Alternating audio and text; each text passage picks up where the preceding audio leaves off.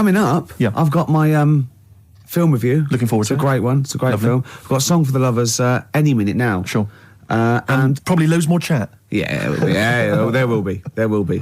PJ Harvey, This Is Love, XFM 104.9. It's Ricky Gervais show, isn't it? With Steve Merchant. Yeah, but you're going to keep quiet now, Steve, because I've got to do my world-famous film review. Looking forward to it. Yeah. I know you criticise it, because I say I do sort of like films that aren't on, current release, or that I sort of just do the plot, or, but, I think have you taken that criticism on board? I have. Good. This week's Ricky Gervais film review is Jungle Book. The Jungle Book? Yeah. That was made in, what, 1968? I don't know, but listen, shut up, right? It's a good review, right? Right, for people who either have heard it or haven't, you might learn something. Sure. Because it's sort of my take on it. Has the review begun yet, or...? No, it's good from now, yeah? Okay, Go. Right, the little kid, he's the jungle, right? But he knows the bear and the panther, they're good friends. But it's dangerous because you got to watch out the tiger and the snake. Well, now, the reason is, they don't mind him, but he's human and he can make fire, they can't. That's why he's sort of in demand, even though they've conquered the power of speech, they can't make fire. And then the orangutan gets him. Now, he's in trouble. But the bear puts coconuts on and makes himself look like it, then they fall off. They've got to get away. But then he meets a girl and then they're not, Okay. Do you write these yourself? Yeah. Or you don't get a professional to do it? Right. Oh, no. Okay. And what would you give that one out of 5? It's 9. That's a 9 out of 5. Strong review there. A strong film then for you. One again. And you'd recommend that for friends and family? Yeah. Okay. Just on video or DVD or in the cinema. Okay, good. All right. And the film again was? Jungle Book. Jungle Book. Jolly good. All right, thanks very much for that. Well, now it's time for a song for the lovers. This is the Smiths, and Last Night I Dreamt That Somebody Loved Me. Good. Okay, cool. Yeah, lovely. I forgot. Go on. The elephants. Oh, well, that's going to ruin it for everyone. They won't understand what you're talking about. Yeah. Smiths. Lovely song. Last Night I Dreamt Somebody Loved Me. Beautiful. Song for the lovers there on XFM 104.9. Can't believe I forgot the elephants. That was a key element of the review. Really? Yeah. Don't let it get you down, Rick. I know how these things depress you if you feel you've not done the film review as best you could. That kind of winds you up. Yeah. You stew about it. Steve, it's time for my world-famous film review. People love it. Yeah. How can I just ask, before you crack on with the film review, I notice you often do films that people have already seen. Well, you see, that's what I mean. That's why I think your film review failed, because people didn't know what film you were talking about. They hadn't seen it. Yes. See, there was mine. I picked ones they've seen. Sure. That when a lot of people would say that the benefit of a film review was the fact that they hadn't seen it yet, so they were going to make up their mind based on that review. I don't know who'd say that. I prefer Ricky's. Okay. See? All right, Carl. See, there you are again, being nasty to me. No, he's got a choice. All right, anyway, so my point is that how would you hope people would use your reviews? Right? However they want, really. Okay. So would you hope that they'd maybe seen the film but they hadn't yet made up their mind? Whether they liked it or not. They liked it or well, not. this is up to them.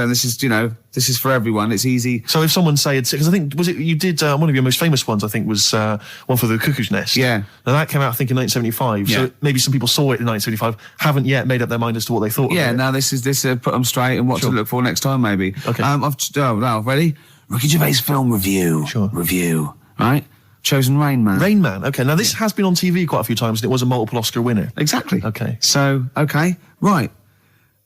Rain Man, it's got Tom Cruise in it, and he's all right, he's normal, but he finds out he's got a brother who's a bit mad. Dustin Hoffman is doing it, right? And it's meant to be. He's all weird, but he's meant to be, so it's good acting. Now, he needs to keep his brother, but they don't want him to have a brother, and he doesn't remember a lot, but he dropped him in the bath and burnt him when he was little, clumsy idiot. But then he finds out he can make a bit of money, so they get the same suits, and they go bet 2 for good, because he's got special powers. So he can know the roulette. He wins that, and he drops some toothpicks. He knows how many there are. And he recognises the waitress just through the book. He's got all his football cards. Don't put them out of order. Don't go in the telephone box with him, he smells. And get him back in time for Jeopardy or watch it. Anyway, then they slap his head and get worried. Qantas don't crash. So he's got all that. And in the end, he doesn't, I don't think, but at least they've met each other. Yeah. Of course, Rain Man, a film about autism, which is strangely appropriate, I think, when you're reviewing it. Anyway. What would you give it out of 10? Oh, 9. Okay. Thanks very much for that. Were you useful? Yeah? Have you seen the film before? No, I will now. Okay, jolly good. Well, excellent.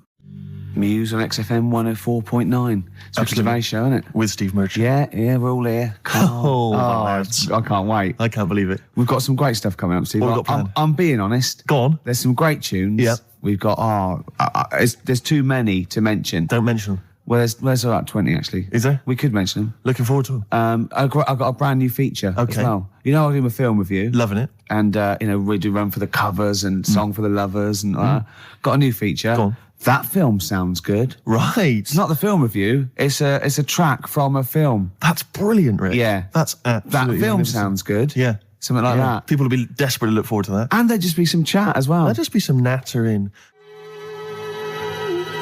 Oh, yeah. Bobby Womack across 110th Street. It's great, isn't it? That's a lovely feature. And that's the first feature. Ooh, that film sounds good. Brilliant. Yeah. Brilliant, yeah. I'm thinking of actually bringing out maybe a compilation of I'd love to hear it. Song for the Lovers. What sort of things can we hear? Can we expect in the future? Because I know you're a big fan. This is brilliant. He bought the soundtrack to the film Braveheart, which is just kind of let me just explain. Which is just kind of big orchestrated numbers, right? James Horner. As far as he's concerned, that's classical music. He's got a classical music CD in his collection. It's the music from Braveheart. I sit there and I think, yeah, mate, I'd probably sort of lead my people's, He's obsessed with Braveheart. He actually sort of relates to William Wallace. He actually thinks, that's the sort of thing I'd be doing. Yeah, it is. No. What was it you were working out to the other day as well? He's got like a personal gymnast or whatever. What's it called? Is it a gym expert? A trainer? You've got a personal... I box with this bloke. Yeah, he goes boxing in like some underpass somewhere. Right, every day, every single day, he goes boxing, right? But and what was it you were training? What did you tell me you were training to this week? God. What music did you have on? Oh my God. I have actually, now I never did, but I have actually gone red, haven't I? Yes. Right. It's very hard to embarrass I was working out and training and boxing. Oh my God. You're going to have to play a record after this. To the Rocky soundtrack. To the Rocky soundtrack. He's bought, a CD which has got the best music from all of them. Now, was it Eye of the Tiger or was it... It starts up with Eye of the Tiger, then it goes, Hearts on Fire. That's me sort of red on fire. Then it goes, dun dun dun dun dun dun dun. Does any of your training with your trainer, does it ever involve you running through snow with a log chained to your back? Yeah. Like in Rocky and helping, IV? I often have to help Russian peasants because their cart horse is like falling over, but I lift it up. Whereas the other fella, he's training in a posh gym having injections. I'm not. I'm just like breaking rocks and punching dead cows. Where'd you get that from? It's handy, wasn't it? Put it on. What is it? That's the... He can't hear because put your headphones on. Why was it? You'll love it. You'll love it. Yeah. That's magnificent. Yeah. That's now Ricky Gervais' theme tune. Yeah. Every time we start the show, we should just start with that. Win, Ricky, win. Well, it's time for the... Well, I think people wait for this now. I never knew, really, since I was doing the show, that I actually had a bit of a knack for film reviews. Right. Do you know what I mean? Yeah. Because I discovered talent. Yeah. I mean, I'll probably be asked soon by Brian Norman or Jonathan Ross to do something on that sort of thing, or maybe my own film. So I don't know. TV or... The clock's ticking. It's only a matter of time. Yeah. Okay. This week I've chosen... well, wait a minute. Let's play the jingle. Okay. The film review and that. Brilliant. Yeah, Ricky Gervais. Yeah. Yeah, okay, here we go. This week I've chosen My Left Foot. Right. Okay.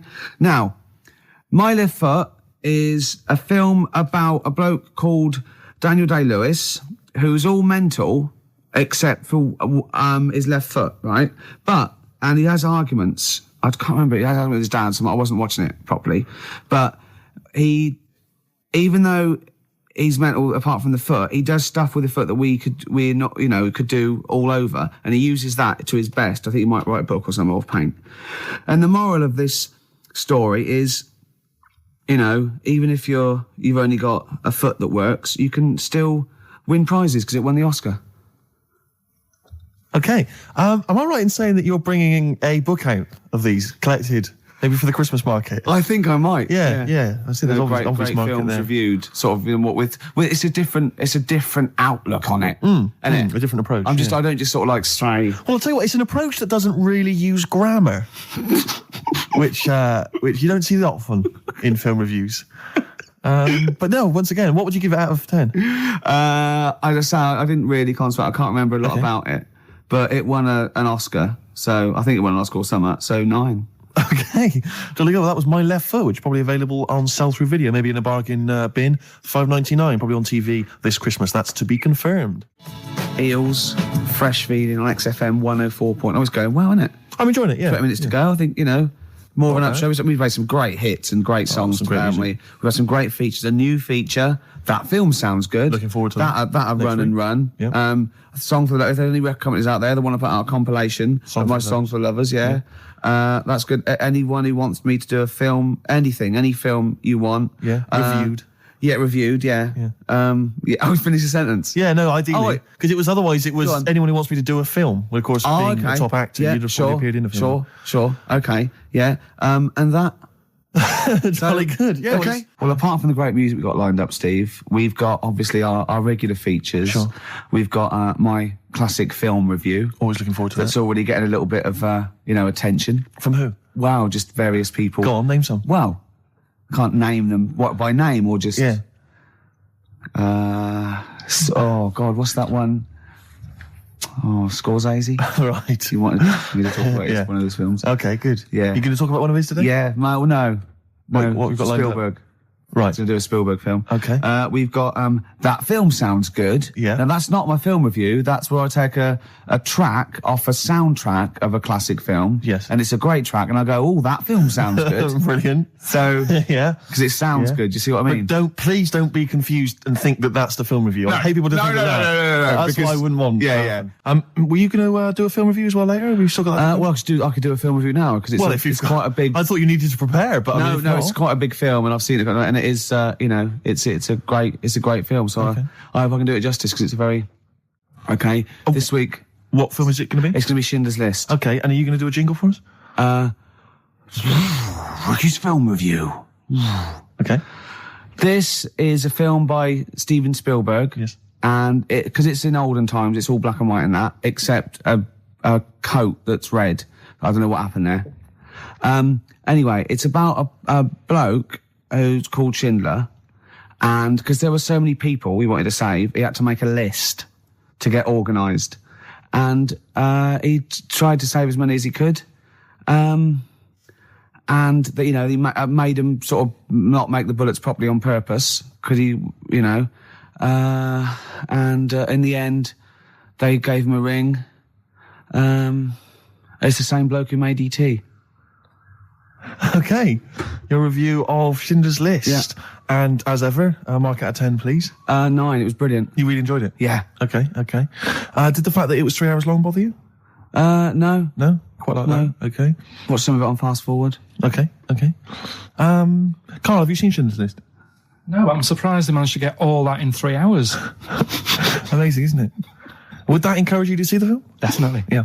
Okay, what would you give it a mark out of 10?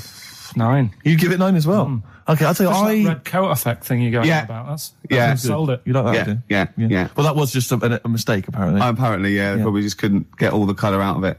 As I said before, if you've got a film that you'd like to have reviewed by Ricky Gervais, then email us, ricky.gervais@xfm.co.uk, and I'm sure he can... or even not just like the people, but what about the ones who make the films? Like, the ones that actually make the film, what are they called? Hollywood. Yes. If they want me to do one for that coming out to sort of give it a little bit of a boost... You saw me give away the tickets. That was selling. Yeah. So, we can sell your product and we make it look like it's all editorial, but really, if there's a little bit of money involved, I can probably give it a 9 out of 10 instead of 4 or something. Rick, would you do that without having seen the film?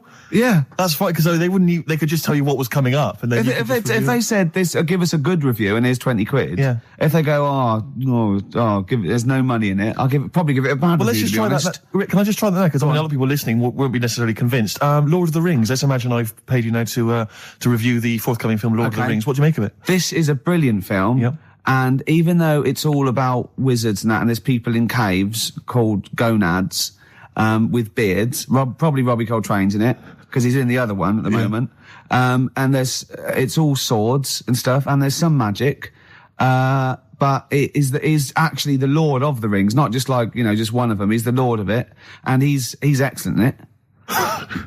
So, right, mark out of 10? 9. Again, very popular film for you. Carl? Less convinced by that one, maybe? That doesn't sound as good as the other one. Yeah? What are you going to give it, 7? Still give it 9. You still give it 9. Excellent, because we split it. We split the money. Okay. Excellent. Good. This is the eels. It's not the end of the world.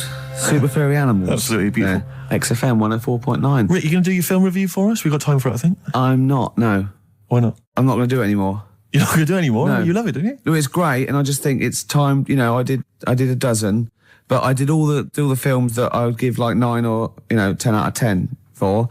I don't want to drop the standards. Right. I don't want to start doing films that are 8 out of 10. Yeah. You see? Yeah. That's where a lot of film reviews go wrong. Yeah, Ross being one of them. Yeah, I've seen them go, oh, this is worth 7. Don't do it then. Yeah. If it's no good, don't do it. Know it yourself. No.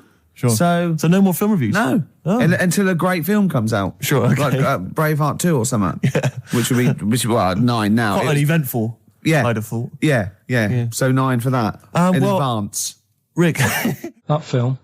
Oh, now we come to the feature. We're carrying this over 2002 because it was such a great success. everyone's talking about it. Do you remember I stopped my film reviews because I'm only doing films I like, and I've done all the films I like. That's where other film reviewers fail. Sure. Because they review substandard films. Exactly. My average is still 9.5 out of 10. Yeah. And no one's beaten that. Not Barry Norman, not Jonathan Ross. No one's got an average of 9.5 out of 10 for the true. films they reviewed. So I'm keeping it there. I don't want to drop my standards. However, that film sounds good. This is where I pick a classic track from a film that I might not have seen, right? But I like the song. I might go and see the film. This is Almost Famous. The film was Almost Famous. I haven't Great seen film. it. I haven't seen it, right? But a song. Now, don't panic. Listen without prejudice. This is Elton John, but it's when he was good, okay? When he was a bright, funky, young Brit glam star. Wonderful song, wonderful tune, wonderful lyrics. It's Tiny Dancer. Now, it's time for our first regular feature of the day. That film sounds good. That film sounds good. I stopped the film reviews because I've done all the films that are 9 or 10 out of 10. I don't want to drop my standards. Absolutely. This is a feature where it's a soundtrack of a film where I like the single from it. It might make me want to see the film, might have seen the film. Today is our first request. Right, interesting. This is for Martin, who wants to hear Live in the City by Stevie Wonder, and it's from Jungle Fever. Let's hear it. Well, I love the song, and I love the film. Living for the City. Genius. Stevie Wonder. The man's a From god. the film Jungle Fever. Absolutely. It's a great film. Yeah. Well, not to be confused with Living in the City, which I think is a Desiree track. So Now never you do know, that. because you're a huge But Desiree fan. we were grooving along to that. It's a great, not my favourite Stevie Wonder track. I actually, for He's Mr. Know-It-All, but a great track. Stevie Wonder's just fantastic anyway. And during that, we just heads down, we just like, just enjoying the moment. We said turn it up, didn't we? We liked it. Carl, just halfway through, just looking at me, he's got a driving licence. Yep. I went, what? He went, he's got a driving licence. I went, he went, yeah, just for his own land. I went, you don't need a driving licence for your own land. He went, you might be right. He said, who else is blind? I remember hearing something. It was someone famous Right. who shouldn't have a driving licence. Well, And they have. And I'm sure a lot it's of people. I'm sure it was someone who's blind. But you're right, it's a bit of an odd one. Isn't it? No, but don't forget, this hasn't just happened, this is in your head. So you can't say that and go, isn't that weird? How did that happen? It's in your head, don't forget at the moment. There is no proof There's of no this. proof of that. You can't say something and then go, isn't that strange? You said it. Oh. Do you know what I mean? We didn't just see something happen out the window. Yeah, you see what I'm saying? What's in your head and what happened and all that? What are you thinking? I'm just thinking, who's that other fella? Ray Charles. Ray Charles. Yeah. Why would he have a driving licence? He's blind as well. I think it's the blind thing we've got a problem with. It's the idea of people who are blind driving cars that's maybe made us question that. I mean, Stevie may have a driving licence. I very much doubt that he's passed his test. No. He probably hasn't even... I mean, he could have done the theory one, maybe. But that's touchscreen. And until Labradors actually are allowed on the Queen's Highway, Exactly. I don't think we'll see many blind people driving I cars. might be wrong. You might be, mightn't you? Oh, we hadn't thought of that. Yeah. Oh, yes, you might be wrong. Could well be Well, wrong. there's a start. I fancy a bit of Ed Hardcore about now. Well, Rick, you've embarrassed yourself because his name's Harcourt. Yeah. Yeah. Just play the song, Carl. Just mop up this ugliness. Just to hear a song. Okay, Rick. right, it's 1:30, and that film sounds good. Ooh, that film sounds good. Feature. This is where I choose a song from a film that, that film sounds good. See? This is a film that me and Steve both love, and he saw it first and got me onto it and said I'd love it, and I did. It was Rushmore. It was a great film, and from it features one of my favourite artists of all time, The Wind by Cat Stevens, and this is off the first album I ever bought from Teaser and the Firecat. This is The Wind from Rushmore. That film sounds good. Feature. Cat Stevens, The Wind. Elegant. It's a beautiful song. The album is a superb album. It's seminal. It's just has some great songs on it. I feel like playing another one, maybe Song for the Lovers. Maybe do it later, yeah. Maybe I could do that, yeah. It's beautiful. I have to say I've seen the follow-up to Rushmore. If you enjoy Rushmore, it's this new film, The Royal Tenenbaums, with amazing cast. Ben Stiller's in it, Gwyneth Paltrow, and Gene Hackman in his Golden Globe-winning performance. Oh, yeah. Same sort of thing as Rushmore, same kind of style, but lovely sort of kind of family comedy. Absolute dynamite, and again, a brilliant soundtrack. Nico is on there, Nick Drake, all kinds of treats. Forthcoming in the cinemas, Rick. You say the follow-up, is it the It's same not a director? sequel. It's the same director, same writer, Right. some of the same cast. Bill Murray makes another appearance. Same style. Haven't the Swingers lot done another one? They have their new films Made with the same Jon Favreau and Vince Vaughn. Again, dynamite, really good fun. Not as kind of perceptive as Swingers, but certainly as much fun. Have you seen Swingers, Carl? I think so. Is it the one where they've got a line in it? They've got a catchphrase in it, haven't they? You're the money? Your money? No. You're that's so money. Jeremy That's it. Yeah, I've seen it. Yeah. Yeah. I love the fact that I said you're the money. You went no. You went you're so the money. You went yeah. Well, yours is from, what's his name? Yeah, Jerry Maguire. No, Yeah. that's show me the money. Yeah. Yeah. I've seen it. Anyway, See, that was really articulate. We had, we did a feature. It linked into film. Steve Love Films did a little, off the cuff review. Then it went into gobbledygook again. yeah. I can't even say it. You couldn't even say the word gobbledygook. It's, yeah. That was the record before us, and here we are, pre-recorded, because we did this a few weeks ago, because we're not here at the moment, are we? We're away in that. I'm Ricky Gervais, with me Stephen Merchant. Hello there. And Karl Pilkington. Well, He's not actually with us. No. He'll be in some of the best of clips that will be coming up shortly. yeah, this is just us, isn't it? This is just us. We did this. When did we do this, Rick? A couple of weeks back. Hold on, what is it? What It's the day is it? 27th today. Yeah, well, I enjoyed Christmas. I loved Christmas. I loved Christmas. I had a loved great Christmas. time. What did you get? Loads of presents. So did and I. I'm glad they made it to number one. I'm really glad. Stroke, he, she. Yeah, I'm really glad that the pop idols, Cliff Richard, Westlife, made it to number one. Bo Selector. Bo Selector. Yeah, just delete that. As, Yeah. Okay, well, we're going to play some of the best of, some of the greatest moments of the last 3 weeks Yeah. ever heard on XFM 104.9. What about this? Do you remember this one? Oh, which one is it? All right, so here's the first bit. Right, there was this. This is what it's like about getting presents and stuff, right? With my mum and dad. Go on. My mate Colin, right? Colin Makin? No, Colin Bailey. Oh, right? yeah. He had a little Sinclair Spectrum, right? Yeah. Computer, Yeah. which was like the thing to have at that yeah, time, yeah, right? yeah. Used to always go round to his house. The deal was Not the one you had to play through the window because you weren't allowed. no, that's another lad. Oh, right? yeah. This is a different lad, and the deal was he came to our house, and my mum gave him a pie, and then I'd go round to his, and I'd stay there for a few hours playing, Hungry Horace and stuff like that on it. Sure. Right? Now, my mum and dad knew that I really wanted one of these computers, right? So I waited about a year. Came round to Christmas Day. I thought, I reckon might have one. Turned out they bought me the wrong one.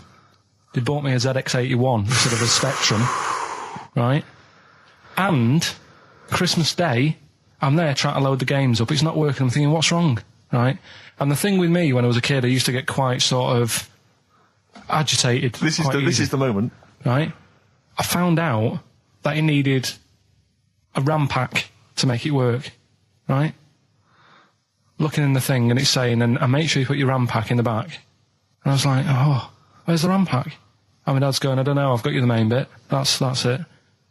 So I was that wound up, I just was sick, right? Just sick. I didn't feel sick or anything, I just was like, oh God. Went to the sink, just sick. Because I was that on edge about it. I said, come on, we've got to get one. And my dad's like, Tandy's shut. We're not gonna get anything today. Ruined again, Christmas Day. That was after the year when my train set got blown up by our kid. The following year, no RAM pack. And now you ask me why don't I get good presents? He's scarred. He just I'm gonna die. Honestly, I'm gonna die. He just screamed sick. Yeah. There's no RAM pack. What? Did you get to the bottom of it? Why wasn't there a ram pack? You have to buy them separate. Oh, It's one of them okay. cons. What do you mean I can't play Frogger? Oh, no. So, wasn't there another incident when you threw up? Spontaneously threw up? Through sheer anxiety? I do get it. It's not so much now because I've relaxed a bit, but as a kid I used to be quite on edge all the time with certain things. Do you think that's what happened to your The cat wind. that kept being sick? That it didn't get the food it wanted? And it just threw up? Do you remember that? Yeah. God, so they shaved it. No, like, again, I spoke to you in the week, and I had much better things, like when I tell you about Brian Blessed climbing Everest, and for some reason it made him, it played havoc with his belly, and he followed through, and he had to clean up. Shut himself? Yeah, using ice and snow. Why are you telling me that Brian Blessed... in what way is telling me that Brian Blessed shit himself once in any way educational? Because I was saying how he was climbing Everest, right? Right. I give it to him, he's an actor and that, but he gave that a go. Yeah. Right? It played... What's the point of that, you'd say, wouldn't you? You'd say, God, he's you know... So he's all right. Me doing a boxing match for no reason is rubbish, but him climbing Everest and shitting himself he did that. is commendable. Right, and he's only going to, go and do it again. He's going to climb it again. Yeah, but he might not shit himself this time. Yeah, but what's the point in going? Nothing's changed up there. Yeah, good point. Yeah, It should be. Well, it has. They've probably cleared it up by now. Like, but it's slip on it. I can't even bother. Read about Brian Blessed. Is it actually true, or have you lied with someone else? It was an interview with him in it. And what did he say? Come on, what did he say? He said I climbed Everest and I played havoc with me belly. Let's talk about it next week. We've really run out now. Oh, you're a fool. 3 holidays Carl's had this year. Last year. Yeah. I'd love to have 3 holidays. You've got to start putting the work in there. I had 2 holidays No, though. you had 3 holidays. You went away with Suzanne and her parents. Yeah, well that doesn't count. It does count. If you book 2 weeks off the firm and you go away and you go, how was your holiday? Go, well, it didn't really count. It wasn't a really good holiday. Can I have them days back, please? My New Year's resolution is to be nicer to you, but Well talk done, sense. you've already broken that. No, but talk sense. Talk sense. You've had 3 holidays this year, and I'm just saying, you're in your 30s now, and 30s is when you should be really putting the work in. That's true enough. To reap the benefits in your 40s, 50s, 60s, 70s, 80s, 90s, and 100. Carl, what's your New Year resolution? What about think before you speak? It's worth... I mean, See, I'm consider it. allowed to laugh. I'm allowed to laugh at things other people say, Carl. That one, that is a good suggestion. How was your holiday, Carl? It was all right. Right, brilliant. But that I don't see on the ratio of good to bad in Carl's mind. That might be amazing because we never It might hear be him amazing, singing the mightn't praises it? of anything. I'll tell you what, can we have, a cracking little tune and then come back and hear about Carl's holiday? I'd love to do that, Let's really. keep it tight. Love to Tear Us Apart by Joy Division. Now, I can't put my finger on it, but that doesn't sound like the original. And it's off a compilation. It sounded a bit fast. I think the vocal was slightly different. If anyone can, put me out of misery, I think it might be in a session of the time or something. Carl, is it a New Year resolution for you? Another one. Maybe when we ask you to get a song, get the original single version. I could be and wrong, not some but- obscure but- session. Yeah, it does seem different, doesn't it? Very odd. Yeah. Yeah. Maybe we just remember it wrongly. But anyway, that's XFM for you. 104.9, I'm Ricky Gervais with me, Steve Merchant.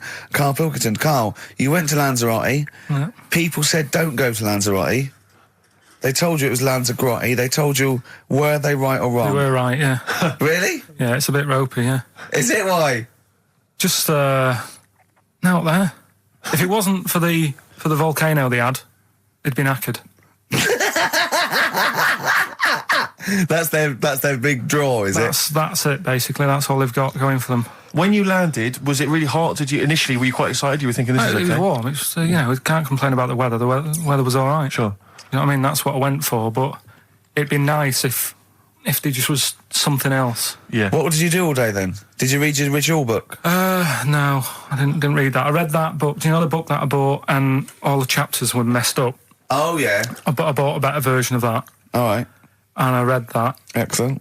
and then Did it make more sense in order? a lot easier to follow. Yeah. And then we went and had a look at the volcanoes and that. They've got 36 of them to look at. How many did you look at before you realised that pretty much, you've seen one volcano, you've seen them all? Probably about 6 or 7. Really? And then when you got to the 8th, you thought, now I know what this is going to be, Suzanne. This is going to be like a mountain with a hole in the top. Yeah.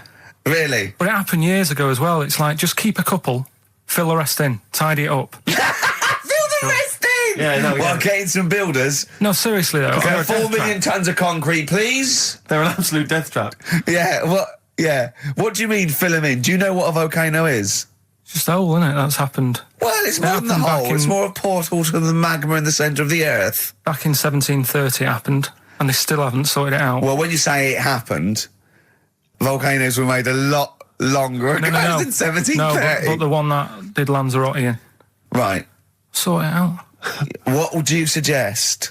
How tidy can they up. fill it in? It's joined. It's all joined. No, but what I'm And saying is, it was the a- big it was- plates of the earth are all joined. It All was the a disaster, magma's wasn't it? joined. With the trade centre thing, that happened. They cleaned it up, sorted it out, they've moved on. That's what I'm saying. Whereas Lanzarote have just gone, leave it. It happened back in 1730. You misunderstand me. How, in the name of God, can you fill in a volcano? You ignorant twit. No, but it's not just the holes. They've actually left the lava everywhere. That's what I mean. It's not just the big holes. There's lava everywhere. But it's molten rock.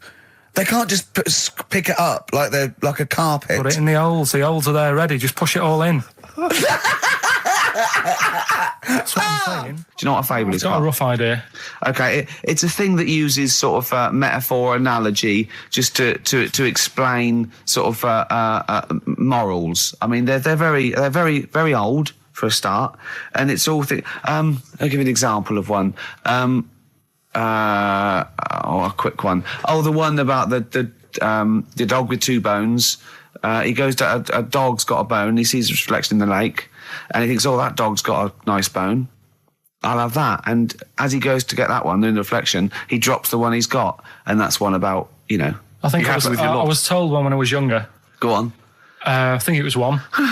This young lad, he's got a dog, right, and he's about 8 years old, and this dog, he's had it since he was about 4, and it's a bit tired now, and he chucks sticks for it, and it doesn't go for it, and he's saying to his mum, "Oh, I want a new dog because this one's useless. It doesn't do it doesn't have any fun with me." So they say, "Oh no, but Rover's a good little dog. You should look after it." And he's like, "Oh, I don't like it. I want a new one." So they buy him a new puppy. And it's running around, yapping about, and he's loving it, and he's playing around with it in the grass. And then one day he goes to the park, and he's messing about and rolling about with it, and he falls into the lake, right? And the little puppy's like yapping at him, and he's going, help me, the little dog's yapping. And then the old dog comes and gets his collar, and it pulls him out of the lake, and he goes, "Oh, God, why did I forget about you? You're the better dog." And he loved that one again rather than the puppy. I got a feeling that was Lassie. Well, yeah, that was an episode of Lassie. What's the moral? What's the moral there, Carl? What's that telling? What's that explaining through analogy? Sort of, don't forget the old. Look after old people.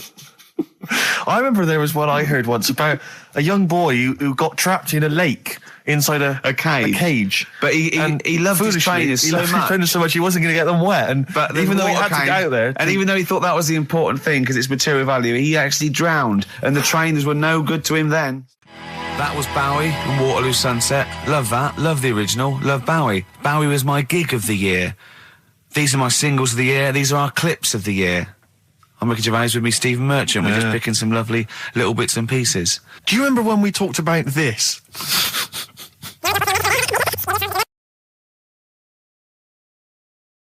So we just had a text here that says, and I don't know what truth there is in this, as ever, but John says there is apparently a nude bike ride today in Hyde Park.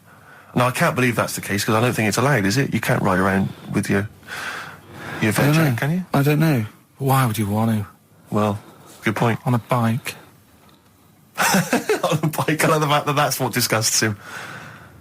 I want. Do you know what? If we did appeal for a nudist to call in, I'd want a very specific sort. I want a German nudist, a middle-aged man called Helmut. Okay. If there is any, or the closest one to it. So I want a middle-aged man from Germany. If your name is Helmut, you're in. But I'll accept Hans. Carl would be good, wouldn't it? All right. Yeah. I think I'm wondering if the age might. Maybe we could broaden. Okay, out just a German nudist bloke. Right. Could he at least be fat?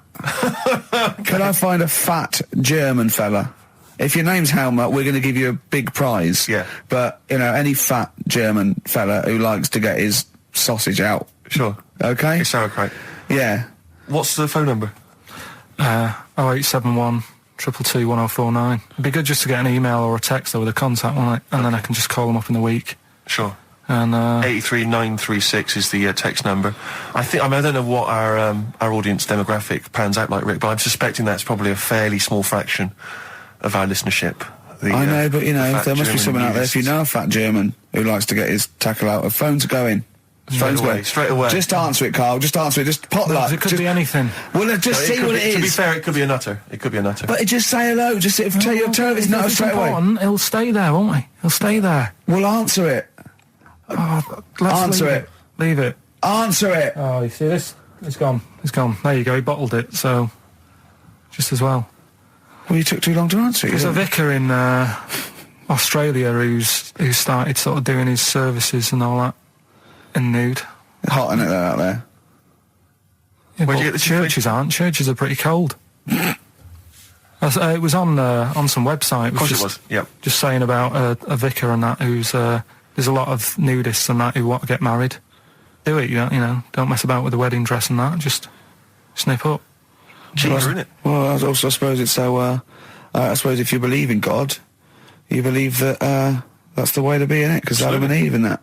Yeah, but then in Adam and Eve, the shame made us dress up, didn't it? Yeah. Eating the apple and things. Yeah, but God didn't want that, did he? No, he wanted to see it all. He was loving it. He was having a whale of a time getting a life full of all of that, and then the snake said, cover yourself up. Stitched him right up. What exactly is there then? Is it just a kind of moon-like kind of surround with just kind of dust and rock? That's exactly what you see. I was there when the Mars thing went wrong. Yeah. I would have just sent a camera crew there, filmed a bit of that, right, and say, here we are, this is it. Ignore the little coffee shop in the background. Right? This is Mars, because that's where it's like just loads of dust, holes everywhere. Tidy it up. Little round-headed aliens complaining, whinging, just like Mars. Yeah. So, is there what's the best bit about the holiday? Come on, pretend you're Judith Chalmers.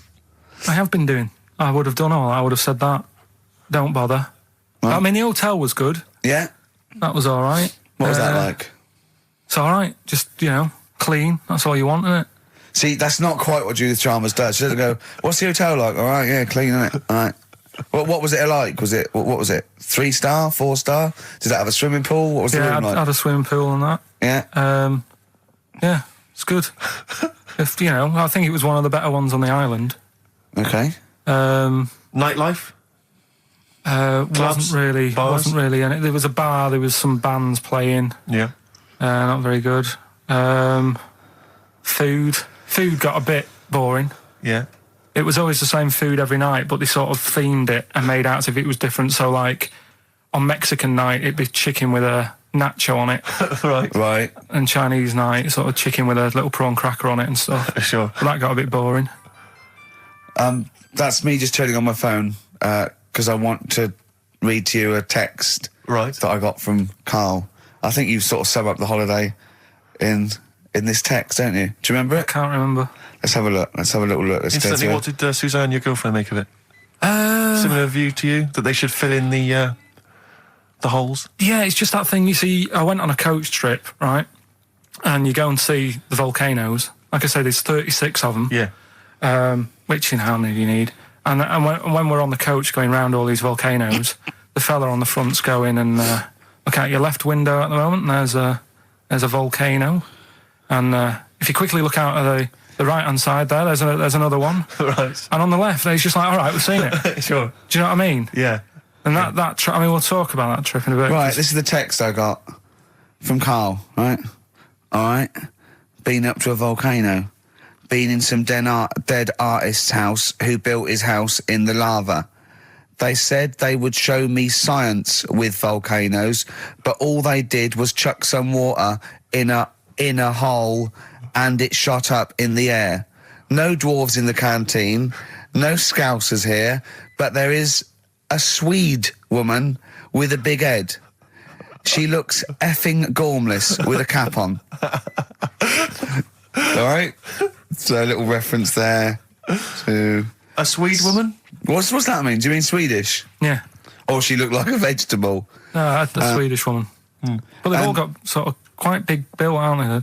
And I sent him a text. Oh well, it's just good to be on holiday because I'm working. He sent back. So am I. Just been watching Sky News. There is a school for monkeys who want to get a band together. Is that monkey news for later?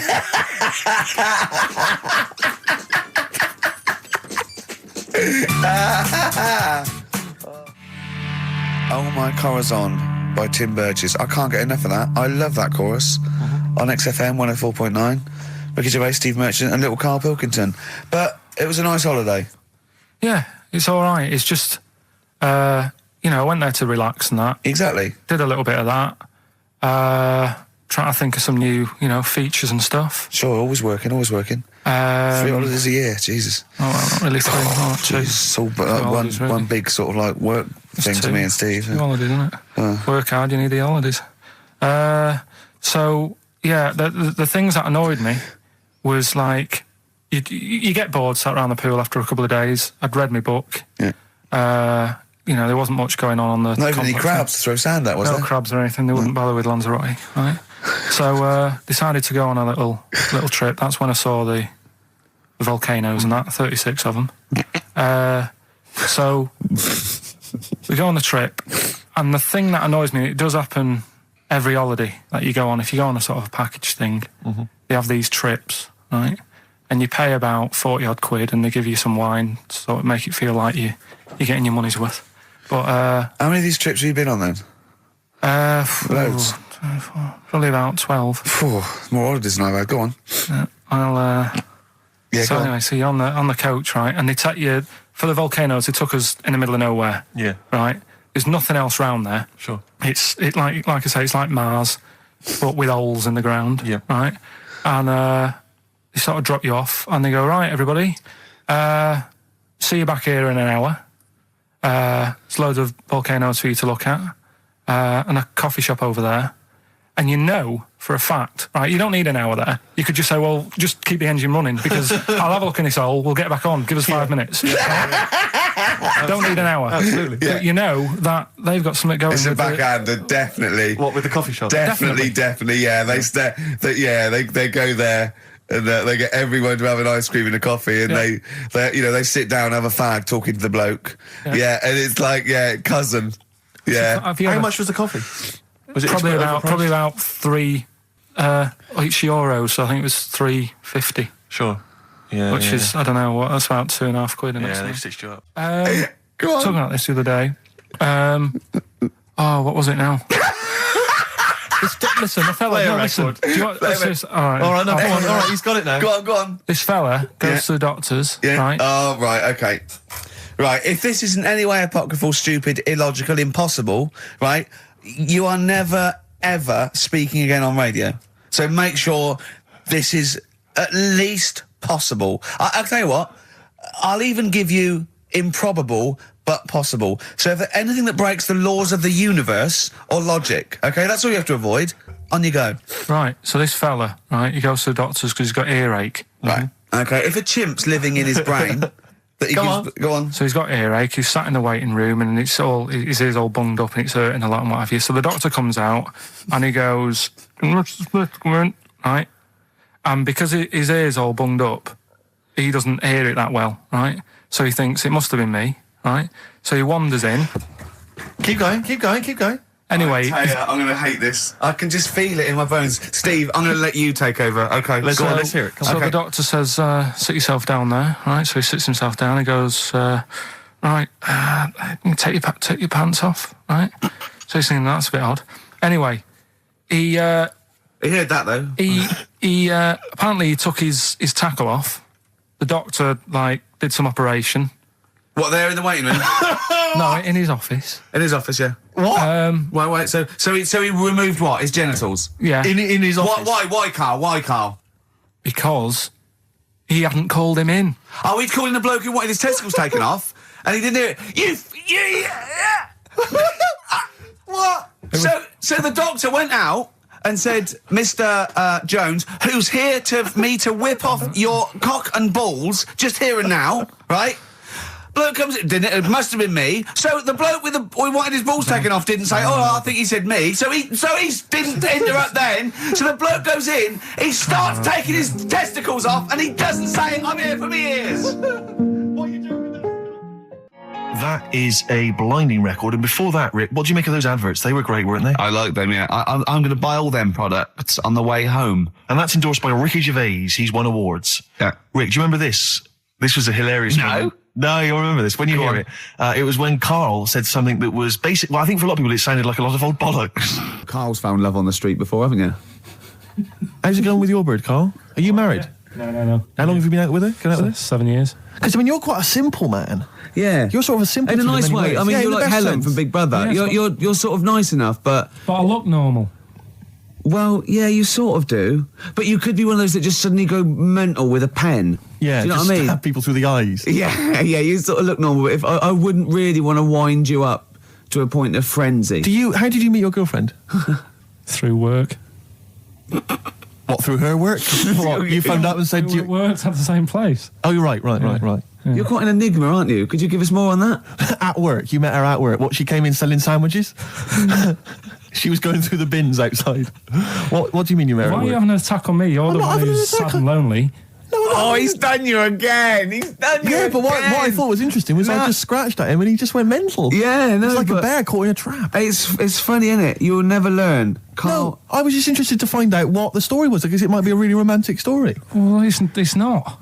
All right, jeez. I love the fact he doesn't want to talk about his love affair. I was thinking about you in the week, and like, does it worry you? I mean, you sort of joke about it now, and we're talking about it in the office, you know, like, oh, is Steve really touchy about the way he looks? And Oh, what's this? Where's that come from? He's done it again. He's done you again. I was walking home the other night, and I was thinking about it. And do you worry that when you're old, you will be on your own?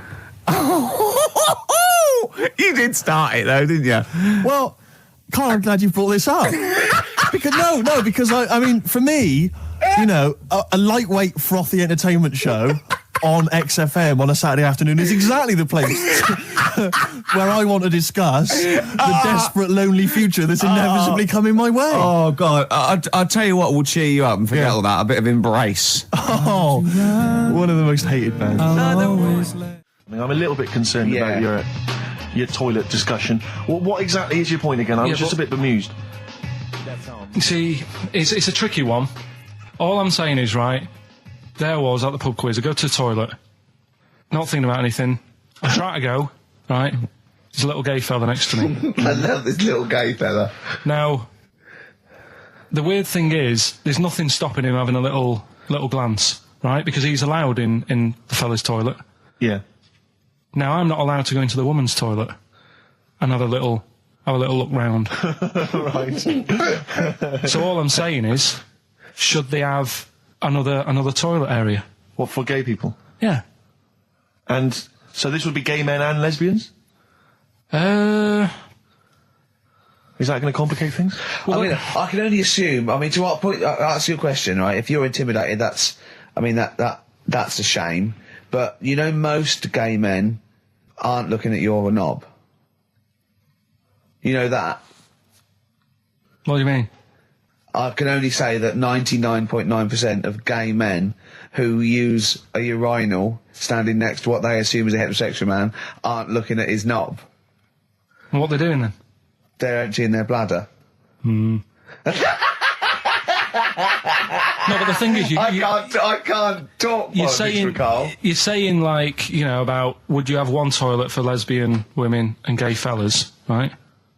What does that mean? Would it be mixed? Would it just be? Well, would it have a man on one? That's heterosexual man. One little picture of a woman on the other, and then what? What would the little icon be? A man and a woman? A man and a woman. Just having a chat? Yeah. In pink and dot But lines. you couldn't mix them because then what would happen is you'd get people who are going, oh, I'll play up to this a bit, What, pretend to be gay? and yeah, you know, sort of grow a moustache and shave their head. And pretend to be a lesbian. Right. Yeah. So, I see. So, you know, people pretending to be gay so they could go in and have a look at the lesbians. Yeah. Right. So that would mean that we need 4 cubicles now, wouldn't we? Yeah, no, this is fine. 4 cubicles. So every pub How now... many toilets do we need at Every the pub's moment? now got 4 toilets. Oh, Carl, bisexuals. Yeah. Now, interesting. Bisexuals. How many toilets do we need now? Call the council. Do you use any? Huh? No. No, because they're interested in everything, aren't they? Because the little bisexual fella will be looking at your knob. Right, with them, Yeah. what you do, you just have a door, you open it, and there's one urinal there, so you can't get a queue. They have to sort of wait. I've just thought that, well, why can't there just be a thing between the urinals so no one can look at anyone else's knob? Wait a minute. Just to go back to Ricky's point, what stops, even if we've got the toilet for gay men, what stops the gay men who want to have a look at your willy going in the regular toilet and pretending that they're straight? Most men don't Who is gonna police this? wear gay across their No, head. exactly. They don't have a tattoo. There's no branding yet in the British house where they have to declare. So we're going to have to expand this. What So we've do all you- got to carry identity Do you know cards. you can see a gay, can you? Coming a mile off. No? No, I'll just hold it in next time. No. Can you tell gay men? Do you know a gay man? I'd say probably if you did if you lined some people up Yeah. and said point them out, I reckon I'd get. But hold on, we're not talking about people dressed in leather with the arse cut out and an handlebar moustache. Yeah. We're talking about, the everyday, No, non-seen... of course, Oh, no. well, yeah, but I mean, suppose I put you in a room and there was 10 naked men, right? Yeah. And there's 5 gay men and 5 hetero. Could you walk along that line looking at those gay... Am I naked No, you don't have to be naked. Why would you have to be to naked? catch them out? Play a record! How would you catch them out? Don't go into it. Don't go into it. Play a record. Ooh, those boys can rock there. That's the Guns with All Their Roses and Sweet Child of Mine. On XFM 104.9. I enjoyed that. Yeah. That was good. It rocks. I hope the audience was playing it loud like us. Yeah. Ricky Gervais, Steve Merchant, Karl Pilkington. Well, look at him yawning. How rude is that? Carl, what's wrong with you, man? Have you been up late? A little bit. Girlfriend was away, wasn't she, yesterday? Yeah, I always have a problem with that. I always have, because you don't go to bed, do you, early? Do you know what I mean? You sort of think, I just always find that thing that if, you're used to living with someone, Yeah. one of you will go, let's go to bed, then you'll go, all right. But when you're on your own, you go, You just forget to go to bed. I just stay up. Okay, stop eating now, Carl. You've ate all the food. That's just a plate. All right. Okay. Yeah. No, I stayed up and watched, there was a thing on about Dracula, Right. What, Dracula? and I found a flaw in it. Go on. Not the fact that he's the living dead and No. and drinks blood to stay alive and he doesn't reflect And he can in turn into a mirrors. bat. Well, And you can go on. the mirror thing, you can't look in mirrors, can he? Well, he can look in mirrors, but he can't see himself in a mirror. Yeah. That still doesn't work. Go Okay, on. go on. It doesn't work at all, Carl. It doesn't work. Go anyway. on. No. Well, Centre parting's always really neat. His centre parting's always... how does he do it if he can't look in the mirror? Blood on the floor or something it was called. Rubbish. I love the flaw in the Dracula film is that his centre parting's too neat. How did he do it without a mirror? Oh. Was it a documentary about Dracula? No, Yeah, there was the real it's Dracula. The real called- Dracula. Yeah, the real Dracula, the It's true just a story. film. It had blood on the floor or something. It's called. Yeah. It's rubbish. We had a little lunch yesterday, didn't we? We did indeed. That was a nightmare. Yeah. I We hate were- going out with you two. I was explaining to Carl, right? I like to excite Carl's imagination, right? And if it involves chimps or monkeys, all the better. Brains he likes, parts of the body, deformity. I know where to, what buttons to push. And I told him about this thing. I don't know if any of you out there know about this, but there's an experiment they did in the 50s, a clinical psychology experiment where there's your 2 hemispheres of the brain, okay? They're joined by a thing called the corpus callosum, right? Which is just a little flap of skin, like a little scarlet lead that joins your 2 hemispheres. And what they did, they cut that in half, and they thought it was a cure for schizophrenia, but what it turned out to be, or epilepsy, I think, I can't remember, was that your 2 sides of your brains didn't function together. You couldn't get information. I was telling Carl all this thing, and one of the things I told him was that they did it on a monkey, and it fought itself over a nut. Like its right arm was connected, by its left lobe of the brain, and it was fighting over itself. And Karl went, instead of like thinking this is amazing experiment, he went, would it have been happy if you'd given it 2 nuts? Yeah, I know. Well, you started off by explaining it. I remember you mentioned, because I was watching the two of you as you were describing it to me. You said, of course, one side of the brain deals with symbolism. And as you said the word symbolism, I noticed Karl drift away from looking at you, pick up his mobile phone and start pressing buttons randomly. And I thought it was the word symbolism that got him. And I noticed it took you just a moment longer. And I think the first thing you said was, when did I lose you? Yeah, I knew I'd lost him. It's extraordinary. And he doesn't even try to disguise I said it. nomenclature at one point as well. Right, yeah. And I knew I was dicing with death there. Yeah. But I told you tried to look it up, didn't you, on the web? You didn't find anything about it, did you? The spelling of it's what is it again? What's the word? Corpus callosum. Yeah, so I couldn't do it. No, there's no point. Yeah. Don't bother. Give up. Don't bother. Give up. So if anyone knows any interesting facts about that, But yours hasn't been cut in half, has it, Karl? That would, again, might explain something. I'll tell you what we will be talking about later.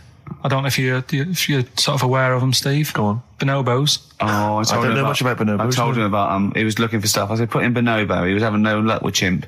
And they're a form of chimpanzee, but they're even closer to us, evolutionarily speaking. They've got their social groups are more like ours. They're more intelligent. And he was loving it, weren't you? So is it human bonobo Karl? Is that how it works on the evolutionary ladder? Chimp Karl. Yeah. Yeah. Talking about them. So we're talking about bonobos. You're excited about that? Yeah, That's coming up in Monkey News? No, I think it's a bit of a monkey bonus. Placebo, Bitter End on XFM 104.9. This is pre-recorded. We recorded this a couple of weeks ago, before Christmas. I hope you had a great Christmas. If you didn't, not our fault, really, is it? Nothing to do with us. Wouldn't have thought we'd have. We're well over time because we've got plenty of cash now, thanks to a lot of you who probably bought the Office DVD. Yeah. Probably got And that if you in haven't stock. yet, and you've maybe got vouchers or money, still available. Still there in the shops. Still available. You can still make it the best-selling DVD of all time. Please. Please do. Yeah. Please do. I'll tell you what you want to hear there before you make your mind up. I'll tell you what, if you like this next clip, go and buy the Office DVD. I think you will. It's a brilliant clip. It's the one where we talk about, well, it is self-explanatory. Yeah. We went. It was a great day, wasn't it? Brilliant round of golf. Absolutely brilliant. Such a beautiful place in Stoke Poges. It's like a really posh place. And are you a good golf player? Well, we'll get to that. Oh, okay. Wow, he bought the shoes especially for it. Oh, We could brilliant. hire- I'd love to have seen him in those little shoes. I know, and they were no good because they were metal spikes. We had to change them. He was annoyed straight away. He spent over £22 on these golf shoes. We hired a buggy that was brilliant fun. I was bombing along, wasn't I? I don't drive, but it was great on that buggy. Well, you've been on a buggy with me, and you were a bit Terrifying. scared. Yeah. What? I nearly killed us once. I was just taking banks and things, but you don't see sort of bunkers, and he'd scream and go, stop! And he'd put his foot down on the brake, and then I reversed. At one point, he sort of did a handbrake turn next to the lake, and then we had to reverse, right? And you know, you just flick a switch and put your foot down. He did that without looking. I looked behind, there's a big oak tree there. He screams, watch the tree, right? So, Dukes of Hazzard. I kept jumping in and leaving him behind because I had to go to my ball. Anyway, the first shot, I got on the driver. I honestly did one of the best shots I've ever done. It went straight down. It was great. I thought, phew, got away with that because it's always the first one because it's a clubhouse and you want to look good. Yeah. So. He tees up, and I've been saying, buy some balls. He just got 6 balls. I was going, what if you lose me? I won't lose 6 balls, right? He tees up, right? Whacks it. It goes miles, like right angles, straight into the woods, right? He turns around, he goes, go and buy some more balls. So I'm laughing, because it's like impolite to laugh, but he broke the ice for me, and I was falling around. And then his second shot, I go, you know you're off for 3 now. If you take another shot, he went, oh, right. So it's his third shot, he puts the ball down. He hits the ground before it and misses the ball altogether. And I was on my back, wasn't I? Unbelievable. Actually rolling about on his back. And we were terrible. I went round 107. He went round in like 119 or something. Sure. It was just rubbish. How long did it take? 5 hours. Of course. And there was no one around, luckily. Yeah. But it was fantastic. So then we go and have our meal. What annoys me, I said, right, I'll go for a run. He went, I'll have a bath. I said, I'll see you at 7:45. At 5 to 8, I have to call him. He's not ready, so he's let me down there. I can't stand lateness or laziness. You hate lateness. Yeah, and he's let me down. Do you know his excuse? He fell asleep in the bath because there was no light bulb. There's no light bulb in the bathroom. So instantly he fell asleep, and he was late. No, do you know what I mean though, Steve? If you're sort of like nice and warm and what have you, I was tired anyway. I've been stressed out for 4.5 hours, right?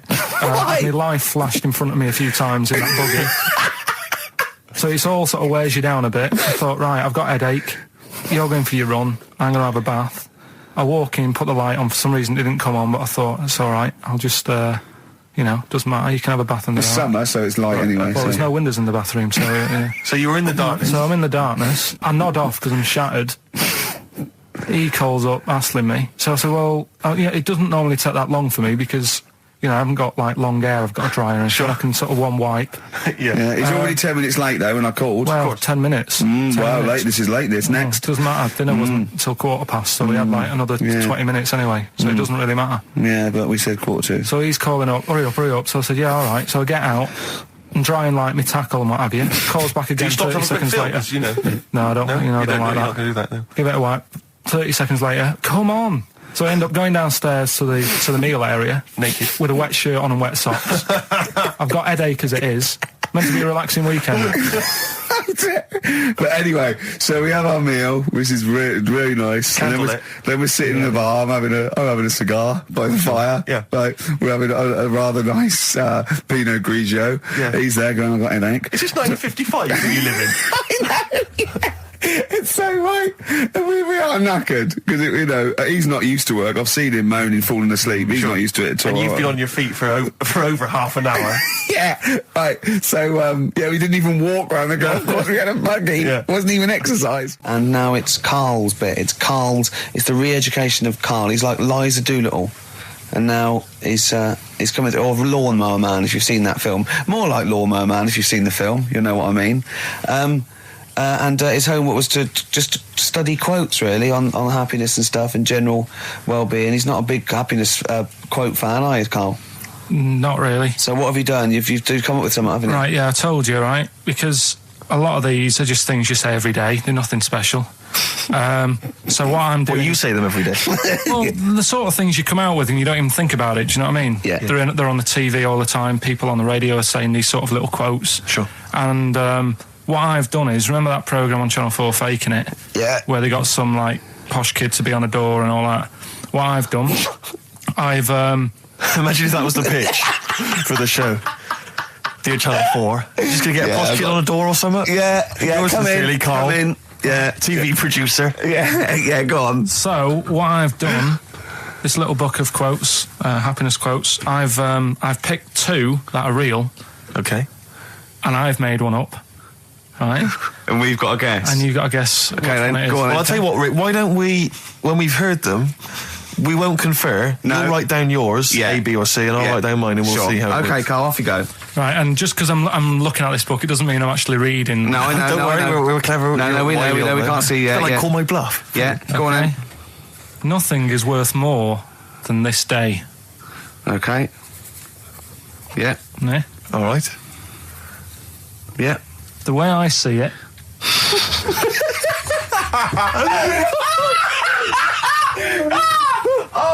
Oh God! My head's gonna burst. No, hang on. My head's gonna burst. No, Hang on. this might not be Karl's. It might not be. How do you know I haven't tweaked them a little bit? Yeah, good Okay, point. fair enough. Point. No, good point. The way I see it, if you want the rainbow, you got to put up with the rain. Yeah. Okay. All right. All right, yeah. Okay. Hang on. It's not, yeah. Come on. Cat food. Cat food, come on. It stinks a bit, but if you don't put up with the smell, the little kitten will die. Steve, I don't know what to say. I don't know what to say. Imagine this in faking it. Imagine their faces when he says that, and they're going, "Oh my God." Oh. Karl, play a song, mate. We'll have to confer on this one. By Claire. Well, that's just amazing, Carl. Just read them again. Two were real, one was fake. Go on in. Right. First one. Nothing is worth more than this day. Excellent. Next one. What does that mean? Well, cherish now, cherish your time. Okay. Because you can't get it back, and you know that's the way I saw it. Carpe diem, whatever it is, seize the day and all that. Okay. If you want the rainbow, you've got to put up with the rain. Yeah, of course. Yeah, rough with the smooth. You know, it's not all plain sailing, but you know, rainbow's beautiful, but it comes because of the rain, which you might not like. So make the most of everything, and good. Cat food doesn't smell good, but if you don't put up with it, then the little kitten will die. Right, now, Carl, that is a good effort. Now, that one's yours. I mean, obviously, right? Right, no, but it's a good effort, right? I mean, it slipped seamlessly into the others. Yeah. Don't think it didn't. No, but it's good. I mean, we knew it was that one. But what I will say is, it's good, but what you don't know, maybe subconsciously, is, I mean, it's very similar to the putting up with the rain and the rainbow. But that's good. Why do you think that? Well... What does mine mean? Well, even though it smells bad, it's good for something. Right, so I didn't look at it like that. What did you look at? I kind of thought... Was yours more specifically about cat food, generally? Because, you know, normally it's an analogy. Yeah, or a metaphor for something, you know, much bigger. Well, no, the way I mean, Dolly Parton, who I think did the rainbow rain thing, she wasn't specifically concerned about weather conditions. No. It was a sort of general idea. It was all about life. Yeah. Well, that's what I've done. Go on. Okay. I've used an everyday thing. Yeah. And put it with today's problems, right? Go on. So, like, my girlfriend, she might like to go shopping for clothes. I hate it. Right. But because I love her, I put up with it. Ah, that's nice. Yeah? Yeah. So, you love that little kitten. You can't stand the smell of the stuff you got to feed it. But because you love it, you go, well, you know, I'll put up with this just for a few minutes, and then I can, like, squeeze its head later and give it a little... Sorry! Squeeze its little head. No, yeah, well, that's just the thing that I do with cats. Put it in a bag and drown it in a lake. I can feed it and then I can throw it against the wall. Exactly. So you didn't see it like that, did you? No, that's very good. So it's about love, is it? It's about putting up with the bad things for something you love. Yeah. Well, that's nice. But Carl, you seem now to be convinced and rather smug that you've tricked us and that you've fooled us and that we didn't understand it. Well, I say that's your fault, not ours. No, it's not, though. I mean, look, that man in Forrest Gump, he was a bit of a nutter. And he came up with the life as a box of chocolates thing. Yeah. Now, if that was in this book, you say, oh, yeah, brilliant, you know, good bit of work. But if he was sat here doing the show with you, you'd be taking the mickey out of him. Sometimes I feel he is. No, but Carl, I could. In fact, if people are out there, we're too lazy. Could you write down everything Carl's ever said? Because I think we could publish that. Yeah. He said one today. He saw my salamander. It's not a euphemism. He saw my salamander, and it's just sitting there in the tank. Your exotic pet. Yeah, and he's worried about there not being a lid on. And he said, I went, what are we worried about? He said, wow. He said it sits there for 24 hours a day, obviously planning to get out. Well, he's got nothing else on his mind, and the daft thing is, he has actually got the lid ripped up a little bit. And he'll be looking up there, and it's going to get out. But what's the worst that could happen? What's it thinking? What do you think it's thinking, this salamander? It's got its eye on the DVD player. I can have Ian be down the market. Right. Okay. Right. The results of We ain't got a winner for the first time. Yes, we have. We've done this feature for... We've got loads of winners. No, we haven't.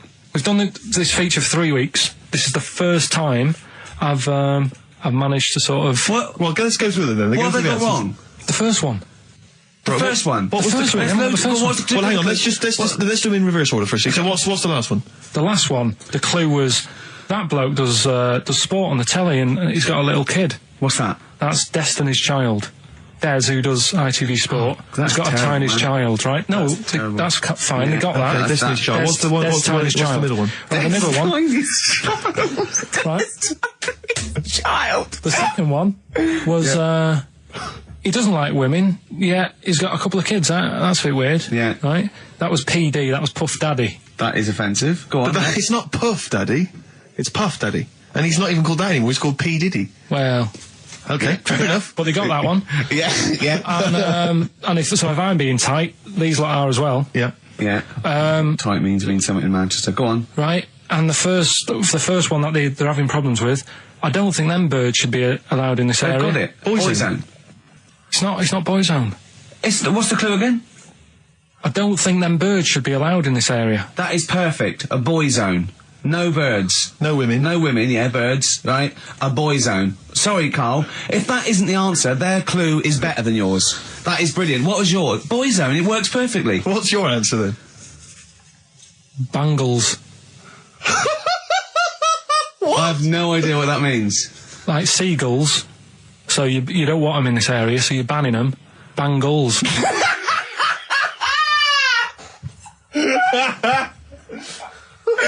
Oh! Well, give it to Boyzone, because Boyzone's better. Don't use birds being loud in this area, it's a Boyzone. I think we should have a rollover. Carl beat them. Carl beat them. You have to use his logic, surely. But theirs works. You can't do what am I thinking. No, that's not what I'm thinking. It perfectly. It works perfectly. I think you've got to give it to the ones that got the Boyzone. Well, how about, right, because they didn't actually get into my head and my way of thinking, heaven right? forbid. How about we just keep back the David Attenborough, and they can have, I'll chuck in the Hellraiser, right? Okay. And Blondie album and the Madness Yeah, one. okay, pick a winner at random. Pick a winner, Steve. I'm going to give it to Paul Sloman, who got those answers, and he also says, P.S. Carl, you're a moron. So I'm giving that to Paul, and good luck to him. Right, well, He's got a crazy night tonight. If we can rush these over to him, he's got a cracking Saturday night. well, if I'm a moron, I might get your address wrong when I send them to you. Coming right back at you, Paul. Yes. Right. It's the best of. You've been voting in all week, sending your emails. So here's the clips that you wanted. Alright, so here's the first bit. Where are you going, Lanzarote? Yeah. Where's that? Don't know, Suzanne sorted it out. I said, Lanzarote, I said, is that Africa or is it Spain or Portugal? Just thought you don't know. I went, what do you mean don't know? I goes, well, what's the currency? I went, don't know. I said, Suzanne booked this one, did she? Yeah. I thought, where is it? Is Lanzarote African or Foreign. Somewhere foreign. I was looking last night, and doesn't look that good. There was like one of the highlights of the things it says you've got to do is go and have. Apparently, they've got restaurants in caves, and that's like one of the things they say you must do. So, if that's a highlight, do you know what I mean? So I'll do that. Go and see what that's like. Yeah. When you're on the beach, Carl, do you wear the very, very tight Speedos? No. Do you walk around with them? Sort of longish shorts, Yeah. t-shirt on, probably with a sort of a light shirt on top of that. Right, sure. So quite wrapped up then. Covered up. Do you wear a hat? Because obviously the bald head, there's risk of sunburn. No, I just put a bit of lotion on it. Lotion on there. Yeah. Just have a bit of a wander down the beach, have a look. Yeah. See if there's any old blokes with their tackle out and a backpack. A lot to look forward to, so Yeah. there you go. Yeah. Well, we're looking forward to finding out how you get on. Yeah, I'll let you And know. Interested to know what she gives you on Christmas Day. Probably get More anything. scintillating chat after this next song. We've had a lot of emails, Carl. I don't want to sort of put a dampener on your Christmas, but a lot of people have been slagging off Lanzarote. One of them just said, well, one of them, I don't know if I can find It is Canaria, isn't it? It's it is one of the Canaries, isn't it? It's a volcanic island covered in volcanic dust. It's very windy, so you have to dig a hole to sit in on the beach, and there's hardly anything to do. That's from Mike Godham, and he says, unless you like quad biking, well, you know, you've seen what happened to No, Ozzy don't Osbourne go this week, quad so don't do biking. that. Not with your little head. There's no protection at all, is there? I don't know what you're thinking. I don't know. At least Rick Mann and Ozzy had lots of hair. Yours would be like Humpty Dumpty. It would crack like a little egg. And then we'd seen, there's no kings or kings horses. So, Yeah, well, they couldn't do the job anyway. No, if you remember. shouldn't really send them. They're not really qualified. Horses not equipped to put send back an a egg medical man. like Neil Fox in Yes. to mend But not eggs. some kind of military horse. I bet he's had egg on his face a few times, hasn't he? What, Foxy? Yeah. Well, most of the series are Pop Idol. Right, Carl. Lanzarote, good or bad? Well, you got to give it a go, haven't you? Yeah, well done. Give everywhere a go. Exactly. That's what I was saying. You know, don't just take the word for it. I mean, if it had said Nananova, Lanzarote shit, he'd have believed it. Sure. You know, if he'd have overheard it in a pub, Yeah. Lanzarote a crap, he'd have believed it. He'd have seen it on a website that was mainly concerned with monkeys and witches, he'd have believed it. Yeah. As it is. Everybody raves about New York, and when I went there, I thought it was rubbish. Well, you're an idiot then, because that is Subjective possibly though, the isn't it? greatest city in the world, Subjective. along with London. Subjective, though. That's why they have holiday programmes and that, innit? So you see it and you decide for yourself and that. Yeah, but you saw Venice on a holiday programme, as you put it. You went there and you went, it was rubbish, full of black bin liners. Well, it is. Right. Didn't they show them? It stunk. Didn't Judith Chalmers say that? Oh, it stinks here and there's loads of rubbish everywhere. No, she didn't. Did she mention that? Oh, that's what I mean. So it depends what you want from holiday, doesn't it? Well, yeah. But So... you're an idiot if you don't like New York, so next. Anyway, come on, break up, guys. Kiss and make up. Well, the general public are getting involved with Carl's holiday, and, I mean, this has been a damning report on Lanzarote. There's not been a positive word written about Lanzarote so far. Wow. It's volcanic, there's no natural water supply. Apparently there's no natural water supply. It's You all have to sit in a imported. hole. What do you think of this, Carl? What do you think of the people that want you to know that you're going to a rubbish place when you can't change it? What do you think of that? rubbish though, will it? What do you mean? Be all right. What do you mean it'll be right? Because I'm going to go there thinking, oh, there's no water and that, and there will be water. No, they didn't say there's no water. What did they say then? There's no natural water supply. Whatever. I'm not bothered. Doesn't bother me. All right. I'm going to have a good time and that. What are you going to do? What do you plan to do? Got a book. What book you got? Rich Hall book. I'm just going to read that. Brilliant. And the weather's better than here, isn't it? What's the matter? What's the Well, matter with I've Carl? got something to cheer him up. Someone's emailed in, Emma's emailed in, she said that for those that know, those in the know, they referred to Lanzarote as Lanzagrotte. Brilliant. He's a bit fed up. He's got 2 CDs for Christmas from a company that's he's been with for 6 years. He's a little bit grumpy about having to answer the phones. He wouldn't go and make Steve another cup of tea immediately. Selfish. Yeah. Carl, what are you thinking? Nothing. Go on, what were you doing? Come on, Carl, you're getting paid for this. Project. Out. We'll take one of those CDs away. All right. Man grows penis on his arm. I mean, why I've people never are understood constantly losing their penises around the world, I've no idea. But why I on didn't the realise it arm? was a bit. What do you mean, such why an on the epidemic. arm? It's just a graft, isn't it? Yeah, but put it on like your buttock or your side. Not, you can't wear a short sleeve shirt. Why do they've done that before? I don't understand it. Why not just graph it onto the side of your leg or something where it's high up, close to where it should be? I don't know. To get it used to the environment. Like when you were like released a duck into the wild. I've never understood that. If there's a doctor, again, you know, we had a doctor last time, there's someone who can let us know why they put it on the arm. So they can keep an eye on it, presumably. He's not going to work with this knob on his arm. He's probably in a hospital bed and under examination. Right. So what do you think? They pop the knob on the arm, say, come back in 3 weeks. What do you do, by the way? I'm a mechanic. Keep the long sleeve shirt, because the blokes go, why have you got a knob on your arm, mate? What are you talking about? He doesn't go back to normal as a teacher. Sir, what is it? What is it, Simpkins?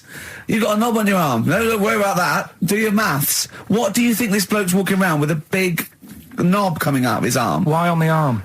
So they can keep an eye on it. So it's not But if he's in bed, just get him to not put any undies on or whatever and just have a little sly look at how it's going. Even in hospital, if you're in a shared, like, little hospital room, people going, oh, I've had heart problems, what's your problem? He's there with his arm out. He's got his knob out. Yeah, but I don't think it counts as indecent exposure when they're grafting a knob on your arm, sticking that up the bed. Imagine if he's driving, he's just got it out the window. People driving by. Yeah. The fact that at the end of the... Is that bloke giving me the finger?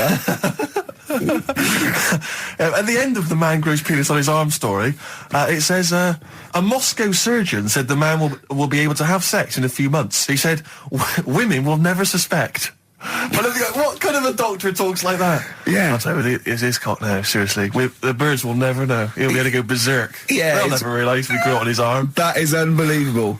Will he have a little scar on his arm, do you think?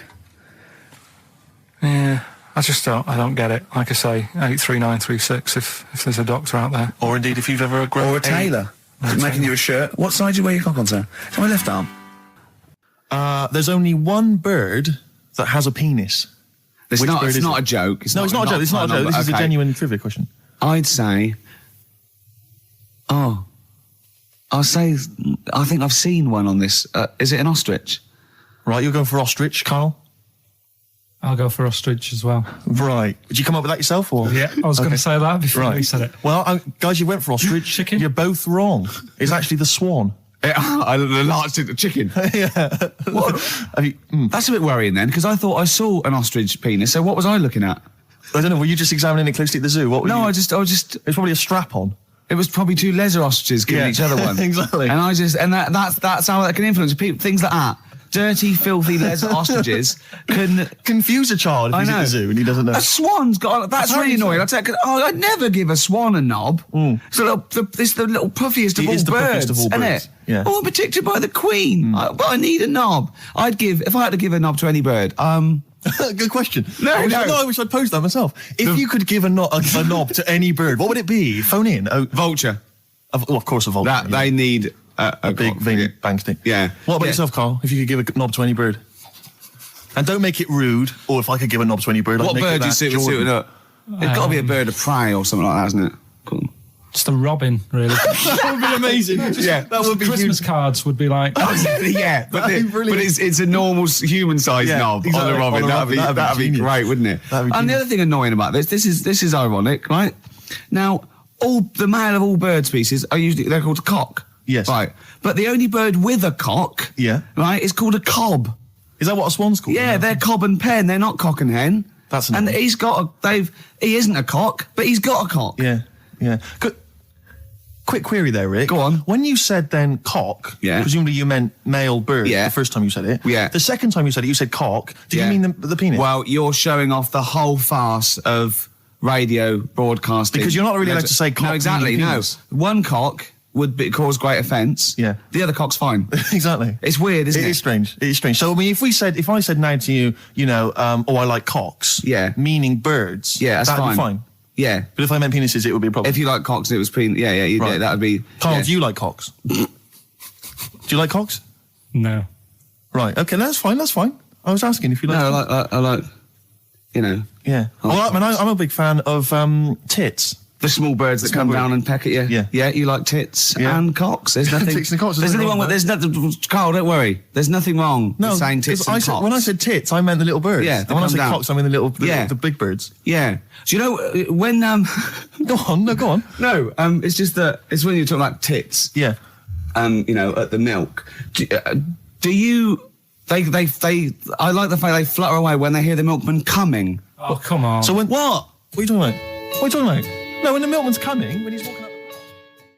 Okay, 104.9, Ricky Gervais, Steve Merchant. We're not actually here. It's the best of. I feel drained today. Do you? Go on. This is the strangest radio show in the world. Yeah. Isn't it? Yeah. Because when we can do that, we can talk about this and go, I feel drained today. Just like he's not... Like, no one's listening. Because that's the sort of thing you say socially and no one listens. Like, just when you're washing up, I feel drained today. It's rhetorical. Yeah. You're not expecting anyone, not even your loved ones, to go, oh, really? They just go, that. But to do it live on air, no one's listening. What I mean is just give us a jingle. But the exactly. But the truth is, the contempt we have for our poor listeners is unbelievable. The listeners aren't listening, and we don't want to be here. So this really is one of the most pointless things ever. No, I would have been quite happy to do a full show. But you know what? The flow of it's just. I would love to listen to this back in 10 years. This actual show. Let's keep this forever. Let's keep this show forever. The show we went early. We were bored. It was a day we're trying to save Africa, but we're a little bit annoyed that no one's listening. Yeah, right. Right, once and for all, the final monkey news of the year. Oh, go on. What were you going to say? No, I was just going to say, if you're not into the Live 8 and you're gay, you're not listening because you're on a walk. Right, okay. Right. Oh, chimpanzee that monkey news. Right, there's this card game going on, right? in the big hotel in Vegas. Right. The Luxor Hotel in Vegas. Yeah. It's a major card game. All the big players and that were involved. Right, they're all invited. Anyway, so they all meet up in this dark room at the back of the. Oh, there we go, dark room. At the back they didn't work. They didn't see the little 4-foot hairy fella. So it was brilliant at poker. Like I say, it's a big game, and that everyone's been waiting for it. So it's played in the back room, not in the main entrance bit, right? So anyway, like I say, it's dark in there and what have you, and the players went in. There was already someone sat in there, right? Right. but they Short bloke? couldn't quite see Was he a him. short, hairy bloke with slightly longer arms than legs? Couldn't see him. Where because are his arms slightly longer than his legs, couldn't see strangely him with it enough? being dark. Was he and what have you. holding his hand of cards with his feet? Anyway. So the cards were dealt, right? Cards were dealt, games going on. His cards with his feet. Game went on for hours, right? No one's listening. The terrible thing is that not even we're listening to Carl now. I know. Literally no one is It's listening so to Carl. insulting. There was a lot of smoking going on. It's going on. A lot of eating and nuts going on. That was a bit weird because they don't normally get through as many, but for this night. So, come on, let's just play Bruce. Carl, let me ask you now. Carl, you will be a little bit unnerved about this. Have you seen the film Jurassic Park? Yeah. You know what happened there? Well, according to the Sun here, it says scientists are planning to clone mammoths for a theme park. Look at his face. Look at that. He looks like a dog caught in the headlights of a car. He's terrified. I love Carl. He's sprung to attention Carl. there. Is that the best news you could have? Man moths.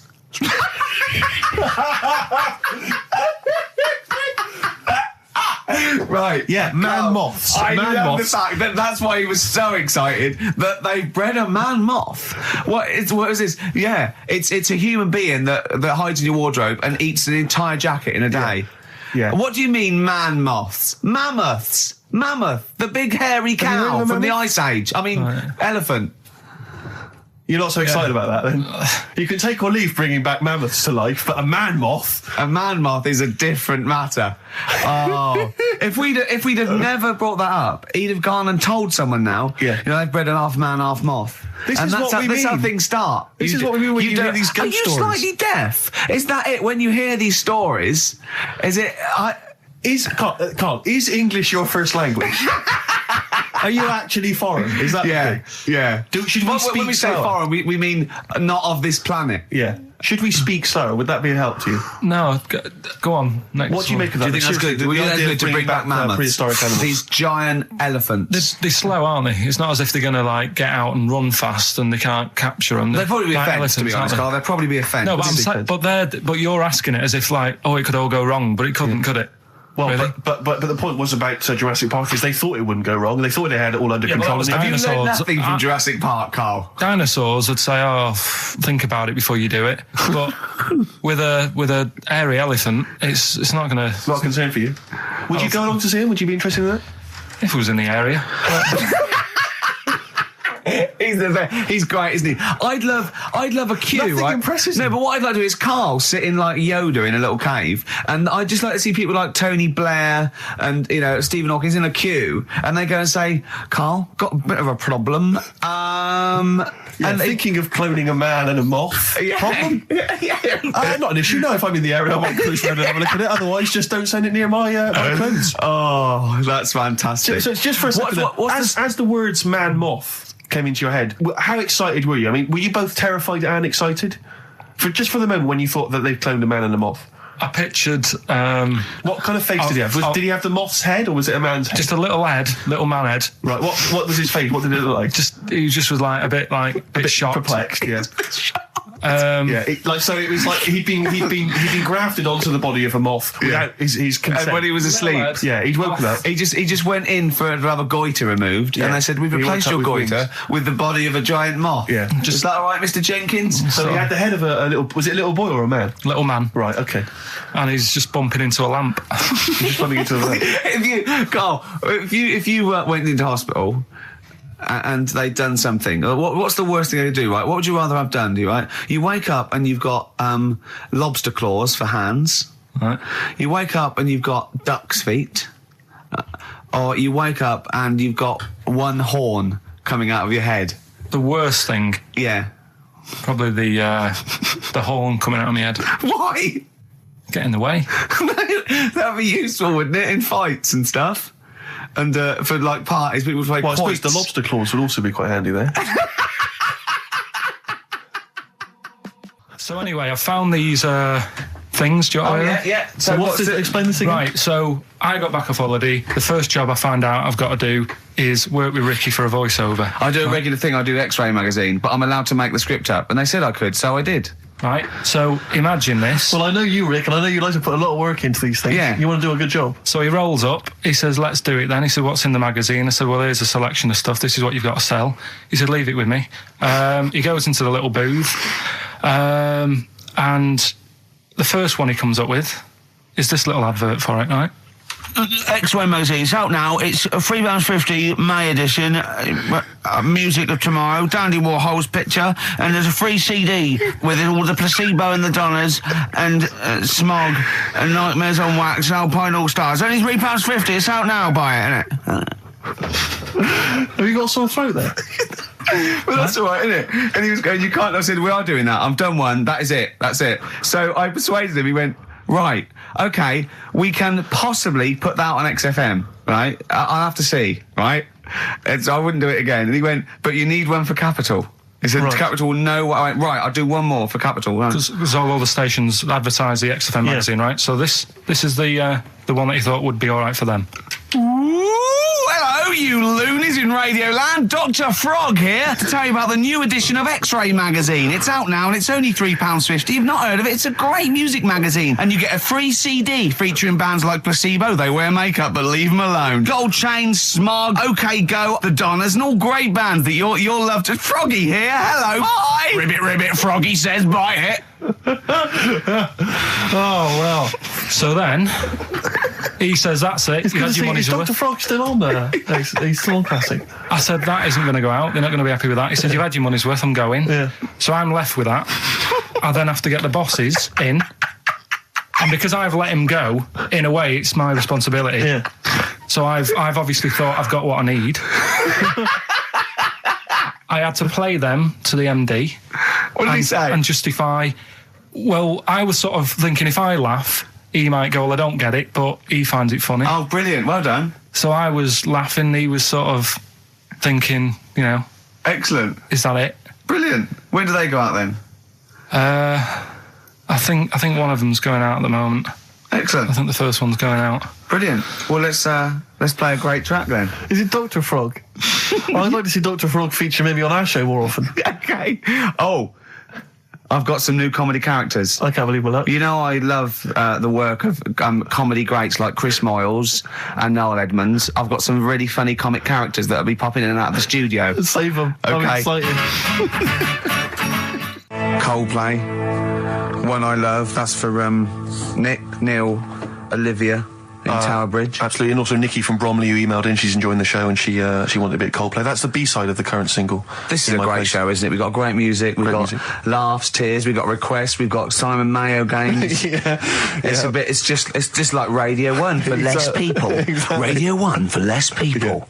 This is great, isn't it? So go on then. listen, Guy, you were so excited about this game, weren't you? Earlier, you came in with a But I hop, knew it skip, would and a leap in your fall flat. step. Although I must say the phones are going mental. We're going to have to take This some is more it. No, calls. people I love mean, Carl. High and Dry is great. I mean, it works. That's it. Can we have a very quick Just a recap in case someone's just very tuned in. quick Can you recap. make it so High and Dry doesn't work now? Give us a bit of information that makes it different to High and Dry, or can't So you for those that even have do just that? tuned in, Carl describes in a roundabout way a story which somehow is representative of a song. Is that song right? title. A song title. Yeah. Okay. So this woman, she's all right. You know, she has a normal life, Pretty much. kind of. Yeah.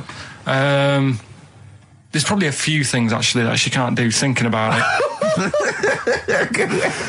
But the main problem would be having a wash or having a bath or having a shower. Yeah. Maybe going for a swim thinking about it. Right. Let's go. I think water is the clue, isn't it? That's the clue. Who's Who's that on the line? Hi there, it's Mark. Hello, Mark. Hi, Mark. Right, What do you it think? smells like Teen Spirit, Nirvana. No, it's not. That's a great guess. Smells like Teen Spirit again. He's also No. brilliant. Thank you, Mark. Well done. No, it's not that. All right. Hello, XFM. Oh, that's a dodgy mobile. Oh, that's a bit of a clue. A dodgy Hello, mobile. XFM. Oh, they've just given up. They've all been going for Smells Like Teen Spirit. They just hung up. Hello, XFM. Hi, is it She's Electric? Excellent. She's electric. It makes sense. That's fantastic. Oasis, Carl. she's electric. Why does she smell? Because she doesn't have a bath and that. Because she can't have a bath or a shower. What's your name?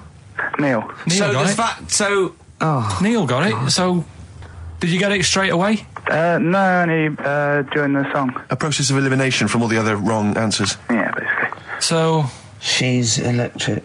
Rick, I have to say, you're holding your head in your hands, and it looks like you want to shoot off. But I have to say, I thought that was quite good. I genuinely thought that was quite good. But it's not a cryptic clue, is it? Because it's not. She smells. There's a few things you can't do. She's electric. yeah, but do you understand what I'm getting at? She's electric. I always understand what you're getting at, Carl. That's never been a problem in the years I've known you. Neil got it. Yeah. I have to say, Rick, I think you're down on this idea. I could definitely see that ITV1 replacing Celebrity Get Me Out of Here. Karl Pilkington hosting. Simon Mayo on the phone Exactly. to the lawyers. Well, Neil, there's no prizes or anything, but well done. Well done. That was well worth it. Right. Well, you go away with the award in the knowledge that you've beaten Karl. Yeah. You can secure the knowledge that you thought how Carl does. Absolutely. Well done, Neil. This is the Best Of Show on XFM 104.9. I'm Ricky Gervais, with me Stephen Merchant. Yes. I hope you're enjoying the Best Of. I'm amazed that these are the highlights and that we've strung it out this long, Rick. But the good thing about this is, we're not here, we recorded this a couple of weeks ago, just the links, right? This has taken us about 10 minutes for the whole show. We get paid the same. Why don't we do this every week? That's a great idea. High five. Listen to this clip, it's brilliant. Carl, you're a second-time buyer, aren't you? But Yeah. Bought one in Manchester. Lost $7,000 on that one. well, don't buy in Manchester. No, it's a good flat. It's just it wasn't. I didn't buy it to sort of make money. I thought I was going to be living there like all my life, and then a job came up Brilliant. here, and it was like, oh, You bought your first flat in Manchester. You assumed you would be living there for the rest of your life. well, I wasn't in a rush. Get Play anywhere. record. You're an idiot. Hang on a minute. So have you got a property portfolio? Have you got the two houses now? No, I've got rid of that one. Oh, you sold that one? Got this At flat. £7,000 Got loss. this flat. I'll tell you something that is interesting. Hold on, though. What? £7,000 lost. And it's a flat in Manchester, but it could only cost about £8,000 anyway. Right, Steve, something they do now, right, they've got to do by law when you're buying, right? I was looking at one in London, right? It's haunted. They've got to tell you now. Right, don't talk shit. I'm telling you Play now. a record. I'm telling you now. Yeah.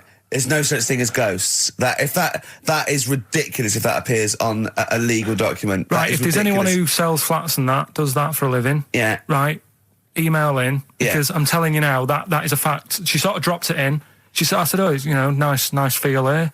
And she said, yeah, well, that'll be the ghost. Just dropped it in, that's all they've got to do. And then I was like, what? And they went, oh, yeah. That's what I've got to do, is it? So that's the legal thing. Did you drop it in? So in court you go, did you drop it in? Yeah, I dropped it in. Play a record, you're an idiot. I love the fact that in pole position, in positions 1 and 2 of his favourite films of all time, it's The Elephant Man and Cares. Yeah. That's brilliant. Yeah. Go on. All right. Am I leaving the mics open a bit when this is going out? or what? Yeah, let's have a listen. Yeah? All right. So don't talk then, right? Just put that hot dog down, Rick. And this is the bit in Kes where it's the teacher and he gets up and he has to Glover. talk. What's his name? Is it Brian Glover? No. No, It's What's the other teacher. The other one. Anyway. All right, go on. All right. So here we go. Things that had actually happened. I've got yeah. another one. What about you, Casper? Casper! All right. All right? All right. You haven't been listening to a word I've said, have you? Yeah, I heard some of it. Yeah, you Some of it? just. Stand up. Always somebody, isn't there, eh? Right, now you're going to tell us a story about yourself. What sort of story? I want you to think of an incident that's happened to you sometime in the past that is true and that you think will interest the rest of the class. All right? All right. What about I work on a radio show at the weekend. Well, are you going to tell us about it? I'll just do. It's 2 hours, and it's with Ricky Gervais and Stephen Merchant, and just sort of play music and tell stories and stuff. What kind of stories? Well, whatever. Like last week, it was science. We were talking about this lad who was growing a knob on his arm. So it's weird. It's tricky, sir, because like with Ricky, he gets bored quick and he won't listen to the stories, and he'll start squeezing my head. All right. I'm not interested in what he does. That isn't That isn't normal, is it, sir, that? I mean, it sure is a bit gay. Is he? Just messes about, though. Do you know what I mean? I try and, like, come up with good stuff. Like monkey news and, like, quizzes and stuff. But then he'll just, Ricky will just mess about. I mean, on Saturday he did it again. He squoze me head. How do you spell that? Squoze. S-Q... Oh, you're going to show it off the wall? It's a new word to me. Squoze is S-Q-U-O-Z-E. Right, now tell us what it is. It's when he gets me head and he puts one hand on the back of it, right?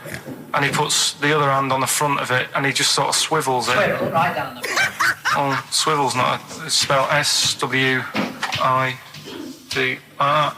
How many times a day? How many times a day does he swells it? It depends what time he gets in. If he gets in about 12:30, he could get a good 3 in. But I think, I don't really want to talk about. You've done enough, don't you? Well done, Billy. Big round of applause. That is the effort. Yeah. Wow. That's the best thing you've ever done, Carl. Right, here's the last clues of the year. You had, there's a load of letters there asking for advice. Put them on Claire's desk. Go on, was no idea. F. That was for foreigner. For Rayner. I don't know what you mean. Claire Rayner. She took advice. She gave people advice. So that's a foreigner. That is shit. Right. I'm sorry. That might be Christmas. That is absolute A garbage. lot of people got the right answer. I know. Well, that annoys me even more. Number The 2. second one, ask your mum. Foreigner. Yeah. Foreigner. Second one, ask your mum if you should. That was S. That was Shalimar. Shalimar. Right? No, bizarrely, what was the clue there? Ask your mum if you should. No, we got a lot of people saying Smashing Pumpkins as the answer to that. But I don't know who's saying that today, Mum. Smashing Pumpkins. Merry Christmas, Mum. Smashing Thanks Pumpkins. very much. Nice bollocks. Yeah, exactly. Oh, that's great. That's great. Right. Smashing Pumpkins. Your dad bought for me for Christmas. Yeah. And the last one, Lovely plums. What, my Victorians? Oh, God. right, we've got to wrap it up. Come on, then. A couple of people were arguing in the supermarket at the fruit and veg counter. That was B, that was Banana Drama. They were like having an What argument. do you mean banana drama? Wait. What group is banana drama? What group is banana drama? So, You're a fool. You're a twat. When you say that, but you accuse Carl of that. You're also accusing lots of the listeners, including the winner, Nicola Rogers of London, and she wins those great prizes, and she got them bang on. So Banana drama. so can we finish there now? Yeah. Yeah, What do you mean? What do you mean? Can we finish there now? Just play the ads and go. What? no, what are you talking about? We're going to play Johnny Play Johnny River that all day. then. Goodness me, Carl, look at We you. haven't got time. Merry Christmas, Carl. Merry Christmas, Carl. Enjoy the show. Let's give him a little kiss. Oh, a little kiss. Oh, no, I with tongues, it's Christmas. No, don't. Stop messing about. Get off! You don't talk to anyone, do you, in the week? You just hide in your little sound booth thing, and you really don't talk to anyone, do you? Much? Not really. No. I mean, you might call up. Yeah. But no, I keep myself to myself. Yeah. Then you don't get bogged down in the office politics and stuff. Yeah. Is there a lot of office politics here? I don't know. I don't get involved in it. Oh, yeah. Proved your point. So when we're away and we're like out of action, who, other than Suzanne, who will you talk to of the day? How will you get a sort of feedback from the world? How will you get sort of like input and... I always, if ever I've got like a question on anything, the internet's sat there and I can just go online and find out. The internet is good, It's brilliant. but it's not all verified. It's not all necessarily factually accurate. Anyone can put things onto the internet. It's it's freaks and things that put on things one, right? like... Here's one that I read in a week, right? Go on. About this woman. Yeah. She was a bit of a punk, and to get her hair done like she wanted it, Super glue. right? No, she got lard. Apparently, it's a popular thing. You might know. Put lard on your head, Yeah. and you put it in the oven. Oh. Now, apparently, the heat that you get from the oven is different from the sort of heat you get from an hairdryer, right? And she had to do that to get the style that she wanted. But anyway, she comes into some money or whatever, treats herself to a microwave, right? It's not true. Opens the door, jams the things, like the little catch, so the microwave works. She jams it with a screwdriver or a knife or something. Yeah. Puts the microwave on, sticks her head in, boils a brain. Don't be ridiculous. Right? Well, why is that ridiculous? Boils her brain. She boiled her brain. She boiled her brain. And this is what's good about the internet. I went straight from that, and there was a subject about brains. And do you know that Russell Crowe, when he dies, he's given his brain to charity or something, some sort of some people who can do stuff with it. She gave hers to Pot Noodle. Vesta. Yeah. Oh, That's boiling the a sort of stuff. skull. Yeah. It's not true. It's not true, Carl. Just urban myths. Someone made it up. Yeah. For a laugh. They're just too convenient urban myths. Everyone's you can tell an urban myth's not true because it's always this happened to a mate of mine, and when you say what happened then, they go, don't know, that was it. Was that it? Was it? Someone boiled a brain and that was it. There was no more story. Well, Were there any dates, locations, times? I think it was in Belgium. You're listening to the best of basically Karl Pilkington.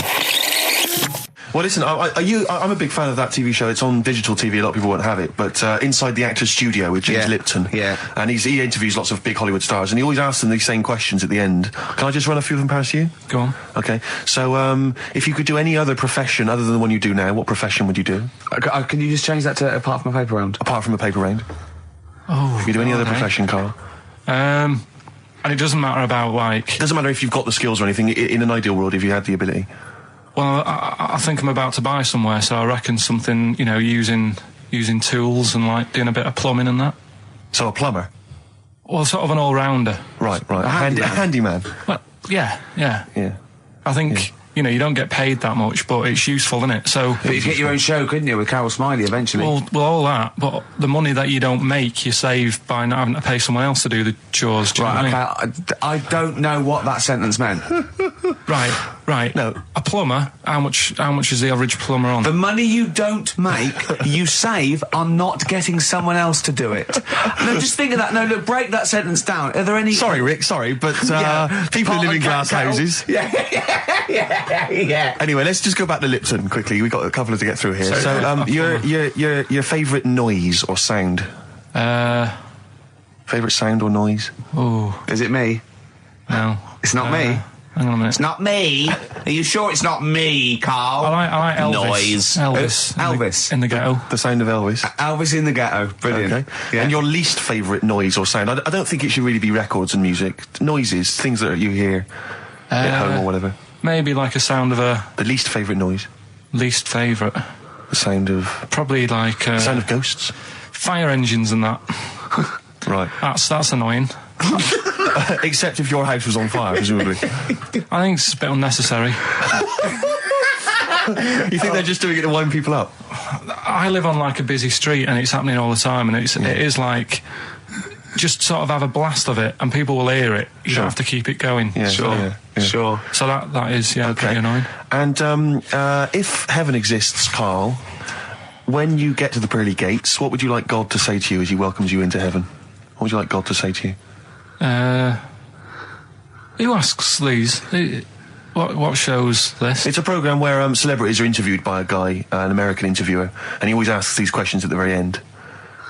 What would I say to God? What would you say to God if you believed in heaven, and if heaven exists, when you eventually go up to heaven and you're welcomed in through the gates in by your God, Parker and your Stussy t-shirt and what do you want God to say to you as he welcomes you in? Say, you alright? Don't know, just be friendly.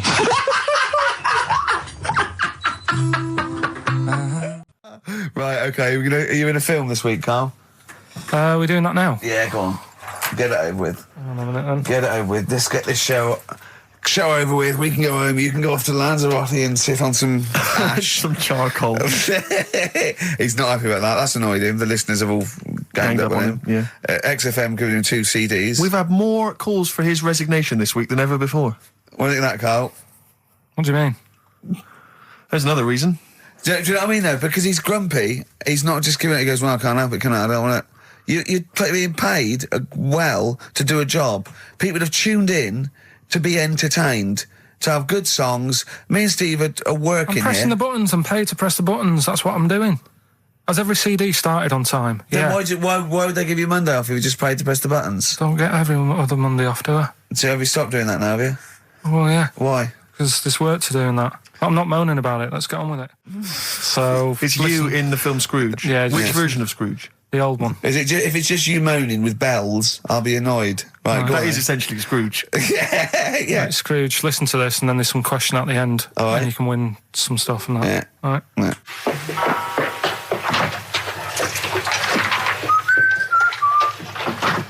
You're late. Only 20 minutes.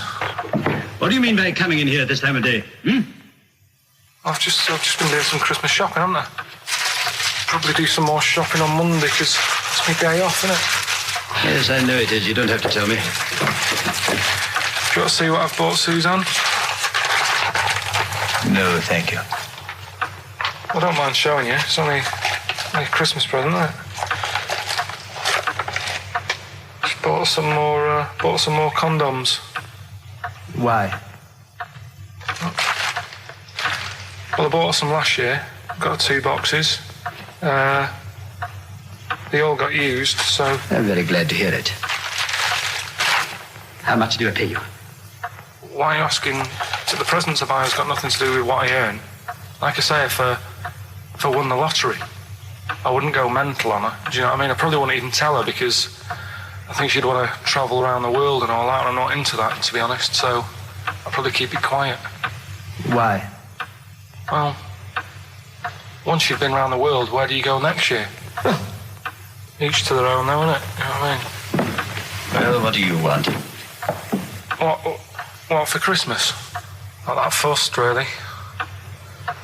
And you, it's just as well I'm not that fussed, because do you know I do some work at XFM? Do you know what they're giving me for Christmas present? Nothing. No, might as well have been nothing. 2 CDs. That's it. I was well fed up. I'm sure you will. They give you a list of about 30 albums, and you get to pick 2 off the list. So I've gone for Kings of Leon album and the Best of Bob Marley. Mr. Marley has been dead these 7 years. In fact, he died 7 years ago this very day. Did they? Do you know what sort of donuts Bob Marley likes?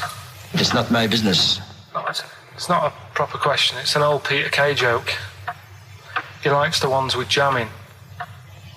Do you get it? Garlic bread. It's good, isn't it? Excellent. Oh! Carl, well done. Carl in Scrooge there. The only man more mean and depressed generally than Ebenezer Scrooge. Oh, dear. The reason you became King of the Universe, of course, is because of your fascinating French bread anecdote. Oh, yeah. Yeah, come on the then. How did baguettes come about? If this is going to be someone cooked a loaf a bit wrong and said, I can still make a sandwich out of it, I'm going to hit you. No. Go on then. Right. Napoleon, when he was at war and that with Russia. 1812, yeah. Yeah, all his soldiers were like, not used to the cold weather and that.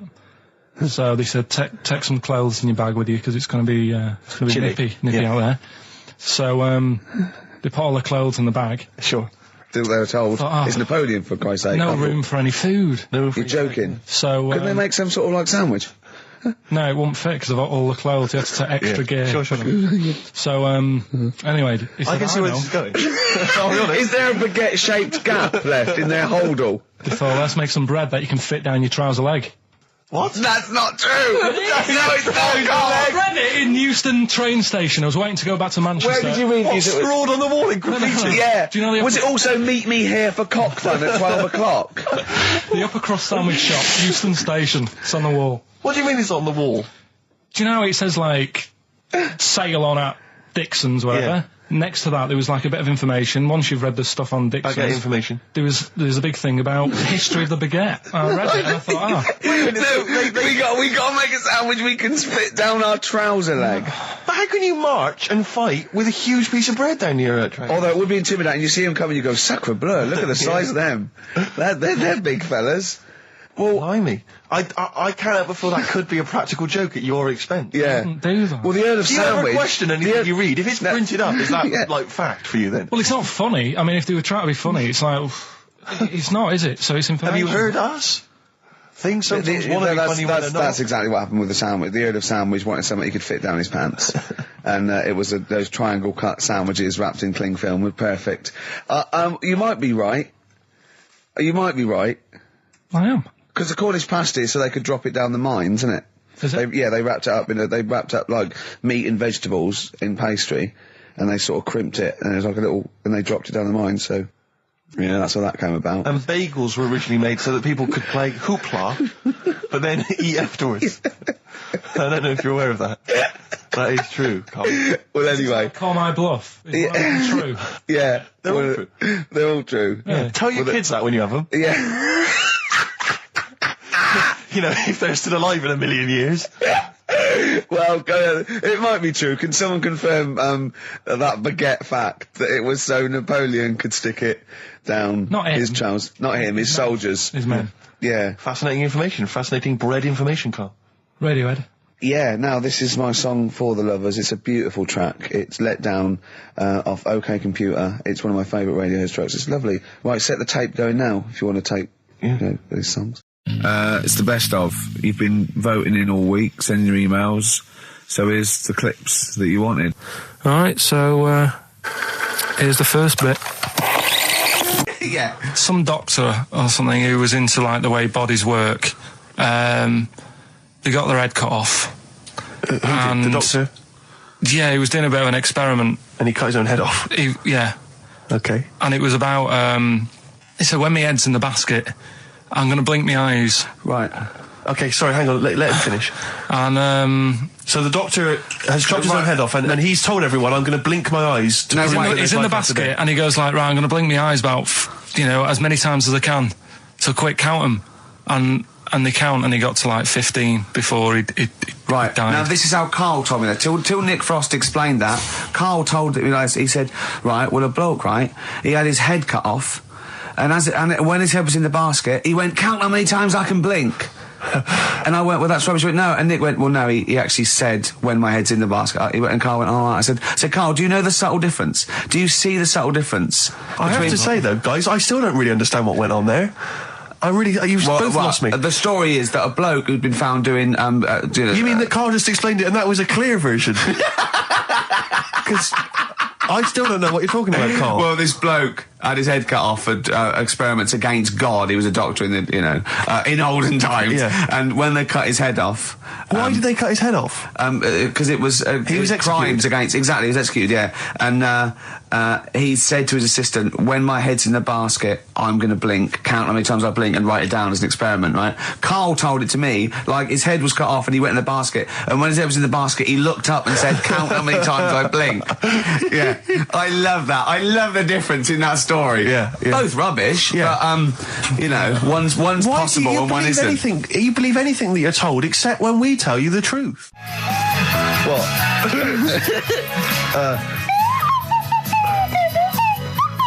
Someone's left one of those little things in here. It's brilliant, isn't it? It's amazing. What are they called, those things? I imagine they're just there. I was thinking of being in the front row at a Morrissey concert and going, can I just play along? They are brilliant. I don't know what kind of sound that is. I don't know. It's only used for when Kenneth Williams sees someone undressing.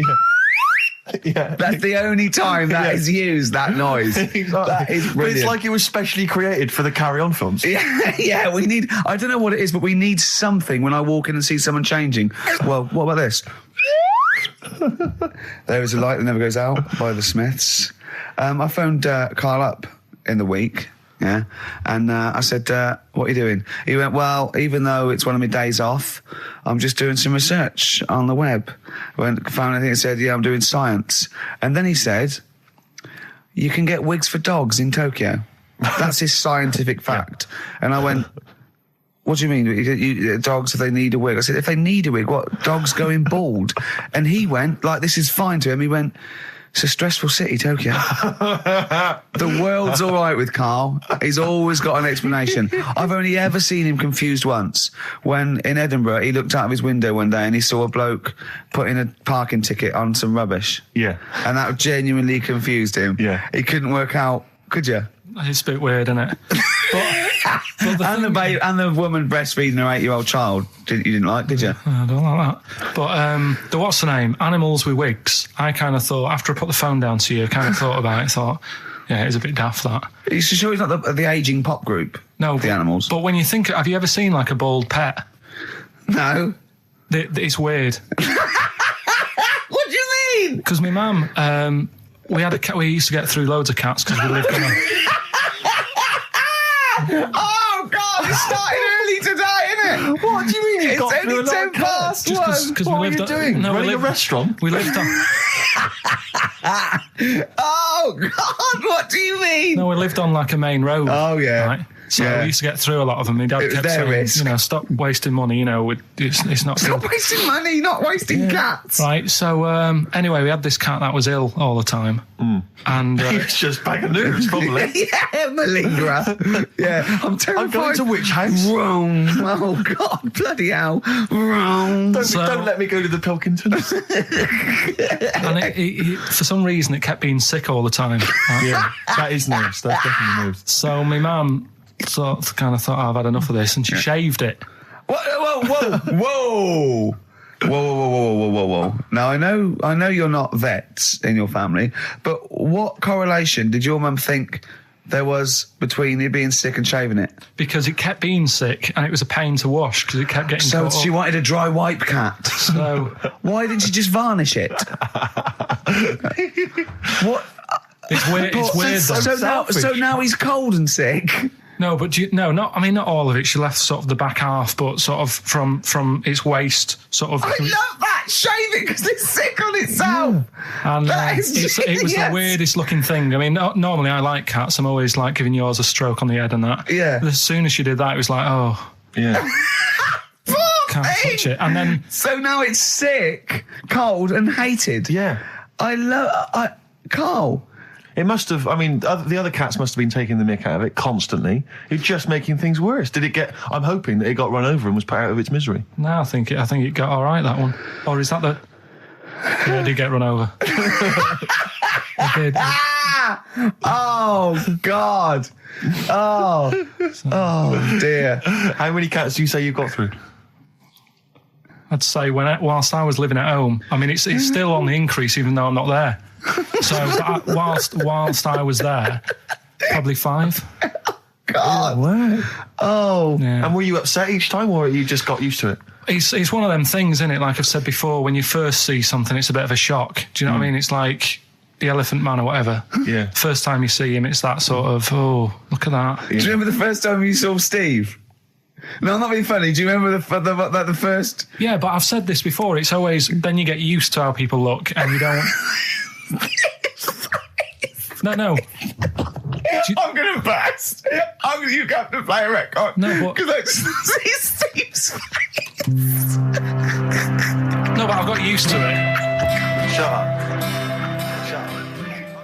Wait, what were you thinking during the quiz then when the questions were coming out? What were you thinking of? Well, what it was, right, just before the quiz started, I had to go to the toilet, right, because the rule is, right, people who don't go to it, once it starts, phones off, no more can't leave toilet. the room, They yeah. take it dead serious, don't they, right? Yeah. So I went to the toilet. Now, I'm not being out of order here, it just got me thinking, right? I went to the toilet, the gay fella in there, right? There was a gay fella in there. Gay fella in the toilet. Now, How could you tell? How did you know? just typical, everything about it, right? Everything about it, right, yeah. Oh. What, large handlebar moustache, leather cap. Butt plugs, amyl nitrate. Could I just say that these views do not reflect the views of the management of XFM or me and Steve. Or most Carl. of the people in this country. Go on, Carl. What's your problem? Yeah, but this is what I'm worried about, really. But this is why I only got Danny Minogue right. right? Because this was floating around my mind. Went She's to a the big toilet. gal icon, Now, isn't she? go into the toilet. They have like men's cubicle and they have women's cubicle. Yeah. Now, without sounding out of order, is it wrong for me to think gay men should have their own little cubicle?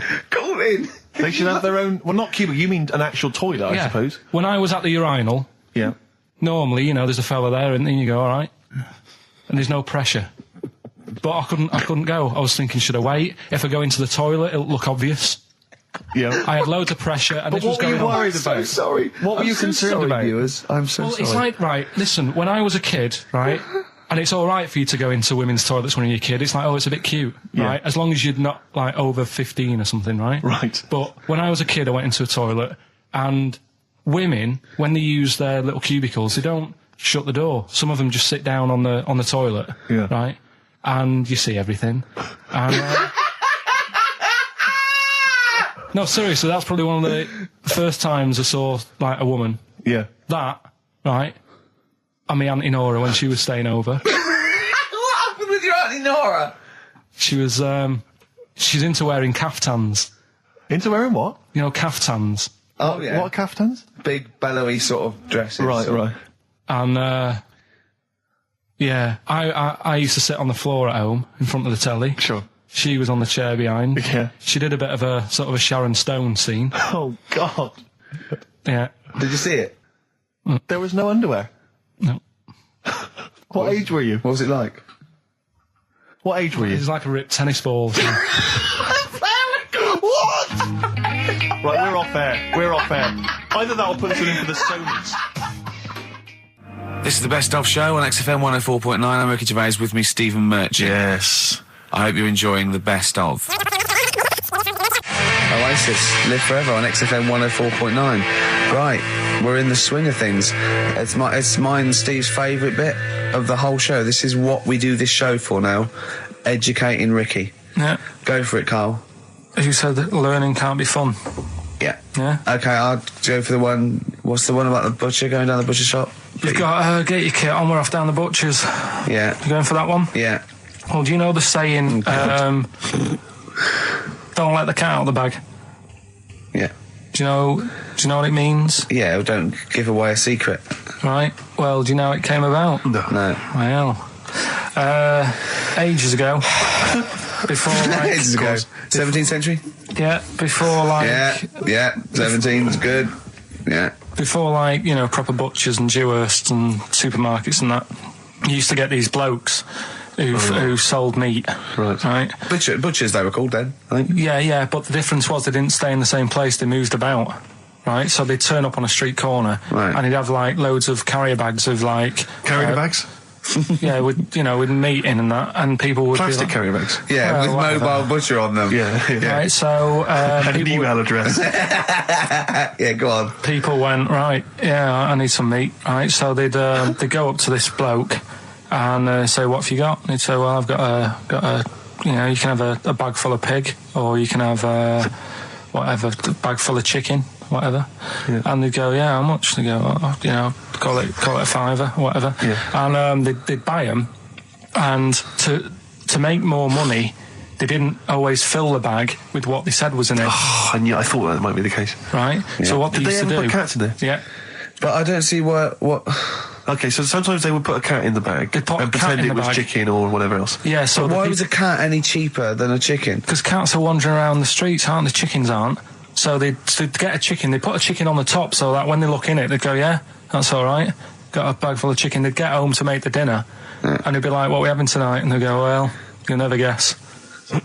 And they'd have, like, you know, well, you can have a chicken leg, and, you know... But it would be a cat. Yeah. They'd have to defrost a pizza. Yeah. Did they mind that they were eating cat then? In those days? He didn't say. He just was saying about the saying, don't let the cat out of the bag. It's like, you know, if they see that, they're going to go mad. I'm mildly disappointed with this story. It's all right if it's true, but, you know, there's something about it, it's just... I want to know more. He always leaves it... Is it Carl doesn't quench your thirst for knowledge, he creates more. I don't know if that's a good thing or not. Well, yeah, he's like the pot noodle of information. Yeah, do you know, I want to go... I'm not nourished by it. It's like if for every fact he tells me, there's 10 others that spring up that I have to get clear. Well, so it was the people that were doing this, it was the dodgy butchers that coined this phrase. Were they saying to each other, don't let the cat out the bag? I.e., what I mean by that, Jack, is don't let them see the cat. Yeah. What we've stuffed in there. Yeah. Dodgy butcher, that's another phrase, isn't it? Yeah. So that's the first one. Is that a euphemism or is it dodgy butcher? As his meat delivered around the back. Sure.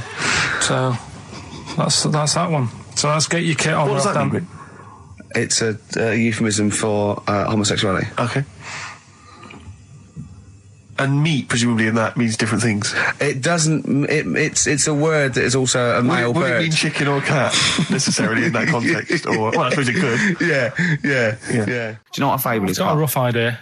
Okay, it's a thing that uses sort of metaphor, analogy, just to explain sort of morals. I mean, they're very old for a start, and it's all. I'll give you an example of one. A quick one. Oh, the one about the dog with two bones.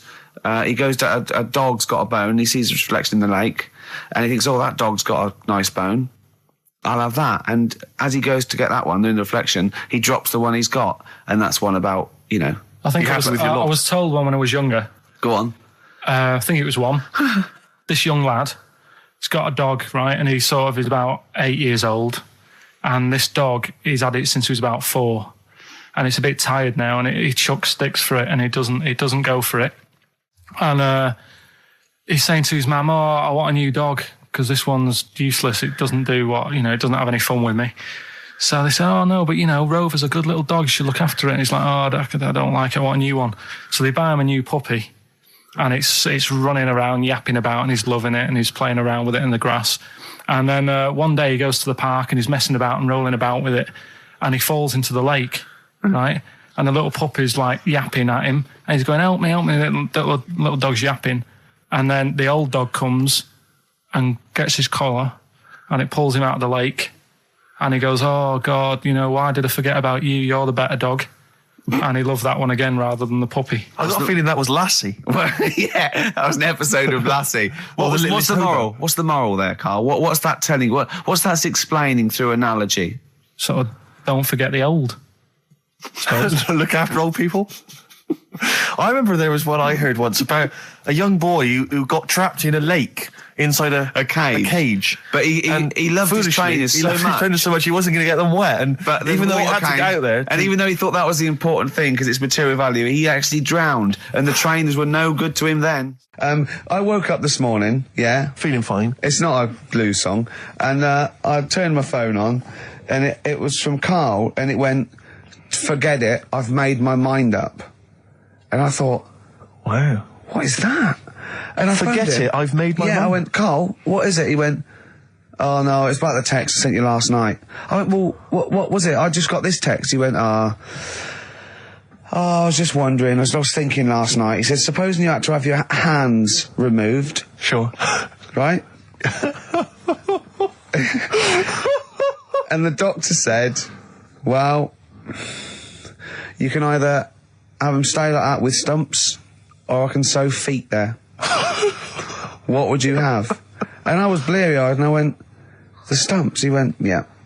I went, "All right." He went, "Yeah." And then what was his follow-up text to that? And then I got the text. It was obviously before it, and it went, and it was like quite serious. What would you do if surgery not doing your hands? Would you have stumps or the feet? Right now, the way when I said he's made his mind up, and I went the stumps, he went, "Yeah." I think secretly he decided on the feet, but was too embarrassed to tell me. There's a little bit of what would you do? Because But why did you think of this? Why did you think of this? Girlfriend's away, right? Yeah, no, that's not why you start thinking bizarre surgery devices. Right? I'll let you into my little mind, right? Last night, I had some beans on toast, right? She was away. It's good already. She was away, so you had some beans on toast. She went wild. Yeah. Right? Now, I was stood up. I live on on a high street, right? So I'm washing up. I'm looking out the window. First thing that had my attention is I can look into other people's flats, right? Yeah. And it was weird how all these different lives were going on. I was watching them, and everybody had the telly on and was watching Volcano, right, which was on last night. Right. And I thought, that's weird, right? I can see them all watching it. And it was like a little Chinese lad who was dancing around in some underpants. And then there's a little old woman who lives downstairs who was reading a book, and she's always reading a book every night. And it's like, I have a better life than her. And then there's like some sort of bouncer who's always getting ready to go out late at night with all the black on. He looks like a bouncer. So I was watching all this life going on. I thought, did you witness a murder while you were doing this? Yeah. It was like that sort of Sliver film where that bloke had loads of tellies watching people's lives. So that was going on in my mind. And then I was washing up and I picked up the plate and I thought, it's amazing, isn't it? The human body. The way you can just sort of, I want to pick that up, and you do. Yes. And the way your hands work, right? Yeah. You've got 5 little digits, but it's just the right amount to do to do what you've got to do, right? So I'm cleaning the plate. Sorry, Carl, stop. It's just the right amount. Might be one of the most genius things I've ever heard said. I would love David Attenborough to phone you up and say, Carl, how do I word this about the evolution of the mammalian front limb? Just go, we'll just say it's the right amount. But it is. One of course extra would get in the way. Yeah. And one less would just make it that little bit more tricky when picking up a bit of a slippery dish. Sure, or buying gloves. Yeah. A slippery dish. And then the other thing is, the one that I was reading, the world record with the fellow who's pulling a train with his teeth. Does that make any difference that he's done it with his teeth? What do you mean? Well, what difference does it make? Well, isn't it? It's quite hard to pull a train with your teeth, I imagine. Well, it's pretty hard to pull a train.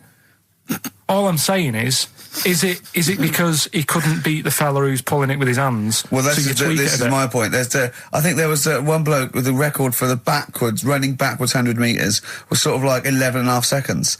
And I was thinking, turn around, you'd probably have a really good go at that. Do you know what I mean? Yeah.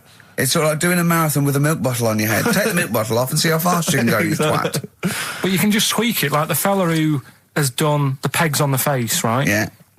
His name's Gary Stretch Turner, right? Right. So you're sort of cheating already if he's got a stretchy head, right?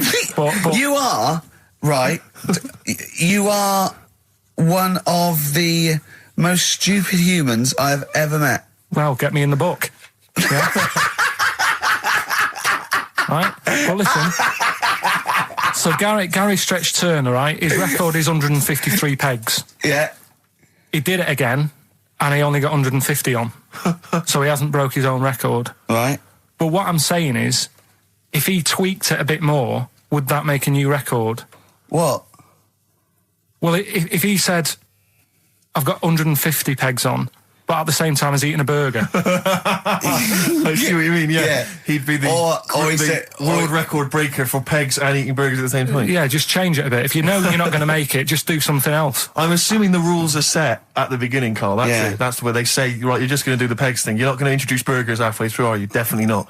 And then they have a go. I was on one leg, not interested. How many pegs? 150. Can I just ask very briefly, I was quite interested by the family had to move because they lived on Butthole Road. Yeah, I quite like that one. I don't know if I've told you before, Rick, where I used to live. I'm not going to tell you the name of the street that I used to live on, not on air, because my parents still live there and I don't want, But I'm going to write it for you now. This is the genuine name of the street I used to live on. Just imagine when you're at school. Yeah. And like in class, for instance, in French, you've got to say, you've got to answer where you live. Yeah. J'habite, wherever. Yeah. That's the name. This is actually the name of the street we lived on. No, it's not. I swear to God. That is... Absolute right. I could phone my father now and he could confirm that for you. No, I swear because he doesn't want to God. And I tell you that... But listen, do you know what worries me? It's the apostrophe S. I know. Because that's blatant. Yes. Amazing, isn't it? That is incredible. But imagine how embarrassing that was. So if I look that up in the Bristol... You will find that in the Bristol A to Z. I swear to God. That is really... Why have you never told me that before? I can't believe I haven't. That's I'm incredible. still embarrassed now. Do you know, whenever I have to phone up, if I have to give that address, I always spell it instantly. Really? Like, somehow that will hide it, that'll disguise the name. But I can't get over that. Anyway, if you perhaps live in Tits Avenue, or... Wankling Drive. Wankling Drive, just get in touch. Let us know, we're not really interested. You've been voting in all week, sending your emails, so here's the clips that you wanted. Carl, you're making noises while I'm talking. Yeah, but you do this all the time trying to wind me up. And I'm not saying Manchester's the best place in the world, but what I'm saying is there's bits of it that I really miss. Yeah. Like last Sunday, right? When I'd met up with Ricky, we had spaghetti bolognese, which was all right. And then I said to him, I need some soil. Damn, I wish you'd invited me. It sounds amazing. So I need some soil. What do you think? You need some what? Soil? Soil, yeah. I need to repot a plant, right? Yeah. So you need to repot a plant? Yeah. Fair enough. So I'm like, where you can't see these shops in London. Do you know what I mean? There's nothing around. I took him straight to one in my street. Yeah, but near your street, and that's probably the only one in London. Well, you say that, Carl. No, it does annoy me. Round my way, it's like, you know... You can't move for soil shops. You can't. There's earth. You can just pick up handfuls walking down the street. Yeah, incredible. People just lean over into someone's front garden. No, you can take the plants as well. No, but what I'm saying is, Manchester, there's loads of decent hardware shops. Yeah. Here, you know, if you want a panini and a latte or whatever, you can't move for them. But for soil, I had to go virtually how many miles away from me to carry that soil home and stuff. Yeah. It's not good. I mean, London's all right. But if cities were sort of marked... It's neglecting the peat market, really, well, there's barely any mulch available in central London. I'm sick and tired of not getting a good, decent compost of a Sunday. Indeed. So, you know, I'm thinking of moving to the north, where there is loads of soil and gravel. Indeed. And animal shite. Whatever. Yeah. So you were going to say, if you were marking cities out of 10, what would you give London? Well, if you were marking them on, like, you know, on what they have. Right. As opposed to what? Well, as opposed to... How you spell it. Say, like, I think the greatest city in the world is Rome. Right? Okay. It's pretty amazing. Yeah. Have you been? What? Yeah. Why do you think that, though? Just because, like, you turn a corner and there's something there that's really old. Right. Like, you're going down a normal street. Go and stay in a Derby and Joan club. Yeah. No, but it's like you're going down the road and then you turn a corner and like the Colosseum's in the middle of a busy road. It's like, what's that doing there? Yeah. And just when you think there's no more, you turn another corner. It's almost as if that was there first. Yeah. Well. Yeah. But do you know what I mean? London. Yeah. What have we got? You know, Trafalgar Square is world known. And you go there, what's there? Yeah. Do you know what I mean? So there's a lot of space there. Get one big B&Q. In Trafalgar Square. To cater for the whole of people who live sort of central Londonish. Yeah. And then I'd be happy, but what I'm saying with Nelson just popping up through the middle? Because you can still see it, couldn't you? Yeah. It's a great idea. So B&Q could be like the whole sort of flat thing and make it sort of grey so it looked like rock, and then Nelson popping up... Make it classy is what you're saying. Yeah. Stone clad it. So it looks like you've made an effort. Exactly. And then you can pop in, and then you can go out and go, oh look, Nelson's column. Oh, look at that, isn't Nelson? Oh, look at that. The victory. Defeat, that's fantastic. One of the greatest living. Yeah. I need some nails. Yeah. Perfect. Killing two birds with one stone, you say? But why isn't there more than them shops? Because when I went into yours, every time I've been in there twice now. The first time was to get a shower head. Right. And I went in there, couldn't resist buying something else. I ended up getting some super glue as well. Blimey. Hey, big spender. And then, last Sunday we went in there, got 2 bags of soil, not one, I bought 2. And I bought some scissors to cut plants with. Secateurs. Well, you never know when you want, you might need more soil, I suppose. Well, I've got stocked out now. Where'd you keep it under your bed? Sorry, this isn't going out, is it, this conversation? It's not going out on air. I got a feeling it might be. You're joking. We better play a record. Okay. Play a classic. Right, we've got, who's that on the line? It's Rob. Rob, and, are you a doctor? I'm a final year medical student. I'll be a doctor in 2 months, touch wood. That's close enough, isn't it? Yeah. Excellent. So, where do you study? Do you want to give more details, or do you want to remain anonymous as you're calling in to I study at Barts Hospital. All right, great. So, why do GPs sometimes put their finger up a man's anus? To see what's there. You know, if you've got hemorrhoids, if you've got an enlarged prostate, it's either that or they stick up a big tube and have a look up with a light. What? And it's easier to do that. Now, are you dumbing this down for us, or are you going to fail your medical exams by saying stick up a big tube with a light? I'm dumbing it down. Okay, come on then. We're all intelligent people here, and Carl. So you tell us what's that called? It's called a sigmoidoscope. Right. Nice. That was a clever test, wasn't it, Rick? 12 inch long. Yeah. 12 inch long tube they can put up there. So, Carl, would you prefer that or a finger? Well, so do they sort of do the finger first, and then, I mean, at what point do they say, hang on, we need a light here? I mean... It's normally if there's something wrong. But, so if I go then, say if I go to this Wellman clinic, right, and they go, yeah, the art's good and that, yeah, finger, there you go, and then they go, hang on, I'm going to go and get me light and tube. I could start worrying then because they've sort of found something. And they're not likely to go straight in with the tube. They'll probably send you off some tests first. But Carl, there's nothing. But you go to these places to put your mind at rest and to know where you are with your health. I mean, it's not that you go along. That's what most people worry about. They think that because I'll go along and they'll find something. Well, one, that's illogical. It doesn't heighten the fact they find something because you go along. And two, if they do find something, it's a good job you went along. I mean, I'm a hypocrite because I don't go to the doctor, but I've had that done. You should be concerned if when they shine the little light in your ear, it comes out the other side of your ear. No, the other ear comes right out the other side. That's when you should be worried. But Rob, right, you said then, if they find something, they send me off for some tests. Why can't I just have the test without that and cut out the middleman? Do you know what I mean? Because you're wasting lots of money. There's hundreds of tests they could do, and they could do every test, and they could all come back with nothing, or they could do the finger up there and send you for the 3 tests you need to find out what's wrong with you.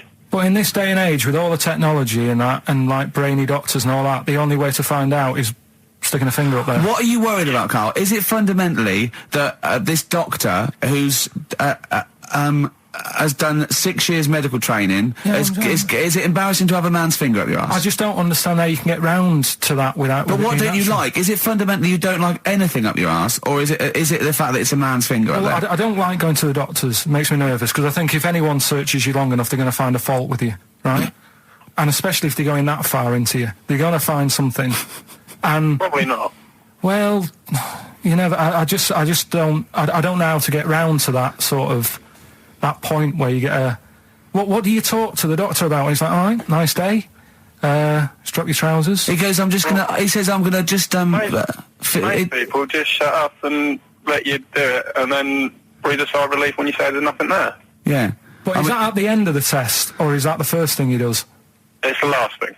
So that trousers up out the door. Because he knows it ends conversation. He knows it's a bit of a faux pas. The doctor says, I better not kick off with the finger up the arse. Well, what I do is I'll start on with the, the head, and then we're then go, one final thing, Mr. Pilkington. So Rob... He drops his keys and he goes, pick them up, and as you bend over... Will you be doing this, Rob? Is this what you're, like, open to do? You do all these... I'll have to do it at some point. All doctors do it at some point, no matter what they specialise in. So the first one, is the another doctor there to sort of make sure you're doing it right? Not dentists. No, but do you know... aren't doctors anyway. No. But do you know what I mean? Like, normally it's like a co-pilot will have someone with them for the first one. So when you put your first finger in, will someone be there going, right, you just want to move to the left of it? I've already done it. Have you?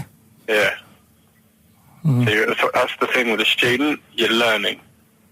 So you get people teaching you. And you learn on... Can I just point out, Rob, I think I'm right in assuming that you have a glove on.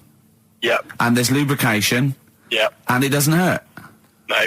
There you go. What are you worried about, Carl? Who's this person who everyone's testing on in your class? It's not one person. It's not one person. There's like, when a patient comes in and they've got a problem, your boss, the consultant, he does his finger up, and if he finds something, he goes to the patient, is it alright if the student has a feel as well? Then the student puts on a glove, puts the sleeve on the glove, and sticks his finger up and sees what he comes out with. Rob, I wish you could see Carl's face. I mean, his face when you said, and he says, can this fella have a go as well? He looked horrified. That he thought it was a free-for-all, like there's a queue of people trying on gloves and going, let's have a go. That looks good up there. What have you found? No, I mean, how come you had to sort of... Is it not something you could test on yourself rather than waiting for other people to come in? Because then, you know... It's an awkward position to get to, really, isn't it? Well, but you can have a good rummage then without feeling too awkward, but to sort of have a go on your first patient when you don't really know what you're looking for anyway, do you know what I mean? Never really thought about it. Because you don't... If you've never done it before, you pop your finger in there, and you've got to sort of look. You've got to have an expression on your face, like you know what you're finding. Well, they can't see what you look. They can't see your face. There. You got the big boss consultant man going, now move your finger there, and you'll probably feel this. But he's just done it. He knows what's there. Well, what? Oh, so he's already had a go. He's had a feel, and he's going, right, if you feel to the right, that's the conglomeracy or whatever. The conglomeracy, yeah. It's conglomeracy is in perfect working order. Well, I'm still. Thank you, Rob. I'm sorry you had to go through this. Carl is probably the worst patient you'll ever encounter in your medical career. Good luck with your finals, and thanks very much. And do you know any female doctors who do this? Or? Thank you. XFM 104.9. Thank you. All right, this is Carl, the producer of Ricky Gervais and Stephen Merchant on XFM 104.9. We're playing out some of the best bits. Hope you're enjoying it. Here's another one. Can't concentrate now. Oh, well, he's all stressed because the lady from MTV is here. She's going to film his little face. So the things he said in the week, he was so worried. He's got worried about the spot on his head. That won't come out. Just so you got your best side. It's on that side. That's all right. Oh, yeah. The camera's out. Look, he's getting nervous now. Okay, Carl. Ignore the camera. Okay, just ignore the camera. Okay. Now, me and Steve have done our research for you, and we've got two amazing things to tell you. What should I tell him first? About the baby or the... Well, they're both equally fascinating, so you choose. I'll tell you the crab thing first, right? Steve actually saw this thing in The Guardian the week about our research thing, and then we looked it up, we looked into it on Friday, and it is incredible. Right, listen to this. There's a thing in a bay in New England, right, where it's like the biggest, they make silicon chips and stuff for computers, right? And because of the data protection thing, after they've done them, because they have to destroy the plates, right, well, the information's sort of put onto them, but there's still flakes of silicon. They sort of grind it down straight away, and some of the flakes got into the bay, okay, but some of the information is still on even the slight granules of silicon. Anyway, gets in the water, and silicon is rather like a carbon derivative. They reckon if there had been life on another planet and it wasn't carbon-based, it'd be silicon-based. Because that simple sugars and proteins, it's just COH and that, and it can work with silicon, right? Anyway, the crabs have been taken up, it's down in the water, and they looked out on the beach, and over years the crabs have started sort of putting themselves in formations, like geometric format, and they couldn't work out why they were doing this. And when they put them in the experiment, they sort of like chopped them up, and they found they'd taken on silicon, and it had sort of got into their brain, and they were downloading information. They picked up little things, because it's just chemical, electrical impulses that got information off the silicon chip, and they were interfacing it. But this is the amazing thing. One bloke sort of thought of this, and he thought, well, if it's a simple computer with a brain, if it's just a simple sort of electrical thing, then maybe there's sort of, we could get it down. So what they did is they made a thing called a biointerface, and they put it into the crab's brain, just a really simple brain, so it's measured on Mangala, right? And it got impulses from it, and they were getting like computer readers, so just flashes of like symbols and geometric things right on this screen to read the crab's brain, and it was stuff like fragments of a. What made them do this in the first place? Because they saw the crabs behaving differently. They were behaving differently to each other. They were just like they were, intelligent, and they were sort of solving problems and all this sort of stuff. Anyway, when they downloaded the thing, it was like they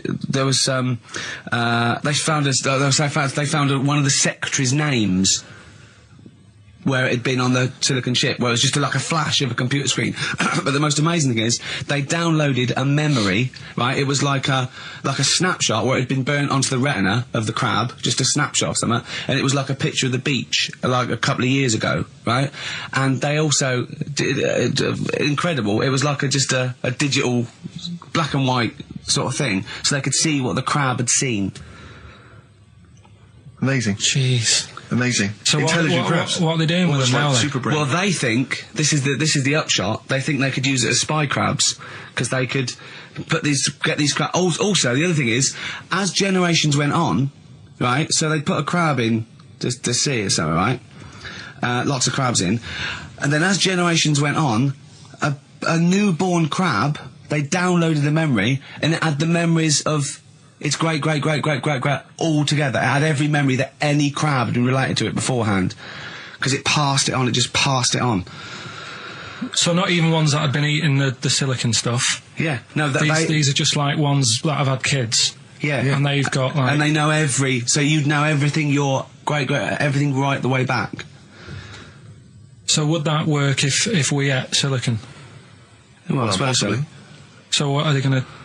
Well, they can use them for all sorts of things, though. I mean, that's what's incredible. I mean, I don't know how you train it particularly. I don't know, it'd be quite tricky to train, but I'm assuming if they can do it that way, then presumably they can give it like certain silicon information, which they can then plant in it, if you like, within its sort of food. Also, if you could get them onto any beaches, you'd have like 1,000 digital cameras just taking around. You could get like Osama bin Laden or someone. They don't understand the information they've got. No, they don't know they're doing it. They just download them. So they're not like you could torture them and they won't be able to sort of give you the information because they wouldn't know what information they had because they're just. But the first crab they downloaded, they just kept seeing the same picture of a big crab feeding it, which they really. Yeah. Wow. That's what, like its mother crab or something. Yeah. Just memories of it as a child. But they're not in colour, presumably. No, it's all in black and white. It's just a digital camera because it's just they don't see in black and white, so it's just like a I don't know. I think it's burnt onto the retina or something. And the only one that they kept were the ones they saw a lot of the time. Well, I mean, in a way, some of the educating Ricky I've got for you today is on the similar lines. Right. Oh, you've got to be impressed by that. You've got to be impressed by that. That's pretty good. I mean, I'm interested to see, what they do. What they do with what the crab developments are. But that's pretty good. Yeah. But I mean, amazing. Yeah. Amazing. Well, just digest that information because that's not even the most impressive one we found. I think it is. I suppose it's pretty impressive, but the next one's maybe more shocking. Okay, right. Well, let's play a tune and Ricky's got another extraordinary fact. Have you actually punched anyone yet? Have you actually? No, I've punched. I've punched pads and I've punched the bag and I've sort of sparred and that. I know you're going to get a chance to punch. Well, as I suspected, my punching power was all right, but my fitness is. I mean, it felt like I was smoking. Yeah. But there's bits of lung that haven't had oxygen in them for 20 years. Yeah. And it's ridiculous. And also because it's not only is being filmed, but there's other fighters there that are ridiculous. They're like machines, right? And it's that thing. I can go right. I can come out on top, but die now of a heart attack, but never give up. Or I can sit down and go, I'm sorry, I feel ill. And I chose that one, and of course they took the mick. Well, of course. But I mean, soon. As I said, I haven't got the respect yet of the boxing fraternity. But how long have you got then before? 4 weeks. Okay. So and do they think that they can turn you around health-wise in that time? No, they're being realistic. No, they're going to they're going to teach me the basics and see how it goes. Right. But I mean, and each round is 4 seconds. Is that right? Yeah, 2 4-second rounds with a 2-hour break in between each one. Sit down meal. So give the number. I want serious suggestions of my fighting name. Nothing insulting. So what we can actually use. Well, let's give out the email. That's always the easiest. Ricky.Gervais at xfm.co.uk. What's the number, Carl? 08700 800 1234. And it doesn't have to be in the middle. It could be at the beginning, like the Rage. Okay. Ricky the Rage. Ricky the Tits. Yeah, sure. Ricky the Man. Play a record. Big it was a good day, yeah. Ice Cube talks to me about my life in the pub. Yeah. A couple of emails are already coming in. They're flooding in, Rick, inevitably, as boxing name suggestions for you. This is one from Matt, I think. He's given a couple, actually. Ricky the Pudding Gervais. Ricky Big Mac Gervais. There's a theme here. Ricky Pasty Gervais. The pasty. I quite like the pasty. Here comes the pasty. As Carl said, the thing is, if you have a really good nickname, it's embarrassing when you lose, whereas if you just call yourself, it's not so embarrassing when you lose. Carl, this is doing no good for my ego. Do you know what I mean? If you have, like, Killer Gervais. Yeah, and then you end up, like, vomiting, choking on your own vomit upside down, hanging out the ring. What happens if you win? Do you have to... Whereas there goes the pasty being stretchered off in the first 2 minutes. Yeah. It's not such a problem. There he is, being lightly basted. And chucked down a mine. What do you mean, what do I have to do?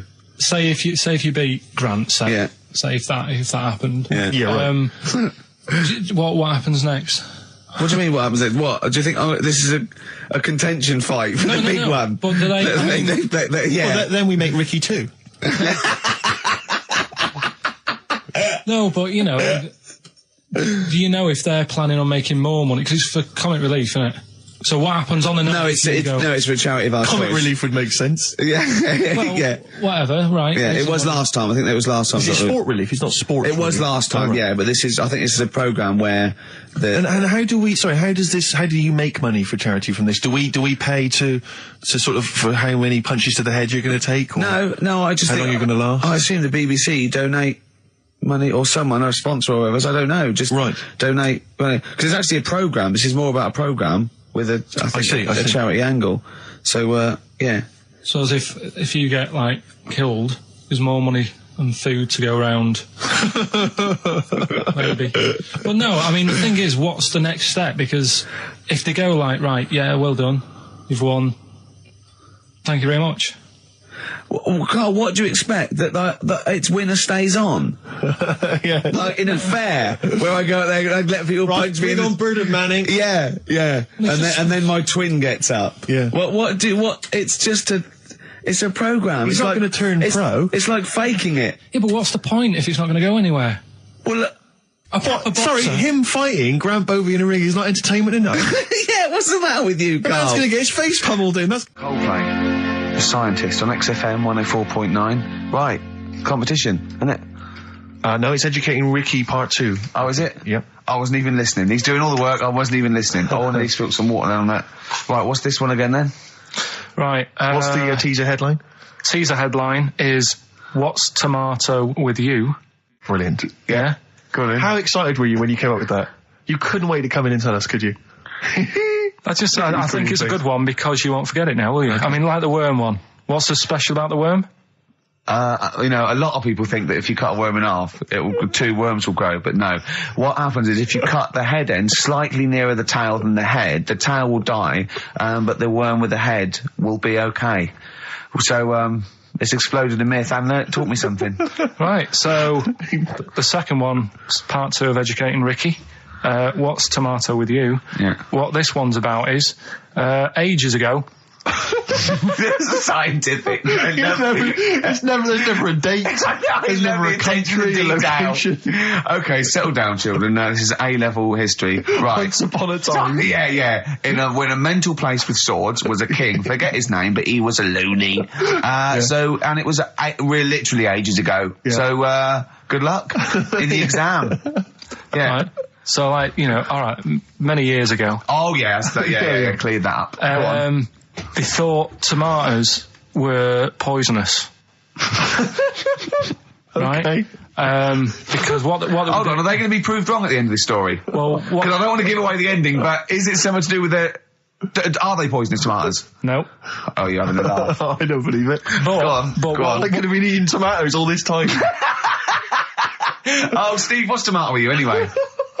Okay, so hang on a minute. Let's just recap quickly. Many years ago, when people thought tomatoes were poisonous. Yeah. Go on, Well, they didn't know they were poisonous then because they were still eating them. But what was happening? Well, they're not. But they're not poisonous.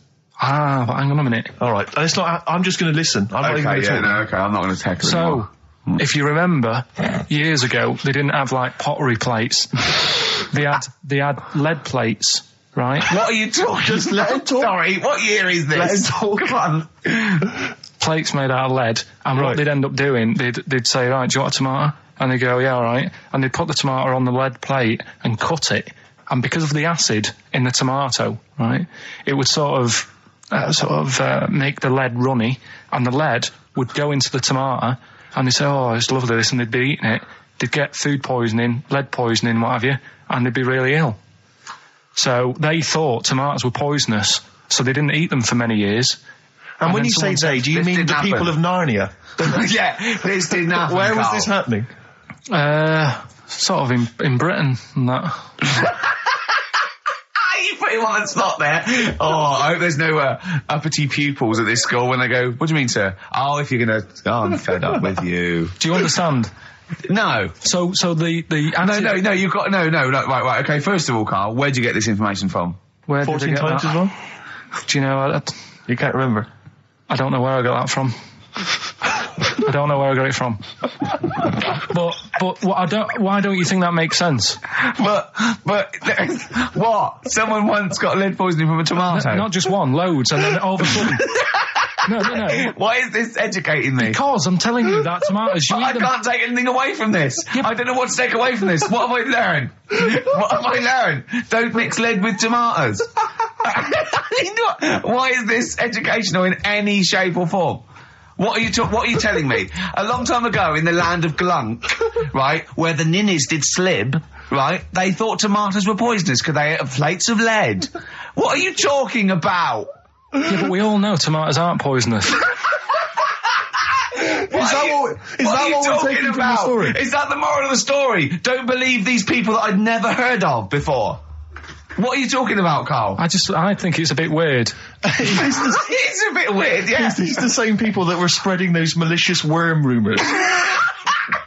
My hangover's coming back. I've got to get some water. Play a record that was rubbish. Placebo, Bitter End on XFM 104.9. This is pre-recorded. We recorded this a couple of weeks ago, before Christmas. Hope you had a great Christmas.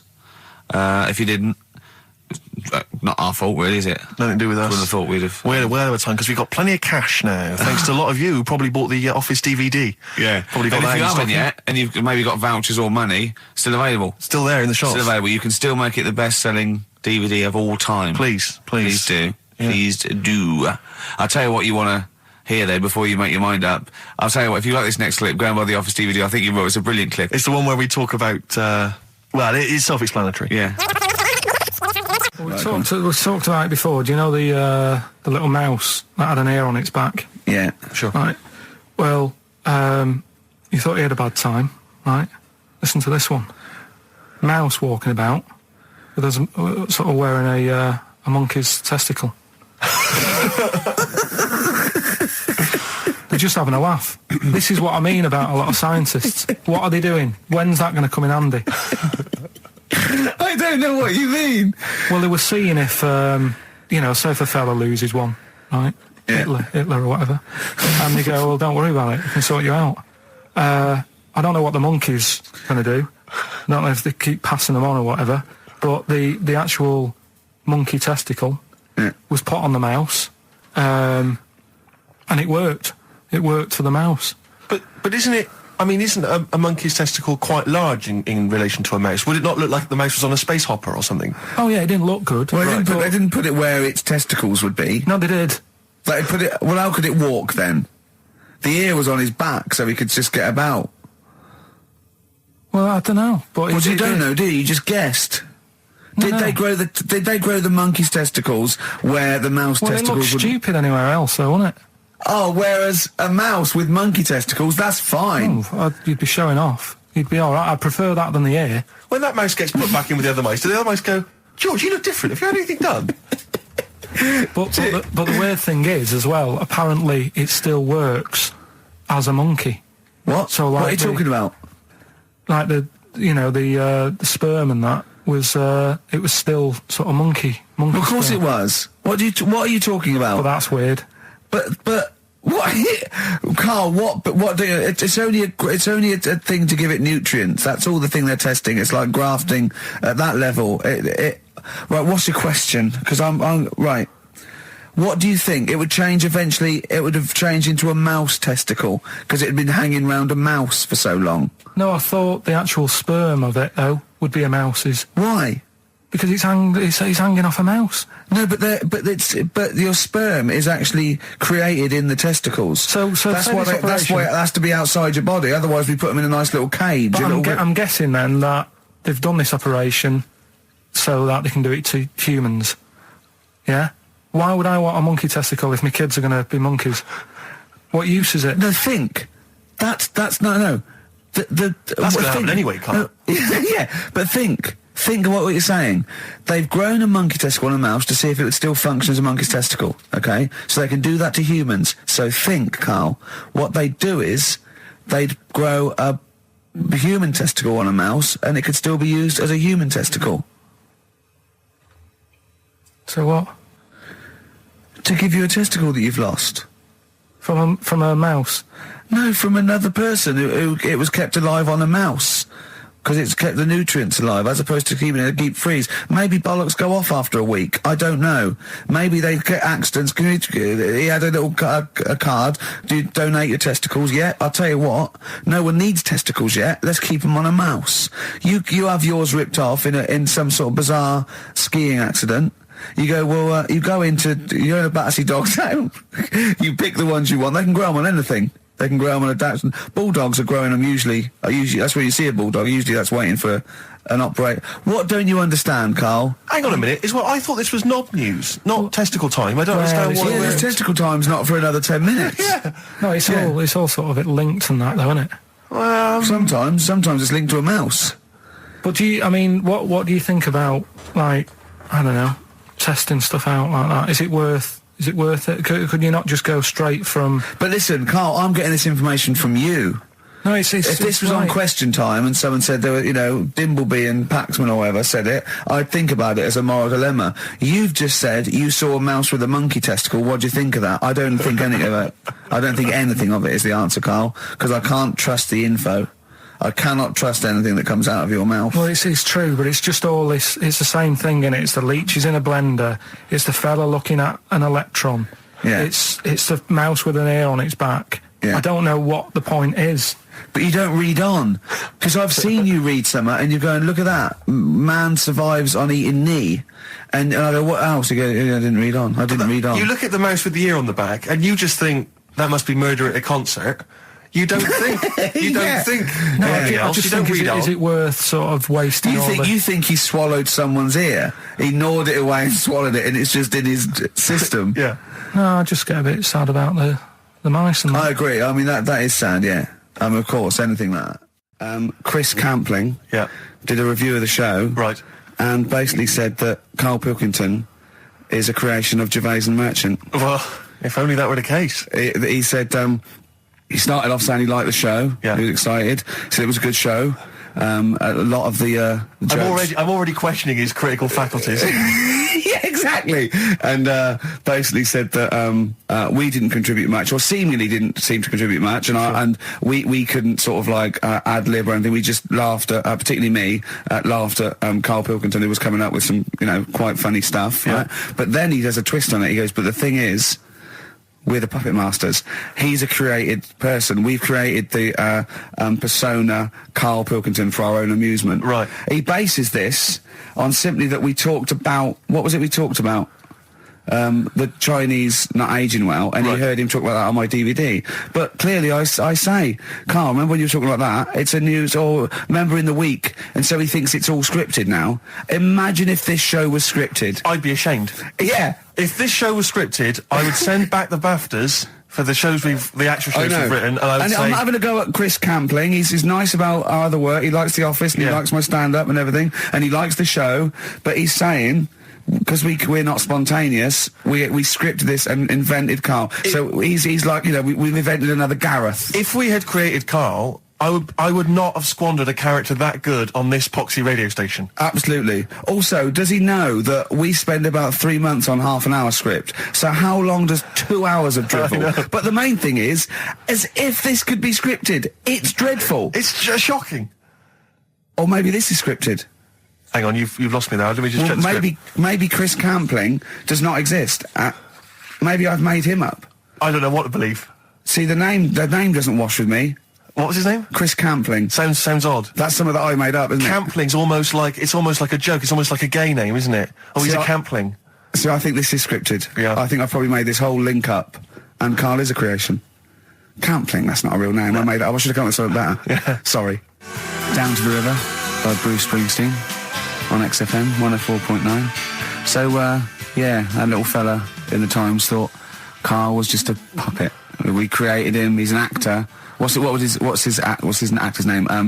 Brent Hogwell. We got him from a Spotlight. Brent Hogwell. This stupid, dopey Mancunian accent, he just puts that on every week. Yeah, exactly, yeah. Yeah, he speaks rather like Hugh Grant. Yeah. And we just got this whole world around him. We set a whole... What do you think about that? He had his head shaved, especially. Exactly, yeah. So, would he think that, maybe if he's looked online and seen me head, and he's noticed how round it is and that, does he think it's sort of been... morphed into that shape just for the show, just for 2 hours on a Saturday? Yeah, you spend 5 hours in prosthetic makeup like John Hurt in The Elephant Man. Everything about him was made up. Yeah. We created him, because I remember coming up with Auntie Nora. Oh, yeah. You said, Rick, we need another character. I said, what about giving him an Auntie Nora? Doesn't sound convincing, I said. Yeah, and you said, what is it about? I said, well, I don't know, she farted for 5 minutes and she's got a fanny like a split tennis ball. No one's going to believe that. Yeah. Oh, that brings us neatly. Well, let's put that to bed now. So, Chris Campling, honestly, we do not script this shambles of a show, and Karl Pilkington really is like this. If you want, you can meet him. I'd love to send Karl for a drink with Chris Campling. Can we do that?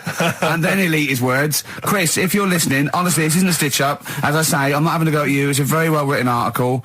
It's very, very fair. You're just complimenting on his grammar. Yeah. It's a very well-written article. No, I'm saying we're not having a go. Because it's not like he snagged us off. I would just love him to meet Karl Pilkington. People in the street come up to me and say, is Karl like that? And I so want them to meet him. Yeah. Or maybe he can send in, if he's online, he can send in 5 subjects for Karl to talk about that we couldn't possibly know about, just so he knows that we just really do throw things at Karl and that drivel comes out. Imagine if it was scripted.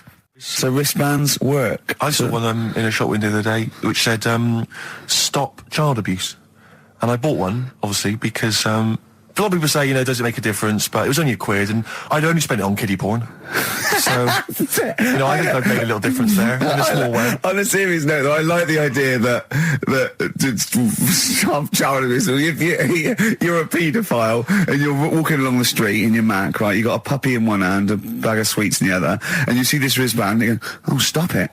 Oh, okay then. Yeah, I hadn't thought before. That's what you think. Okay, fair enough. Yeah. I won't be doing that again. Yeah, he was hanging around in Topshop for unsavoury reasons. You saw them in there for only £1. 104.9 XFM. You all right? This is Karl, producer of Ricky Gervais and Steve Merchant. They're not about today. Ricky's on holiday. Steve couldn't be bothered. So I'm left here with all the DATs. That's a digital audio tape of all the shows they've done since they've been here over the last year and a half or something. So we'll play you some of the best bits. All right. So here's the first bit.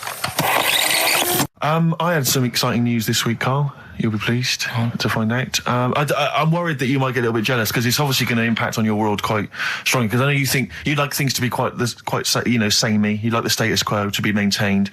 You like the fact that in the past, we've had some crosswords. Because I remember. What did you think of me when I first walked in? When I first came in on the first day of XFM? I don't know why you're making a big deal out of it. I'm just being honest, though. I'm just being honest about a lot of people who see you for the first time sort of go, well, he's a bit weird.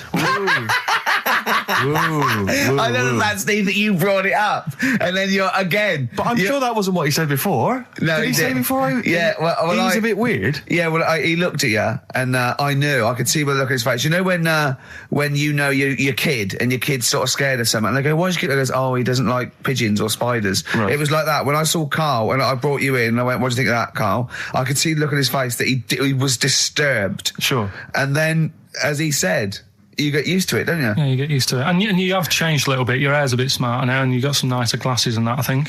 Or I might have just got used to it. Whoa, don't bring it up, Steve. Don't look at me like that. So you say that you think some other people in the office thought the same? Do you know that for sure? Karl. Did you discuss it? Karl. Yeah, I think they do, yeah. Okay, leave it there then. But not just in the office, as you walk through the building. Oh, it's worse than you ever thought. Well, no, it's not worse than I ever thought, because as you well know, Ricky Gervais, what did I do on Thursday morning? Oh, is this the thing... For those that perhaps are not of the female persuasion listening, there's a magazine. Apparently it sells quite well. It's one of the sort of female, kind of issues magazines. I think it's called Company Magazine. It's like your sort of, I guess it's a bit like your Moore or your Vanity Fair or whatever. Anyway, they run every year the 50 most eligible bachelors in Great Britain section. Ding dong, hello. Who's in there this year? In the 50, in the top 50 of the entire country.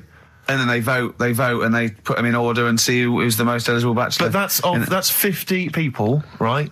It always annoys me slightly because bachelor, it kind of seems like a more sophisticated word for loser.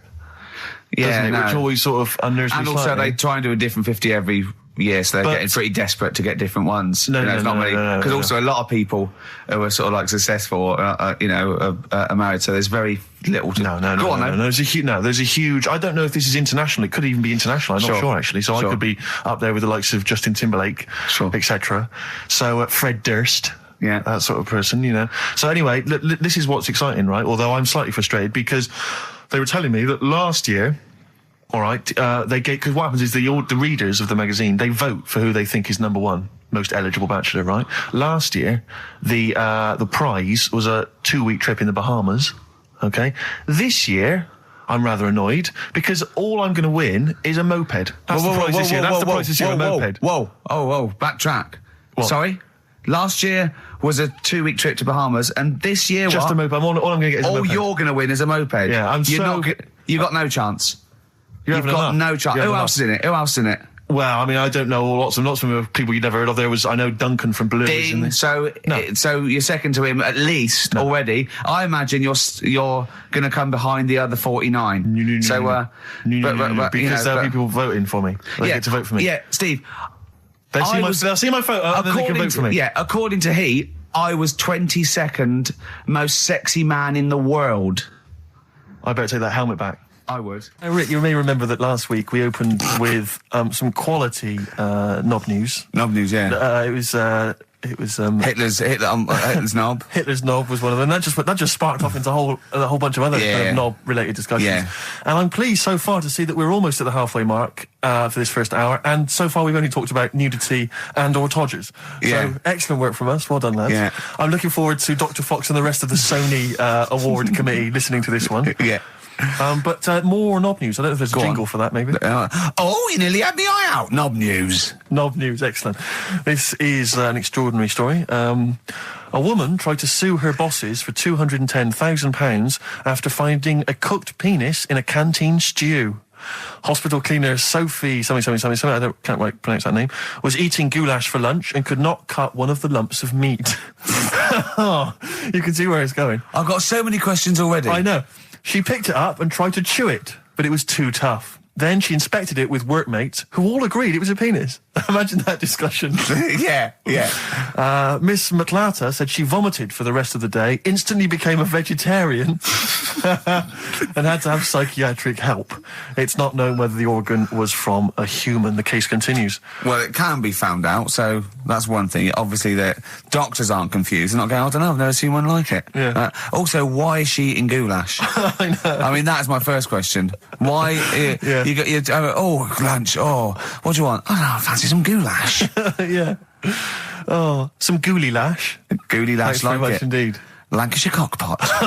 Is on the menu. Brilliant. Only £5.50. Wangers and mash. I'd love some wangers and mash, please. Coq au vin. It's already done for you. There's wangers and mash, coq au vin, Lancashire cockpot. That's just off the top of our brains. Yeah. So if you've got any of your own, keep them to yourself. We're not interested. What do you make of that knob news? And it's in a hospital. Yes, it was. No, hospital cleaner. You're right. Oh, cleaner. God. I know how your mind's thinking already. There's been a mix-up. There's been a mix-up? What kind of mix-up? I love that. Some bloke's gone in. Some lesbian's gone in wanting a sex change. She's got a carrot for a cock. Stewing steak. Stewing steak. Oh, that would be great. Go on then, do a film review, quickly. Right. Well, today on Film Review, we're doing classic films, and today we're looking at Elephant Man, John Merrick, one of his better pieces of work. It's a sad film. I've never really been able to watch it all the way through. Sorry, John Merrick's better piece of work was him being the Elephant Man, played by John Hurt. Yeah. Go on then. Sad film. When I was younger. Tell us a bit about it. What is it about? Who's John Merrick? It's about a fella who's got a funny head. Right, tell us this. And, he lives in, I think he lives in London, in about the 1930s or something like that. And he's being picked on all the time and stuff. And first time you watch it, you'll probably cry a bit. And then the second time you watch it, you're just sort of thinking, God, that would be bad. Sort of having a head like that being picked on all the time. Then the third time you watch it, you might think, how how does he get his jumper on? Then, I don't know, I'm probably bored of it the fourth time. but it's well worth watching, so Elephant Man. Brilliant. Yeah, see it. Brilliant. I think if you want to get on TV, Carl, you'd be better as the subject of maybe like an omnibus documentary. Living with Carl. XFM 104.9, Ricky Gervais, Steve Merchant, Karl Pilkington. Tell us about this monkey, Carl. You're going to love this one, Steve, right? So last week we were talking about how, like, a lad left his family because there was problems at home and that. He went and lived in the wood. He got airy. Right? No. Leave it there, Rick. We haven't got time to go into it. Right, so... That's what happened. And that's what happened. He lived with the monkeys. He went airy. That's what happened. Looked into some other stuff about, like, airy kids and all that. Yeah. Came across this story about a bloke, right, who worked in a zoo. Oh, dear. Right? So... Trouble's brewing. Loving his job and that, but it's quite a lonely sort of job because you don't see many people. You're just dealing with animals all the time, right? Ooh. So anyway, he gets a bit pally with a monkey because it's the closest thing to a human. Well, that ape is. Right. Yeah, but you can't really go that close to apes. They're dangerous. What do you mean? What type was it? Do you Just mean let him tell the story. Was it a chimpanzee? I reckon it was a chimp, yeah. Yeah, you don't even know, so it's an ape. It was a chimp. Yeah, but it doesn't matter, does it? So he gets pally with him. Right, so he gets pally with him. Did they go on holiday together? Well, no, I mean, it starts off just checking each other out and, probably sharing lunch and that together. Yeah. Right? Anyway, this goes on for a while. They're getting on well on that. And then after a while, right, the monkey starts sort of imitating him a bit more and sort of walking upright. Oh, God. Yeah. Right? So he thinks, oh, that's a bit weird. Anyway, they get on really better and what have you. So he thinks he could live at home with me, because we're getting on the storm, right? So he takes him home, and before is this the beginning of Beneath the Planet of the Apes? I think it is. I think you've seen this on video. I'm worried, because he's already imitating him and they're moving in together. I'm thinking it's maybe a bit like Single White Female. Single White Zookeeper. Oh, brilliant. Right, so anyway... So he's moving in and it's getting used to sort of the normal human life. He's having a cup of tea in the morning. Yeah, PG tips. He finishes the day off with a... Oh, dear. Finishes the day off with what? He doesn't have to move a piano at one point, does he? He finishes the day off with a little brandy? Yeah. He pours himself one. Is he wearing a smoking jacket? Yeah, I'll tell you what, Carl. You're a maniac, mate. No, this is why it attracted me. It's amazing, right? So he's having his brandy and that, loving his life. Next thing you know, he sort of... I don't know if he loses it or he gets shaved, but the top half of his body is hairless. Right, apart from his head. Right, so he's got a nice. So it's the opposite of the kid. Well, no, yeah, this is what I'm saying. That would happen. Right. Well, hang on, but so you don't know if he was shaved or if it's How did it say? Then the hairless. What? I'll bring it in for you, the story, and then you can see if I've gone wrong. Keep going. Anyway, so this is going on, and he's having a great life. Then the zookeeper starts getting a bit annoyed because he's having a better life than the zookeeper. The zookeeper's in the zoo. This is such So the zookeeper's still got to do a day's work. The monkey's at home, he's partying. Well, it gets to a point when he says there's no point you coming in to the zoo because the whole reason of you being there was because you're being kept there. Right. And he didn't want to bring the memories back, so he said, you stay at home. So you're talking such... Just let him finish. God, I don't know if I can sit here and listen to this drivel. I'm fascinated. It's nearly over anyway, right? It sounds extraordinary, Carl. So he's walking upright, he's having a tea in the morning, finishing the day off with brandy. Gets a bit out of hand, only tries it on with the zookeeper's wife.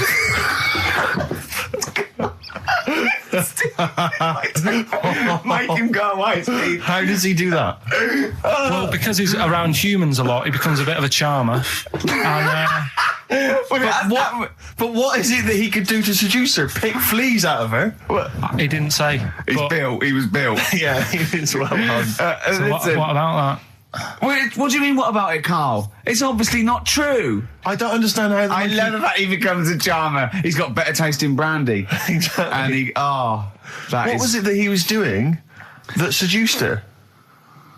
I don't know. Maybe because he was at home more than the zookeeper was. But what would he be doing, Carl? He's not going to be talking with her. They're not going to be playing Trivia Pursuit. Maybe she liked the silent type. He didn't go into that. He just said that's when the trouble started. Carl, play a record. Right. Is that what Suzanne did when she brought you in? That was Radiohead and There. We're Not Here, all right? Pre-recorded. Coming up is one of Carl's little things. Enjoy it. Something else we're giving away. The Shining. It's more throwing away, isn't it? Once again, is it on video? Once again, it's on VHS. Just because you buy it out of your own money, Carl, stop being so mean. And I want to watch it tonight because it's one of those films that... So you're going to watch this video and then you're going to send it to someone as a prize? Yeah, it's one of them films that... Sorry, what, you just said yes to that without blinking? Well, yeah.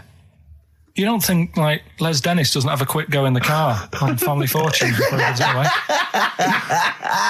It costs Jim Bowen has $5.99. a go at those his and her towel racks.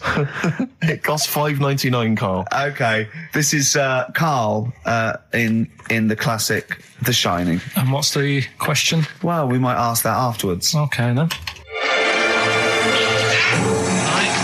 Fine. Still trying to write the book, then? Yeah? Yes. Good. Funny, someone told me the other day, weird thing about a typewriter, the top row of letters, the longest word you can write is typewriter. I'll just show you. That's weird, isn't it? It's just the typewriter being... You're not in the mood, are you? You're in one of those grouchy moods again, like you get into when you're writing. I'm not being grouchy. I just want to finish my work. Yeah, just being a bit funny, a bit offhand and that. Let me explain something to you. Go on.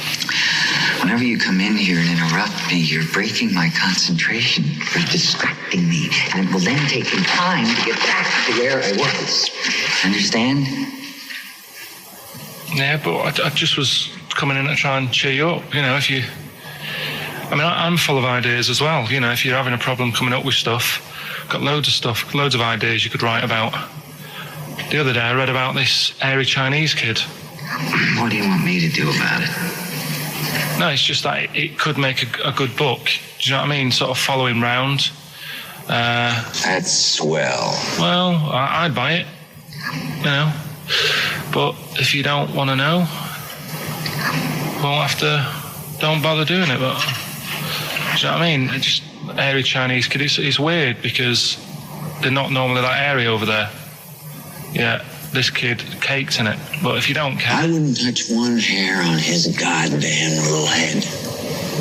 You don't have to touch any hair on his head. Like I say, he's covered. Leave the head alone if you want. Touch his hands. He's totally covered in it. But I love the little son of a bitch. Well, don't go that far. You haven't met him, but I can sort it out. I'd do anything for him. I don't think you'd expect that much. Just take him to the barbers 3 or 4 times a week. You know, he's a good little kid. In fact, I'll do it. I think I'll write a book on him. Yeah? Do you think you can handle that? Yeah. You're not too busy, are you? Well, yeah, I'm pretty busy. I've got to sort out some monkey facts for the show this Saturday, but I reckon I can still...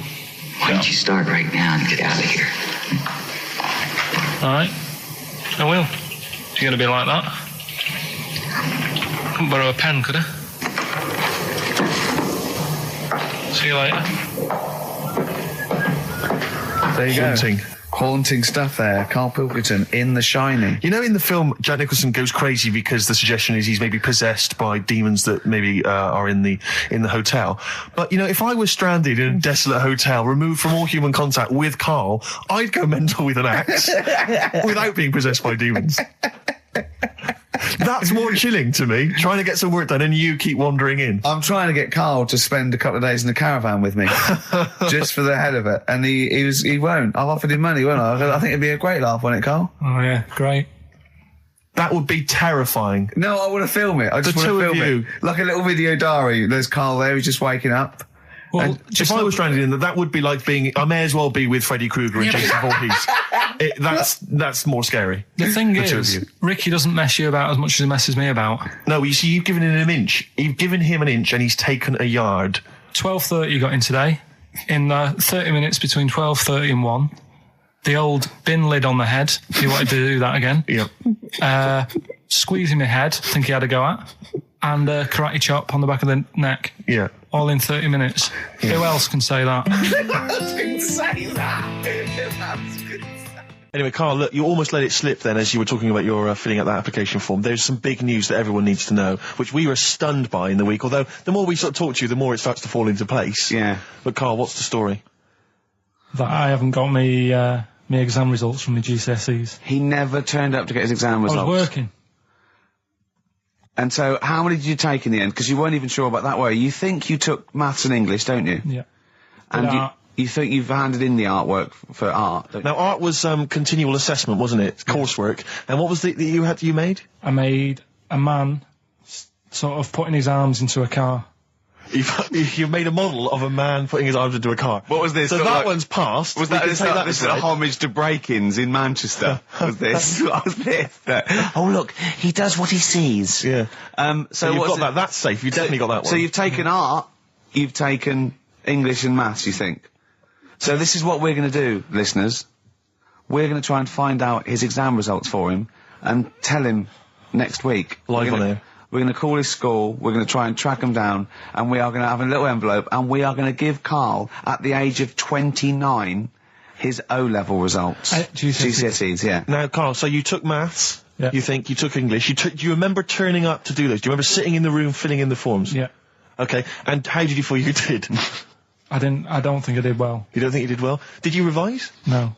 Why didn't you revise? Because I don't really believe in it. Okay. Well, it's just that if you don't know it, then you don't know it. You shouldn't have to start looking at a book. If I went to like the hospital, yeah, and the doctor said, "Oh, you need your appendix out," but hang on a minute, I've just got to read up on it.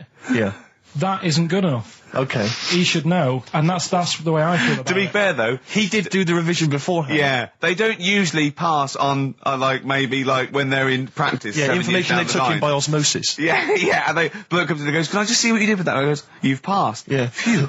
That's a good one. Yeah. Good job I watched Casualty.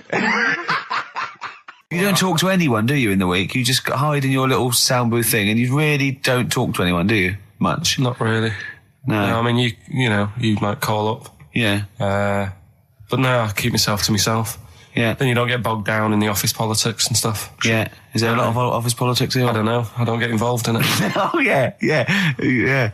Proved your point. So when we're away and we're out of action, who, other than Suzanne, who will you talk to of the day? How will you get a sort of feedback from the world? How will you get sort of input and? I always, if ever I've got a question on anything, the internet's sat there and I can just go online and find out. The internet is good. It's brilliant. But it's not all verified. It's not all necessarily factually accurate. Anyone can put things onto the internet. It's it's freaks and things that put on things like. Here's one that I read in a week, right? Go on. About this woman. Yeah. She was a bit of a punk. And to get her hair done like she wanted it. Super glue. Right, no. She got lard. Apparently it's a popular thing, you might know. Put lard on your head. Yeah. And you put it in the oven. Oh. Now, apparently the heat that you get from the oven is different from the sort of heat you get from an hairdryer. Right? And she had to do that to get the style that she wanted. But anyway, she comes into money or whatever, treats herself to a microwave. Right? It's not true. Opens the door, jams the things, the little catch. So the microwave works. She jams it with a screwdriver or a knife or something. Yeah. Puts the microwave on, sticks her head in, boils her brain. Don't be ridiculous. Right? Well, why is that ridiculous? Boils her brain. She boiled her brain.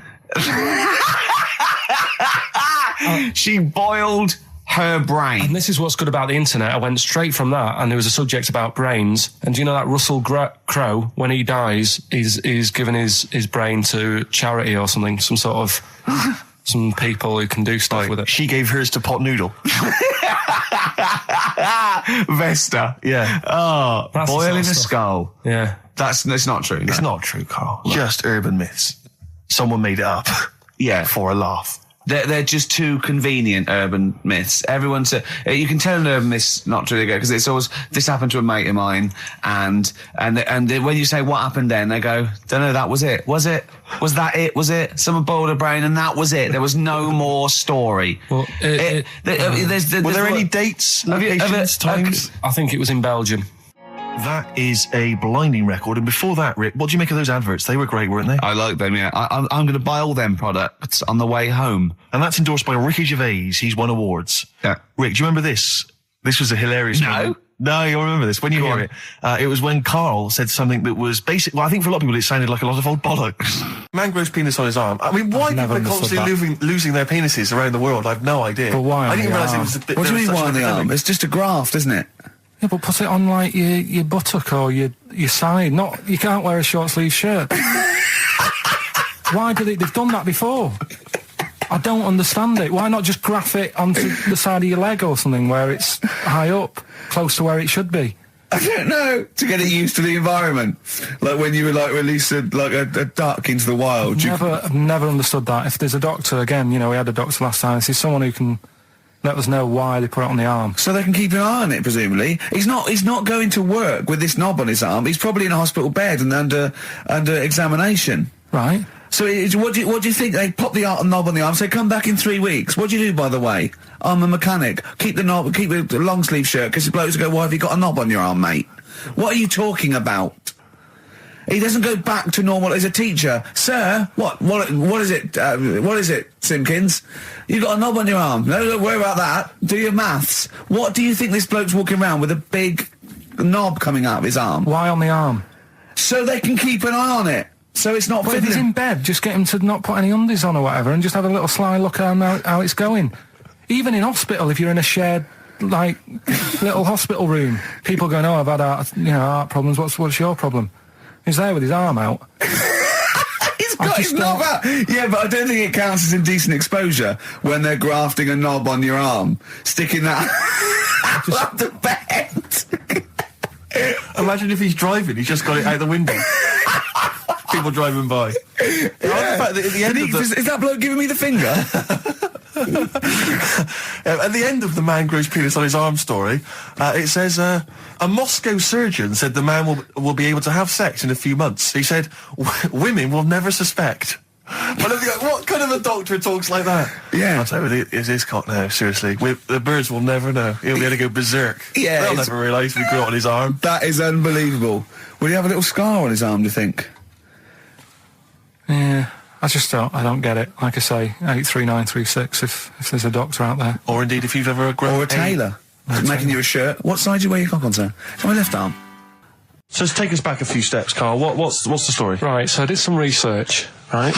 Let's just recap again. There was a guy you read about who had his head chopped off. He was guillotined. Yeah. He had said to the people around him, I am going to blink once I've had my head cut off to show the brain can still... Or the brain can continue to work after death. Okay, so we queried that. So you weren't having any of it? Well, no, possibly for a few seconds till the oxygen stops being fed to the cells because the blood has drained away. But, nothing spectacular. So right, go on. Well, along the similar sort of lines, right, this is quite a few years ago. This fella sort of upset the royal family doing something. Right, so they said that this isn't good. It wasn't Ben Alton at that Jubilee thing, was it? I can't remember what it was. And they said, right, that was terrible. We're gonna cut your head off. You gotta show people like you can't be doing what you've been doing. What was this? The 1970s? When you say a couple of years ago, you mean maybe sort of... Was it the olden days when the phones weren't very good? Ages ago. Yeah. Ages ago, sure. So yeah, fair enough. Yeah. So... Very philosophical. Yeah, imagine that when you wasn't here story. This was literally ages ago. Yeah, exactly. Yeah, Simon Sharma's History of Britain. Yeah. Oh, and even before that, which is yonks before, when it was all mental and different. Sorry, Karl, go on. So he's having his head cut off, and he's resigned to it. It's the day before. He's kind of got it into his head now that I'm not going to have my head much longer. Sure. So he said, let's make use of this. Yeah. He said, I wonder how long the body can stay alive without my head on it, right? So they were like, I don't know. So who were? So the jailers, whoever he was asking. These jailers with one eye. Yeah. Get out, pal. So he said, no, wait a minute. I've got an interesting scientific experiment, jailer. Well, fair enough. What is it? So he said, what I want to do, right? He said, surely it's my last right. I'm going to be dead tomorrow. Sure. So let's do a test. He didn't draw it out this long, did he? Yeah. He said, let's test this out. He said, do us a favour. He said, it's my last day. What I want you to do is you're going to cut my head off. Let's put a white line on the floor. Right. and see if, you know, because there's no point asking how far he can sort of walk without an head if there isn't a line, because you don't know what to count. Do you know what I mean? If he loses his head and he's running around all over the place, you can't really count That's that. not impressive enough, yeah. So they said, let's make a white line. Sure. Yeah. Who said this? He did or they did? I think they started to join in with him and saying, well, let's make this a... Sure. You get it, go on. So... they got Norris McWhirter down. The Guinness people. Oh, yeah. So they said, let's get this white line. Yeah. And dedication's all you need. We'll do this tomorrow. And he said, all right, then I'll see you in the morning. I'll see you in the morning. Night, sleep tight. Bye. I love the fact that Carl knows exactly what was said. Yeah. Oh, that's beautiful. Yeah. He doesn't know the story or what order it is in or when it was. He knows exactly what was said. But he knows the introduction. All right then, see you in the morning. Bye. Oh, kissy. Oh, I'm not like that. Oh, you joker. Don't let the bed bugs bite. Yeah. Anyway.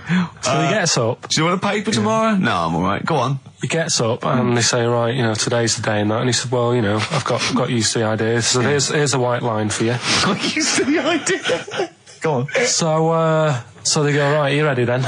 And he said, I go on. And they cut his head off.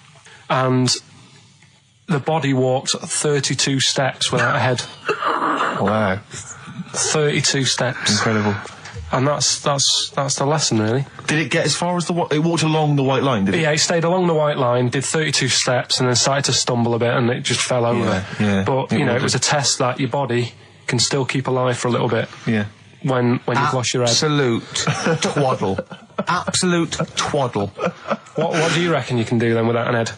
How many steps? Nothing. There'd be muscular spasm, right? Yeah. It would twitch a bit. It would, yeah. You could not distinctly take 32 steps. The body could... Well, don't... Yeah. Is the doctor still on the line? Yeah. The fella that bought 6 parrots.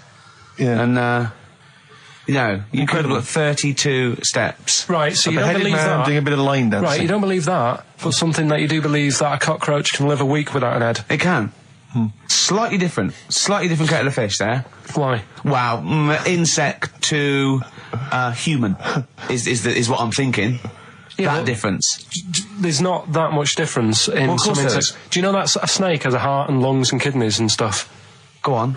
No, well, I'm just saying. So? You're making out as if like they're a totally different, like... species.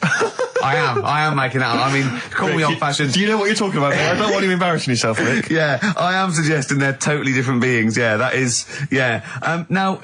Carl, the cockroach is a very different thing. The interesting there is that it lives without its head, because a lot of it's on, there's some of them are phototropic, chemotropic, some of them just literally have, irritation and muscle memory. I mean, they do have a central nervous system, but it's very different. So if you lose the head, it bypasses a lot of that anyway. All this is running around. The reason it dies is because it can't take on water. But it's very different to a man, right, having consciousness and then losing that, and the body's still going, no, I think I remember what I was going to do here. Yeah, so I'm going to carefully walk 32 steps along this white line. Imagine you just looking down going, oh, missed a bit. Yeah. Maybe the head was in the corner going, left, left, left, oh, he's now, Well, let's just put it out. I mean, if anyone listening has maybe had a relative beheaded, maybe in a horrendous car accident, but they got up, maybe they went for a walk, they had a little chat before they passed on. Carl. Get in touch. Carl, you are my favourite being. You are my favourite species. Now, you, Carl, may not be particularly different genetically from a cockroach. You are. Why can cockroaches do that? Why whoever made them went... Let's play a record. Do you know what, when I told him this fact, I send him little facts on text messages just to inflame his, interest. I just sent him a cockroach can live 9 days without its head. He texted back, what's the point of that? Yeah. What's the point of They're that? not doing experiments, these cockroaches. It's a boring last week to have. And he went, and on top of all that, you're thirsty.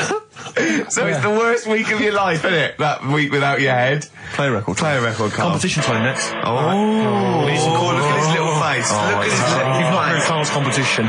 Oh, he could do without an head. Made famous, of course, by Jimi Hendrix. Yeah. That's All Along the Watchtower, as originally done by Mr. Bob Dylan. On XFM 104.9. So, Carl, just take us through the moment where you gave this gift. Firstly, so you went into Boots, right? You thought, all right, 100 condoms, brilliant. Okay. Did you wrap it up? I don't know if it was 100, probably 80. Right, okay. Yeah. Right. You don't want to go mad, do you? Wrap them up. I'm just resting easy knowing that he's not trying to breed.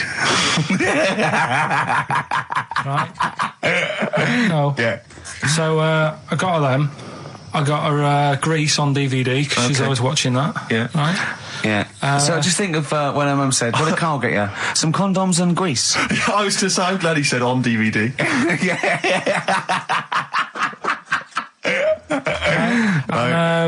She was surprised anyway, right? Because I bet she was. no, when she got she was thinking like jewellery. no, right? That showed her. That surprised you, hasn't it? All right. So hang on, wait a minute. You thought it was a holiday, didn't you? Yeah. Look at your face. You don't know me at all. So hang on. So did you give these on Christmas Day? Right. What happened is she got in from work that Saturday, right? And I said, "Look under the tree." Knackered. Oh, right? at least it's Christmas. Yeah. At least I'm going to get a little bit. Yeah. I said, "Look, you got some stuff under the tree, right?" So did you give her a sugar lump? Right, she was really chuffed with that.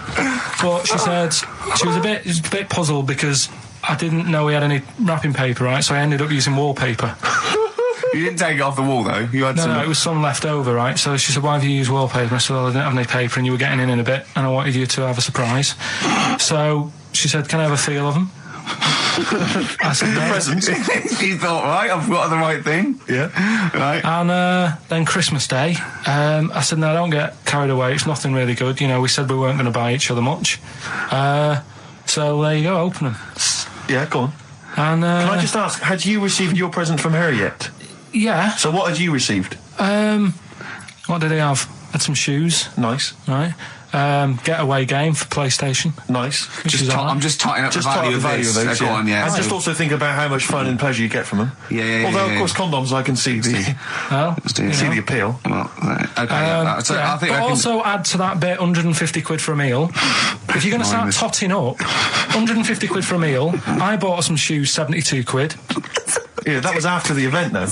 Doesn't matter. All right, so you received these, dare I say it, thoughtful and nice gifts. You handed over the box of condoms. They were wrapped up. She unwrapped them. Yeah. Go on, take us through it. Walk us through it. Well, it's not something you play with on Christmas morning. Oh God! Oh, but when she opened what did them, she say? What did she say? Well, I wrapped them twice as well, so she thought it was something really good. Extra protection, right? And so she thought it was something really good. And then, the disappointment would be doubled. Yeah, go on, yeah. Then she just opened it and went, "Oh yeah, so what's on the telly?" And that was that. Ungrateful. What an ungrateful woman that is. Well, fancy not wanting. I told her a box of economy condoms from Boots. I said to her about the thing about, you know, it's all about the surprise and that, innit? Yeah. You explained that to her? Yeah. What, after she'd unwrapped it? Yeah. Thoughtful. And she was all right about it. Yeah. She understood. Rick, you know I suggested to him that he buy his girlfriend a gift. I'm worried I've done more damage to the relationship by suggesting that than if he had just forgotten. Next time you've got to go shopping for her yourself, Steve. I think I might do. You've better go shopping for her yourself. I'm glad it's all over though. It's mental. Yeah. It annoys me. The whole thing annoys me, and she knows that as well. Yeah. She should know. What? She still insists on having Christmas once a year. Well. Wow. I'm you know. No, but well, anyway, what did you get? I can't think what you bring to the relationship, Carl. I don't know what it is she's getting from you in this relationship. It's like she's doing all the work. 80 times. Oh God, God! I love it. You're brilliant. I know what she's getting. He's the. What? No, he's not thoughtful. No, but he's thoughtful. He's the best he can do with the brain he's got. Do you know what I mean? Right. He's doing his best. He's absolutely doing his best. There's no. He's working at the limits of his powers. Do you know what I mean? Though he's done as well as he can with what he was given. Sure. Yeah, and that's admirable. Yeah, it's like I think he's done better than you'd expect. I bet his teachers didn't even think he'd get this far. Do you know what I mean? What, find a girl? No, well, yeah, a job, a girl. Yeah. Do you know what I mean? Clothe himself. He's done really well. What do you think, Carl? You think you've done well? I think I've done all right compared to some of my mates. What are they doing now? Probably not that much. Do you know what I mean? Mrs. Matthews said I wouldn't be an high flyer. I think I'm doing all right. Yeah. Do you know what I mean? I have a holiday every year. got somewhere to live and that. Yeah, got a new flat, haven't you? Yeah, so where are they then, the condoms? Did she show them to her family and friends? No. Take them into work? Look what Carl I'm surprised she told Ricky, actually. I was a bit disappointed in that. Yeah. Because I didn't go shouting around. Well, she was so excited, Carl, clearly. She was just so pleased and proud. Well, All right, play record, we come back to it. no, that's it now. All right, XFM 104.9, Ricky Gervais, Steve Merchant, Karl Pilkington, not here. It's the best of. You've been voting in all week, sending your emails. So here's the clips that you wanted. Something I watched the other night, that was just good. Again, you know, I learn stuff from the telly. I don't watch the news. Yeah, well, you don't learn stuff from the telly. I'll tell you what, though. You told us there's a fat baby in the world. Forget about them. There's a spider eats chickens and there was a fat kid. Forget them in Iceland, right? Yeah. We'll give them Rockbusters later to do, right? Iceland! But what's the name? I tell you what is interesting, Steve. What? I didn't know that much about it. Autism. Okay. Oh, good. With some more entertaining stuff on XFM 104.9. No. Just to cheer up people. Go on, then. What? Come on. No, right. Have you heard about it, Steve? What autism? It scares me to death when he comes up, when he touches on a serious subject. We've been talking about wheeling a dead pope round, the Chinese don't age well, and ginger people are hated. And now we're going to touch on a really, my heart's in my throat. Go on, Carl, then. Tell me your insights to autism. Right, well, there was this, again, Channel 4 coming up with some good stuff at the moment, right? That might have been Channel 5. But what's the name? It's the attention span I like. Oh. These people who they've got like this autism thing going on. Yeah. And they sort of take in a lot of information. They get sort of they get so into it that they know everything about that subject and what have you, right? And there was this lad who he knew everything, right, about EastEnders. Right. He sort of the cameraman was saying to him. So, you know, why EastEnders and that? And he said, I don't know, I just like it. And he said, I remember when I first watched it, it was a Thursday, it was 5 to 8, Pauline Fowler walked in, she had a pink jumper on, she said, all right, love. And he remembers everything from that moment on. Yeah. Right, and everything, which is great, but then the way the programme was making out, it was almost like they were saying it's a disability. Right. When in a way, it's more like a superpower. Sure, like Rain Man. But if you can take Rain Man. No, he has special autistic powers. Oh God! We must send for Rain Man. I don't know what to do. So he would be a great contestant mastermind, sort of autistic mastermind. He'd be what I'm saying is, don't be watching EastEnders though. Sort of, why didn't they give him an encyclopedia and say, get into that? Sure. That'll be useful. Yeah. Keep him away from EastEnders. Wasting his time there. But I don't think it is a disability. No. Yeah, there are other things, and they're not. It's also autism is a matter of degrees. From what I know, and I'm sorry to have to do this, but I feel that I have to at least be the voice of reason, as ill-educated as I am on the subject. But I think there's degrees of autism. I think some are higher performance than others. There's other issues with it. It's not they're just got good memories. They don't go around doing tricks for people because they can remember stuff. There are other issues with it. Do you know what I mean? Right, well, I mean, they seemed a bit... But you watched the programme, what did you learn? That he knows when Pauline Fowler came in? Yeah, I mean, there was other bits where they couldn't control their emotions and stuff. Oh, that other little bit, yeah. But the main bit of it was he can soak up information and stuff, and I'm just saying, it didn't seem really bad. Do you know what I mean? There's disabilities where people say that's a bad disability. It's like how people say about... This is brilliant. This is just like this is amazing to be in a room with this man. It's incredible. You just wind him up and listen to what comes out. And I'm going to sit back now. I'm not going to defend you or explain anything. Just go on and tell me about the other disabilities that are worse. What I mean is how people can sometimes easily get mixed up. How people are scared of like a cyclop. When at the end of the day, he's got a disability. A bloke. Who's scared of a cyclop? No, it's apart from Jason and his Argonauts. Where's this cyclop that you're scared of? No, I'm just saying in history and in books and that. No, not in history. History happened. Yeah.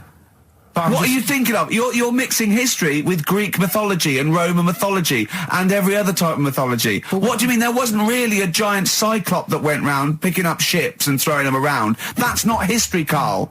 Do you think Batman's history? No, but it was ages ago, wasn't it, when we were sort of... No, I'm not saying it didn't happen ages ago. I'm saying it didn't happen.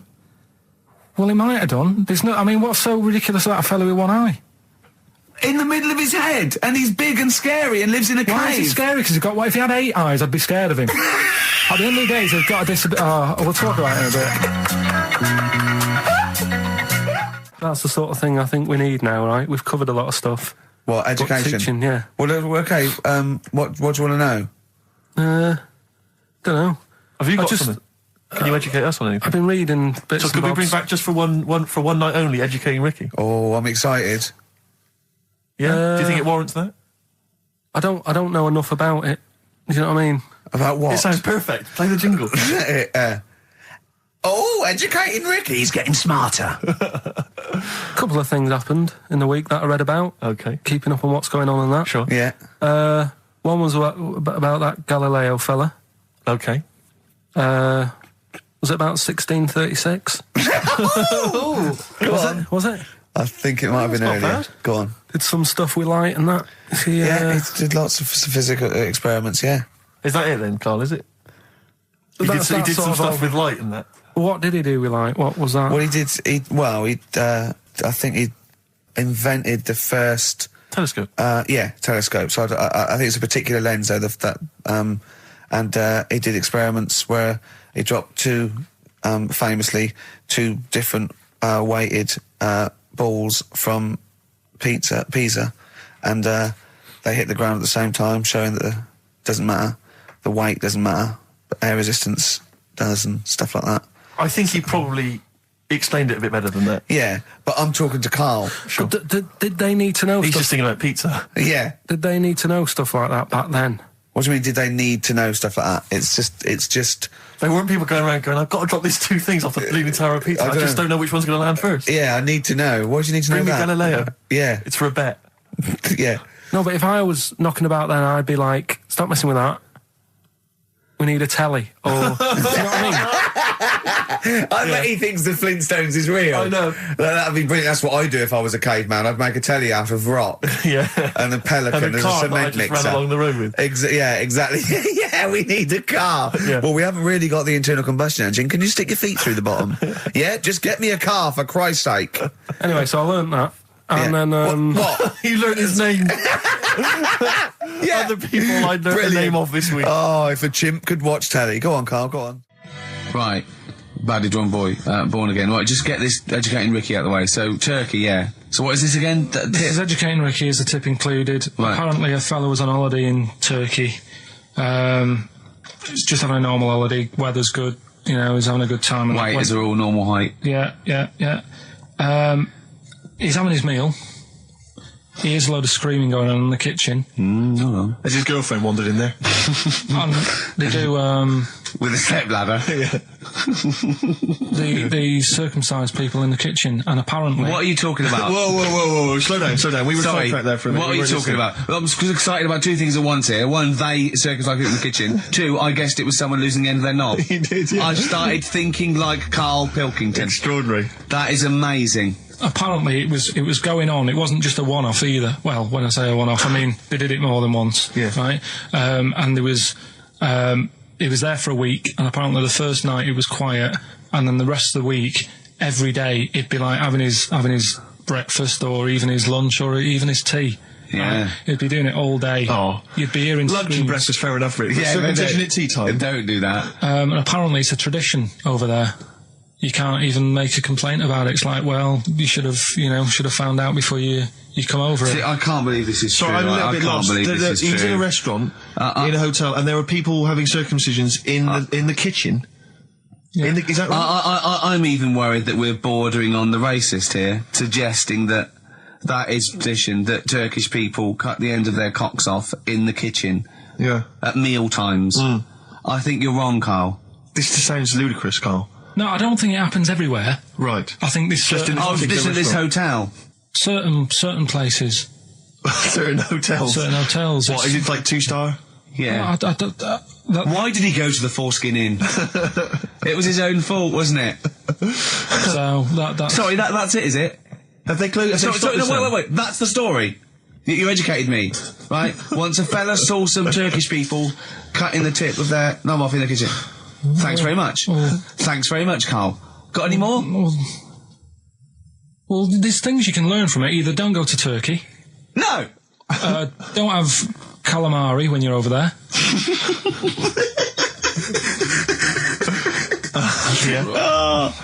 Carl, you've done it again. Well, 104.9 XFM. You alright? This is Karl, producer of Ricky Gervais and Steve Merchant. They're not about today. Ricky's on holiday. Steve couldn't be bothered.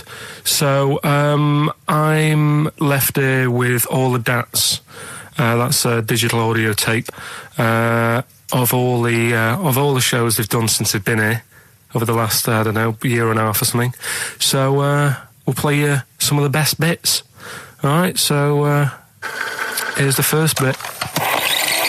Here's a problem that someone's emailed in. Yeah. We're taking emails today. If you've got a problem, a concern, or, just a general query that you think Karl could answer for you. It could be about anything. It could be about some of the big kind of philosophical questions. Yeah. It could be something to do with war or famine, anything like that. Or it could just be a personal dilemma, something that's happening locally.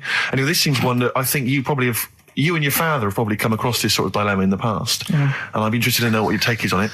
Let me see, this is from Lee Matthews by the look of it. He says, he lives in a suburban area where the local teenagers also live on the same road, and they're running riot. They're smashing wing mirrors off the cars, they're crashing into parked cars on their skateboards, and they're just generally making mayhem, night and day. What can he do to stop this going on? The parents of the kids don't seem to give a damn. Anyone who complains to them, they just say, oh, piss off. The police are useless because they never catch them in the actual act of violence, which is what they got to do to apparently convict them. So they don't know who to turn to, really. It's rather like when a little old lady went and got the A-team, It's a and he was dressed as an elderly Chinaman. Exactly. She knew who he was. Colonel Decker didn't have a clue. Yeah. You see, it's weird because now it has got out of hand. Sure. Do you know what I mean? Like years ago when I was growing up on the estate, you had problems, but not like you have now. Do you know what I mean? Summers were nice as well, weren't they? Well, right. And police are getting shorter and younger. But you yourself kind of admitted in the past that you were something of a tearaway. You didn't do anything like these kids here. The thing is, I was scared that if I got caught doing it, my dad would go mad. Yes. And I remember smashing a car window by accident and legging it in the lounge and sort of pretending to go asleep on the settee. Right? Genius. And I heard a knock at the door. He chloroformed himself just to be unconscious when his dad came home. And there was a knock on the door, and I thought, oh God, this is a fella, he saw me. I was chucking a stone in the air, seeing how high I could throw it. Of course you were. Did it keep landing on your head? That would explain a lot. And it came down. Chucking a stone in the air, love it. To see how far I could throw it. Brilliant. So, I wasn't bothering anyone. Did you invent that game? Right, Did you get the stone for your birthday? Go and play with your stone. He gave one to Suzanne. Karl, go and play with your stone. The thing is, right, and it came down at a funny angle, and of course it did. It ate the back of this car, and the back window is the most expensive because it has that heating thing in it. Yeah. In case you got a frosty window. Yeah. So I thought, oh God. So I legged it in, got on the settee, went to sleep, knocked at the door. Genius. It's a brilliant plan. It's a brilliant plan. I couldn't be guilty. I'm asleep. So I love the idea. So the thing is, our lounge used to sort of, you could see in from the door, right? So this family who saw me do it, saw me asleep on the settee, and my mum said, go and get the door. And I sort of went, oh, as if I'd been asleep. Yeah. I went to the door, rubbing my eyes, and the fella said, what did you run off for? I saw you. I was like, oh no. And I didn't see my dad. I went out. It was when he was working sort of evenings. So I went out so I didn't have to see my dad. And then the next day I came home from school, and my dad said, 45 quid.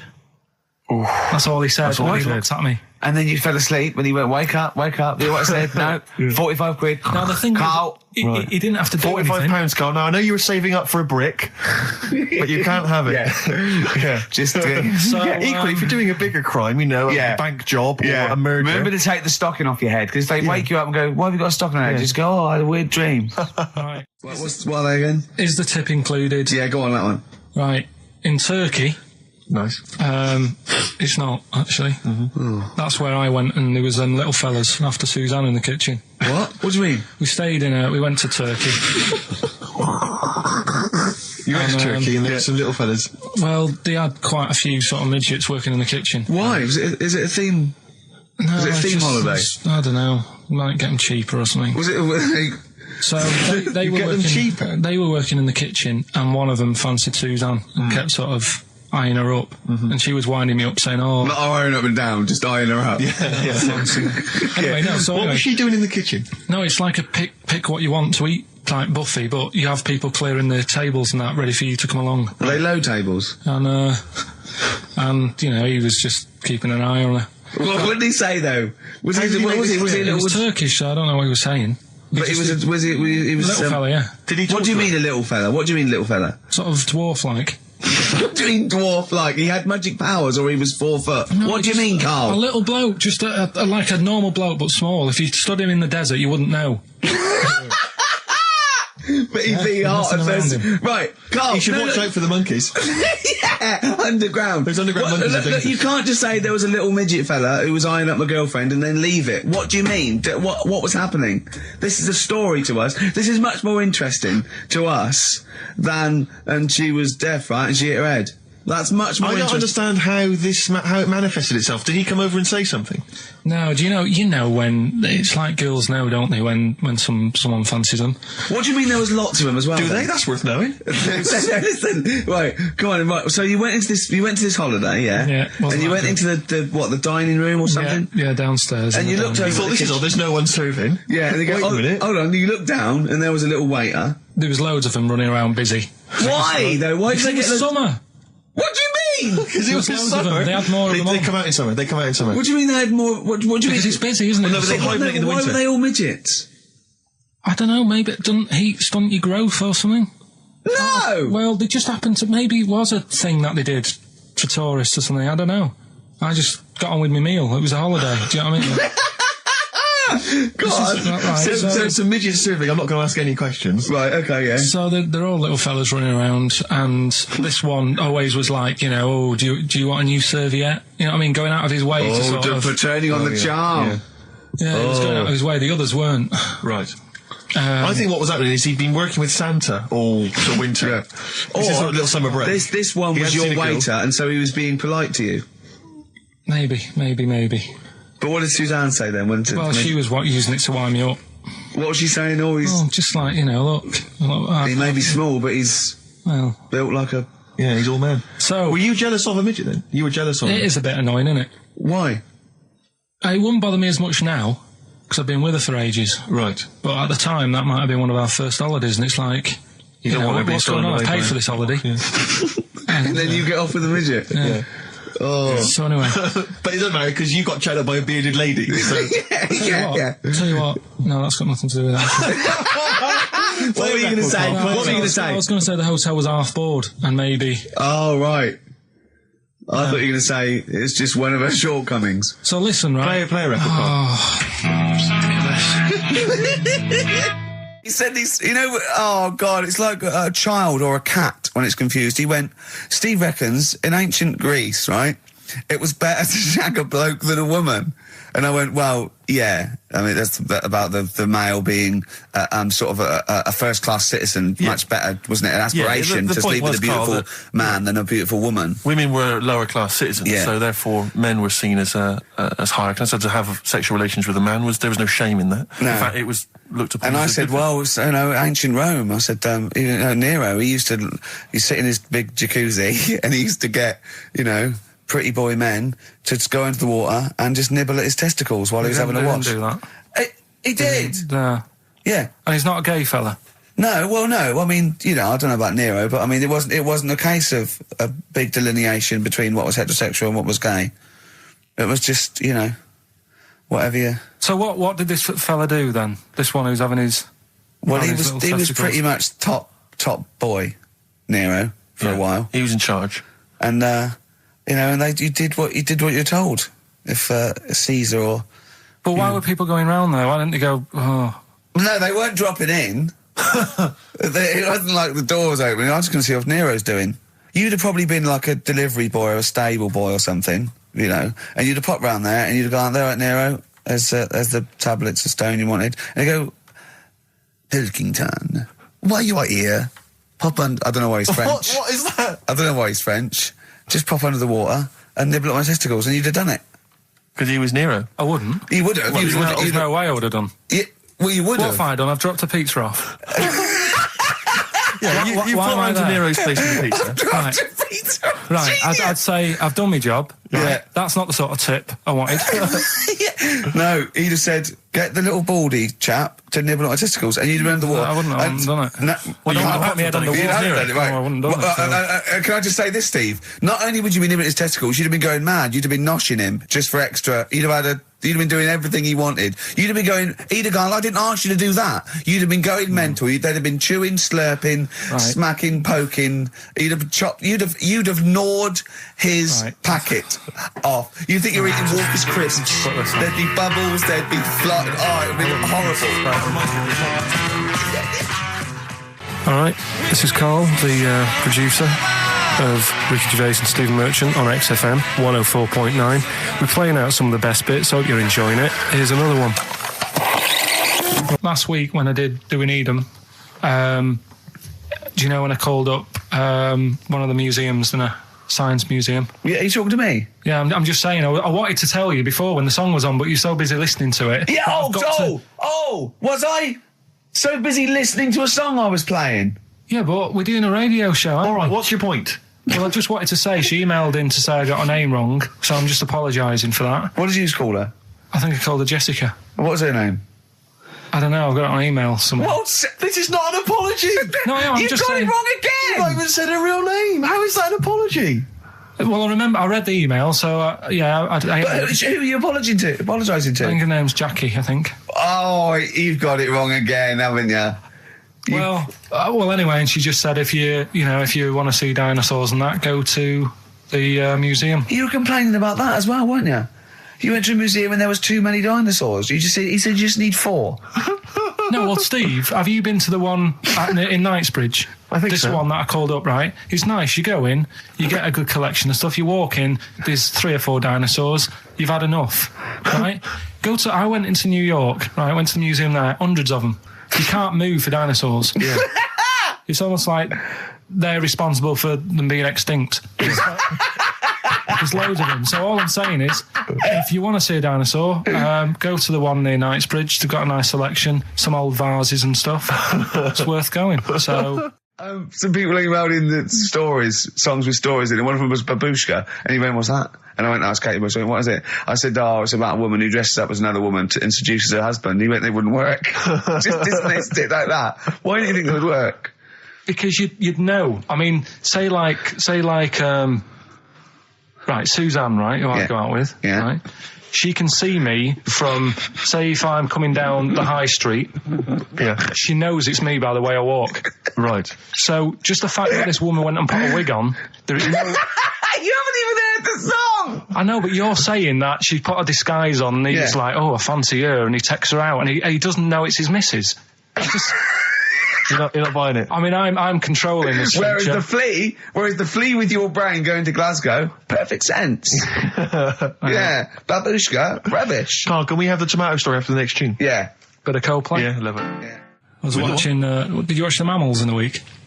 No, David Attenborough. No. I was thinking actually, right, all this MTV stuff. If there's one reason why I'd like to do it, is I was watching Attenborough, the Mammals programme. I reckon I could do something like that. Right. And just have like me instead of Attenborough, like a young sort of fresh person, watching like certain animals and saying, "Do we need these?" Do you know what I mean? Yeah. Oh God! What do you call it? Death on Earth. Well, that's amazing. Do we need these? And, No, 'cause there's loads of and the stuff. audience at home would vote. Would there be some kind of telephone like a vote? vote out system. Oh, But the thing is like, Yeah. it's something interesting that Attenborough was saying the other night on on Jonathan Ross's show, on his telly show. Right, he was saying, he said you could take all the humans off the earth and it would carry on, but take like some animals off it, mammals and that, you got problems on your hands. I thought that was quite interesting. Yeah. So it's like the question is, do we need these? Is that part of the big thing? Right. Like jellyfish. Yeah. We've talked about jellyfish. Yeah. Yeah. So which mammals in particular were you talked about watching our that Zoe you Ball thought- show, haven't you? Hey? Which mammals were you thinking we don't need when you watched the show the other night? Any in particular that you thought they don't need them? They're not of interest. Well, I like whales, but I don't know what they do. And they're taking up quite a lot of room. Sure. But stuff like, Yeah. but like jellyfish I looked into because I was talking about them, and they were saying they've got no eyes, no heart. There's something like 97% water. Yeah. They're blind and they do about 33 miles a day. Right. So it's like, do we need them? Could we clear them out? Yeah. Well, the big net. That would be the programme. What? Right, we'll get rid of them. Next week we'll be looking at rhinos. I think it's genius. Yeah. Honestly, I think it's genius. And like going along, sort of like picking up sea anemones and going and just lobbing them into the sea. Well, what do you think about MTV doing that? And then I just, in between the bits, play music videos? I play music related to fish, so I could play like Fish. Yeah. That Rock Guy. Or the Animals. Rock Lobster. Yeah. Or what else could This I get could in Run there? and Run. What other songs have got animals in them? The Monkeys? Could play the Monkeys. Yeah, there's about 1 million, so let's not start this. No, but do you know what I mean? So do we need this? So MTV flies you around the world to the most incredible exotic locations. You sort of climb up a tree or whatever next to, I don't know what lives up a tree, some kind of rare parrot. You say, look at that, it's colourful, it's interesting. Oh, you like sloths, don't you? No, they just live up trees, but I'd say, do we need them? Why? Well, what do they do? What do you mean? What do they do? What do you want from an animal? Carpentry. What do you want? I don't like scorpions, right? Right. But then I found out they look after those monkey things. They're not monkeys, they're lizards. Well, all right, yeah, then lizards. They look after the lizards. So there's a reason. But do you need the lizard? Could be your next question. Because the local people made shoes out of them. But not when the scorpion protected them, they didn't. All right, we don't need them then. Okay. So ultimately, would anyone decide? I mean, do the animals kind of get a chance to mount a case for their survival? I mean, is there maybe someone that comes into their corner and sort of defends them? I'd have like a David Attenborough type character who says, well, they do this, and I'll go, yeah, but do we need that doing? Yeah. Okay. So what does an animal need to do in order for you to feel that it sort of gets a chance of life? I mean, like a pet, like an animal, like a dog maybe, or a cat, I mean, they give a certain affection to its owner. Is that a valid reason to survive? Not particularly for you. Not really. No, okay. I've been saying that though. Blind people use dogs, so they are useful. So dogs are useful. Farmers Saint Bernards, they often save people, don't they, in snowy weather? Cats. I'd have to think about it. Okay. Keep the mice down. Yeah, but you got rent-a-kill. Okay. So what I'm saying is something that will affect the world. Right. I think you'll find everything does. Except Karl. I'm not sure what effect he's having on the world. I'll tell you what though, Steve, right? Did you watch the Mammals? I didn't see the Mammals. They had bison on it. Right. The weirdest looking things you've ever seen. Yeah. They've really you're on dangerous ground here, Karl. They've really got it's like, decide what you want to look like. It's just a mismatch of stuff. It's got a really big airy head. Yeah. And like you. Sort of bald at the back. Right. It sounds like someone you went to school with. Was there two of them? Oh, brilliant. That's nearly it, Karl. Right, what's your last room 101? Oh, God. It was, holidays. Holidays. Well, you want to put holidays in room 101? People who are sort of annoying on holiday. Oh, yeah. Do you know when you go away? Oh, yeah. It's sort of touched on this before. Is this going to be the Scouse guy? Yeah. Go on. Oh, it's so long now. I mean, it was a holiday when we went to Tunisia. And the Scouser pissed you off, surprise, surprise. Yeah. Yeah. But the annoying thing was, when you go on it was a cheap holiday, and like the lesson here is, if you want a good holiday, you got to like spend some money. Yeah. And we didn't on this one. We spent about, I don't know, 400 quid for two of us for like a month or something ridiculous.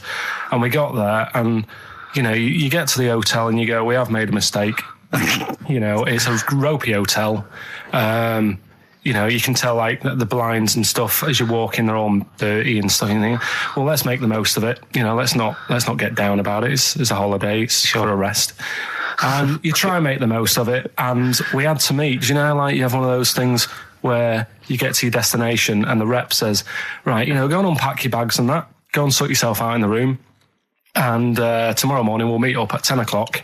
And I'll go through, the best sort of place to go for camel rides and, the best deals I can get you. That sort of thing. Can anyone here walk like an Egyptian? So she says, right, tomorrow morning, meet 10 o'clock in the discotheque. So we get up and we have breakfast, and it wasn't a good breakfast. The kitchen was, like, bit horrible. The food wasn't good, and it was run by sort of midgets. What do you mean it was run? Not there's anything wrong with that. There was little fellas running around, and the annoying thing was one of them sort of started to fancy my girlfriend. How did he manifest his affection for No, you're not saying there's anything wrong with midgets, though, are you? Just saying it was strange. There was but even midgets shouldn't be cutting in on Karl Pilkington's territory. I know. But it's also that thing of, they've got little fingers, and it's sort of ruined. I'm so sorry. No, I'm not. It is a bit of a phobia of mine. Okay. Do you know what I mean? They are nice people and that. Sure. Oh, God. But the annoying thing is... So what was he doing then? How did he... I don't understand how he was chatting up your girlfriend. Was he crawling under the table so you couldn't see? Just kept... Whispering to her from underneath there. Stop it. Just sort of, Wait, I don't want to get a complaint on our last show. There's not many midgets. What's going to happen? Can we just finish this and start up again in a couple of months? Oh, yeah. So if you want to know more about the midget theme restaurants, then we'll talk you in 3 months. Yeah. It's just... No, that's fair enough, actually. Oh, yeah, no, sorry about this. Listen, we'll see you in about a really... it's been a pleasure, truly, and thank you for everyone that wrote I've got you letters. Have you really? I've got you both a present, right? Oh. I got Ricky, do you know, like, we've done fables and stuff? Right? Yeah. This is like Mr. Ben. Oh. This is brilliant. Yeah. Right, and it's like little fables that Mr. Ben goes on. Oh, fantastic. So I want you to learn something from that for when you come back. Okay, brilliant. That's lovely, I'll tell you Karl. one of the stories I read this morning. It's brilliant. In fact, when you've done with it, give it me. Yeah. Because I haven't finished reading that. Okay. Thank you, Karl. And for Steve, a little... chat-up lines. A little book of chat-up lines. That's fantastic. That's great, Karl. Well, we'll see you in 3 months. But carry on emailing Karl. Cherish Karl Pilkington. He sits in a little room by himself, so keep him in touch. And we'll see you in August. We're going to leave you with something that we all love. This is There Is a Light That Never Goes Out by the Smiths. Very apt, I think. Goodbye. See you later. You've been voting in all week, sending your emails. So here's the clips that you wanted. Right, Badly Drawn Boy, Born Again. Right, just get this Educating Ricky out of the way. So, Turkey, yeah. So what is this again? This is Educating Ricky, is the tip included. Right. Apparently a fellow was on holiday in Turkey. He's just having a normal holiday, weather's good, you know, he's having a good time. Weight is all normal height. Yeah. He's having his meal. He hears a load of screaming going on in the kitchen. Hold on. Has his girlfriend wandered in there? They do, with a stepladder. Yeah. the circumcised people in the kitchen, and apparently... What are you talking about? Whoa. Slow down. We were sidetracked there for a minute. What are you talking about? I'm excited about 2 things at once here. One, they circumcised people in the kitchen. 2, I guessed it was someone losing the end of their knob. He did, yeah. I started thinking like Karl Pilkington. Extraordinary. That is amazing. Apparently it was going on. It wasn't just a one-off either. Well, when I say a one-off, I mean they did it more than once. Yeah. Right. And there was it was there for a week, and apparently the first night it was quiet, and then the rest of the week, every day it'd be like having his breakfast, or even his lunch, or even his tea. Yeah. Right? He'd be doing it all day. Oh. You'd be hearing lunch and breakfast, fair enough, really. Yeah, circumcision at tea time. Don't do that. And apparently it's a tradition over there. You can't even make a complaint about it. It's like, well, you should have found out before you come over. See, it. I can't believe this is true. I'm a little bit lost. He was in a restaurant, in a hotel, and there were people having circumcisions in the kitchen. Yeah. Is that right? I'm even worried that we're bordering on the racist here, suggesting that is tradition, that Turkish people cut the end of their cocks off in the kitchen. Yeah. At meal times. I think you're wrong, Karl. This just sounds ludicrous, Karl. No, I don't think it happens everywhere. Right. I think this just in this hotel. Certain places. Certain hotels. Certain hotels. What is it, like 2-star? Yeah. Why did he go to the Foreskin Inn? It was his own fault, wasn't it? So that's sorry. That's it, is it? Have they closed? Wait. That's the story. You educated me, right? Once a fella saw some Turkish people cutting the tip of their knob off in the kitchen. Thanks very much. Thanks very much, Karl. Got any more? Well, there's things you can learn from it. Either don't go to Turkey. No! Don't have calamari when you're over there.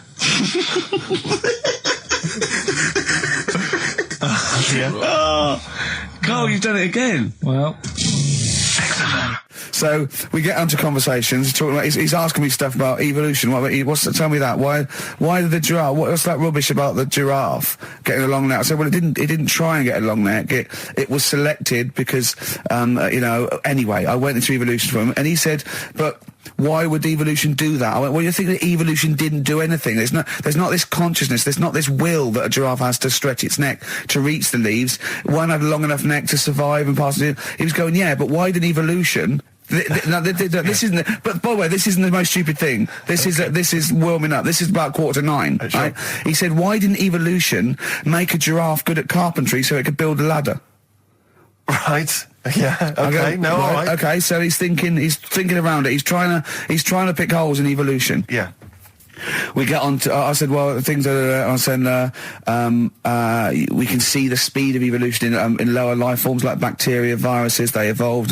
That's why soon we won't have an antibiotic that can kill some certain bacterial strains. And he said, and this is about 11:30. Then I said, I'm going to bed. Right? He said, in the future, they reckon that you'll be able to wake up and eat a yogurt you can have a chat with. I don't know what that means. Let's put a song on, right? No, and we'll come back to it. So you're going to explain that? Yeah. You've got an explanation? The Verve and Sonic on XFM 104.9. I'm Ricky Gervais, with me Steve Merchant and Karl Pilkington. So let's just get this right. What did Carl say? He's just specifically giving those words again. He said, they reckon, and I said, I'm going to bed. He went, no, really? I said, no, I'm going to bed, Carl. There's no point now, because, it's just like you're talking gobbledygook. You know what I mean? I might as well talk to a pot plant. Yeah. He said, in the future, they reckon, I don't know who they are. Sure. I don't know, people who post things on the internet that he reads. I think the Telegraph. Anyway, complete the sentence. They reckon that in the future you'll be able to wake up. I love it. There's a little scenario, an embellishment, like this little. Oh, hello, darling. It's your yogurt. Hello. You'll be able to wake up and eat a yogurt you can have a chat with. All right. Well, thanks for that, Rick. I'm looking at you. I'm going to throw that over to Carl now. Right. It's when I was away on holiday, right? I got. I don't normally buy the Telegraph because it's too big and that, innit? So, but they were giving it away for free on the plane, so I thought, ding dong, might as well have it. Mm-hmm. And I saw a couple of things in it. I thought that would be interesting. I saw this thing about the future, and it was talking about evolution and what have you, right, which I always find weird, because I always think that maybe we've sort of done it wrong anyway. Do you know what I mean? I sometimes think you can't evolve. By definition, evolution can't get things wrong. Things change, that it's not successful, it can't pass on its genetic material, but if you're around, it's working. If you're around, it's working. Slugs are as evolved as they need to be. Slugs are as evolved as you and me. That's true enough. Yeah. No disrespect, but it works. It works. Sorry, they're around. Anyway, what's your point, Carl? No, I mean, I think we probably would have been better off staying as a fish. Just because there's more water than land, isn't there? Right. And you wouldn't drown. This is why I went to bed. No, I'm thinking of dozing off now. Yeah. No, but do you know what I mean? From, what was it? It was bacteria, it was fish, mermaid, man, onwards and what have you. So anyway. Oh God! No, there are a few knowledge gaps in your theory of evolution. All right, you generally got it right though. So yeah, I mean, basically, it went bacteria, fish, mermaid, man. What's next is the big question. So it was telling you all about this and what have you, and saying how we shouldn't have interfered, because maybe if we wouldn't have invented planes and what have you, maybe we'd be able to fly and what have you if we really needed to and stuff like that. Okay. So we've interfered with evolution, you see. Right. Well, then it was saying, well, what's the future got? Yes, in one way we have interfered with evolution. Yeah, the evolution of the human being in society is changing. It's no longer based on the strongest or the fittest, because medical science can keep us alive long enough. People can pass on their genetic material where without this civilization they wouldn't have been able to. So yeah, there are different parameters, there are different pressures, there are different things that say whether we're going to pass on our genetic material or not. Okay, so in that sense you're right. And that, Rick, as far as I'm aware, has led to a yogurt that you can eat and have a conversation with. So this is what it was saying. It was just saying, we're living in mad times and that. There's a lot of weird stuff going on. One of which is... And the fellow was just saying, with computers and stuff like that, the way it is, we'll be able to wake up. Go on. have a chat with your yogurt and have something to eat. What do you mean, have a chat with your yogurt? Because of the amount of, I mean, you have them yogurts already, those friendly yogurts, those bacteria-friendly ones, so this is just a really friendly one. Yeah, they don't... Oh, God! I might burst! Do you know what, sometimes, Carl, I think that we're having a chat with a yogurt. Do you know, there can't be any difference. Yeah, but then I'm always reminded that would be more entertaining. That would be more informative. Is this something that happened to a friend of yours, or is this... No, I read about it. You read about it, okay. There's this little lad, right? Okay. First of all, it's years ago, right? When they didn't have decent doctors in, like, every town and that. Yeah. And, this little kid is dead ill, right? Yeah. And the local doctor... Well, there's a phone call involved, so I don't really get the impression that it's like medieval times. Yeah. Yeah. But I didn't say that, I just said it's years ago. So this kid's ill, right? Yeah. And he's lying in the bed, and he's all going funny colour and that. Yeah. And his mum says, I'm going to get the local doctor round. The local doctor comes round, and she says, I don't know what's up with him. He said, leave it with me. Leave it with me? He said, the doctor said that? I'll have he said, I'll phone up a top doctor. Okay. Who was in America or somewhere like that. And so he goes to the phone in his office and he calls America, and because it's years ago, the phone line isn't that good, it's all crackly and that, right? Yeah. So he's talking to the doctor and he's saying, I've got this kid, he's a funny colour, and he's really weak and that. I don't know what's he's not giving him much to go on. Right? Sure. So the American doctor, right? Yeah. He goes, yeah, what you want to do? And it's all breaking up, right? Yeah.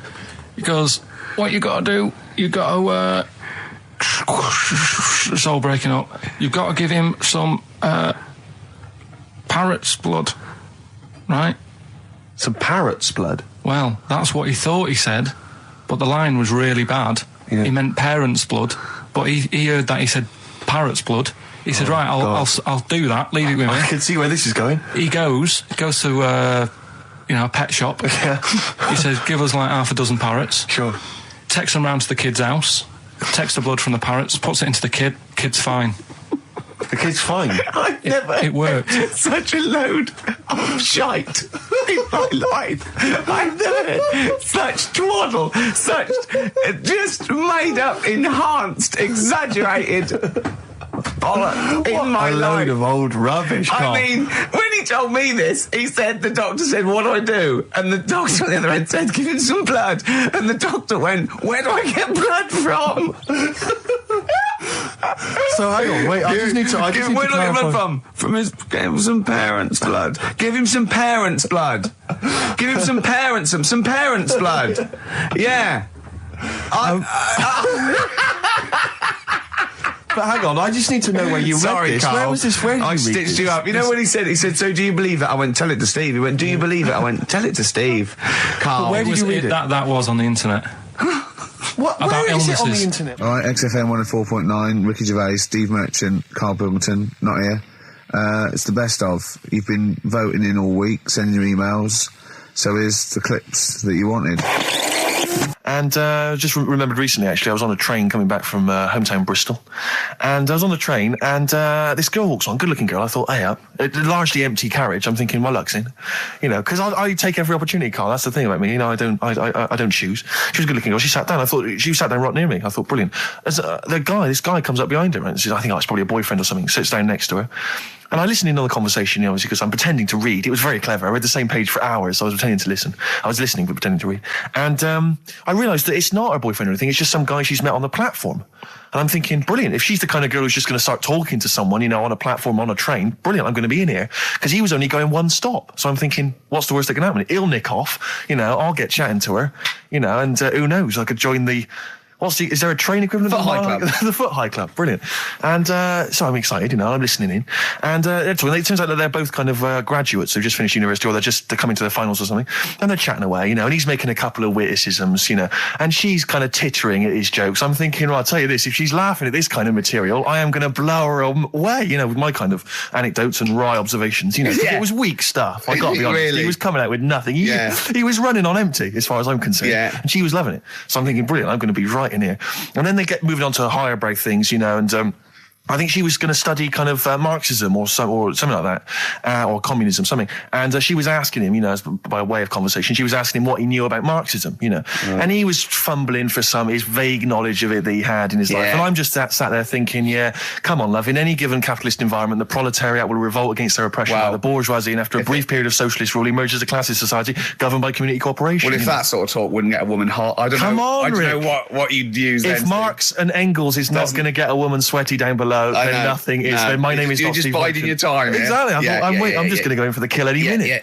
Yeah. So anyway, it comes to his stop. Right, he gets off. I'm thinking this is a piece of cake, and he gets off, and off he goes. He walks off, and I'm thinking brilliant. And I thought, I'll wait. You know, I'll wait till the train's pulled away. I'm not going to leap in straight away. No. And he comes back along the carriage, and I'm thinking, hang on a minute. He goes, listen, do you mind if I give you my email address?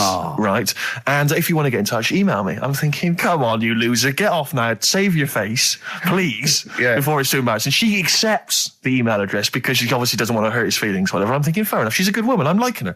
I'm loving her. I'm thinking that's my kind of girl. So anyway, he gets off. I'm sat there, the train pulls away. I'm thinking, I'll wait a few minutes, I'll just, give it some time. Her phone rings. It's her friend on the phone.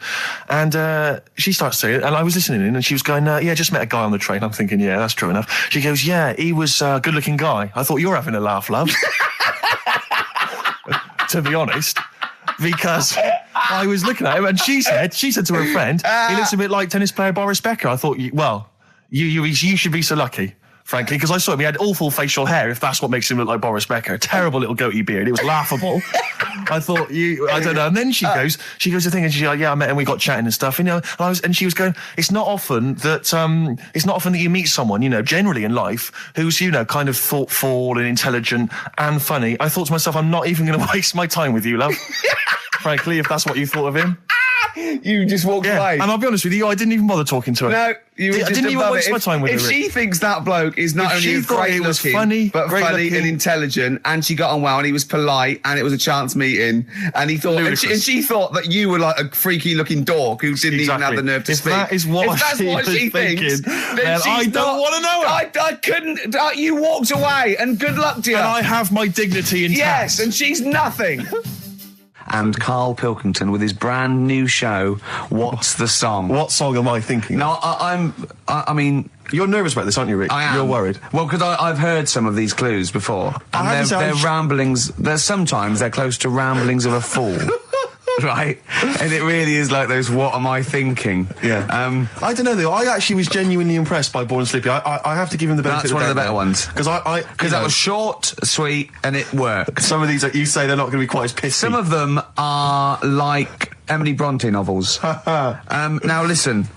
We're just going to go for it then. You do it, and we'll just get people to call up because I want to see the general public's confusion of trying to work out. Why don't you give us your next clue, and then we'll play a track, and then we'll hopefully have people on the line after the track to try and answer it, and you can recap briefly. So give us your clue now for what song am I thinking of? Right, this one. It's about a woman. And she's just normal, nothing wrong with her, or so she thinks, right? But there's the twist. Is this like the Tales of the Unexpected? And she's got she's got her mates and she's having a normal life, having a good time and that. And then this thing happens, right? And she starts to stink. And she can't have a bath, right? And she really wants to have a bath. She's dead sweaty and stuff. She's going about her daily stuff. She can do everything else normal. She can eat, she can talk, everything. But for some reason... she can't have a bath. Is there a coal mining husband in the bath? Yeah. Is this Born Stinky? She can't have a bath. So a woman can't have a bath? Yeah. Or a shower. She can't. Okay, leave it there, Rick. Don't try and guess. It's not for us to guess. The general public can phone up and ask questions, so I just go for it. I'm not sure they can they? I think so. Otherwise, we don't want just people just phoning up and getting it. What about this? Why don't they can ask one question? Yeah. They can ask one question of Karl, then they have to make a guess. Okay. 08700 800 1234. Have we got someone on the line now? We'll just let's do it. Let's go for one. Let's go for one. This is edgy radio. This is letting Karl stuff. live. Go on. Hello, XFM. Hello, I'm ringing about what's the song? Absolutely. What do you think? Well, I'm going for Dirty Diana. Dirty Diana. See, that works. That's a great guess. It does. Yeah, but it doesn't work because why can't she have a bath? Okay, so the answer is in there. I was going to ask you. Well, that's your one question. That'd be the answer. That would be the answer, I'm afraid. What was your name?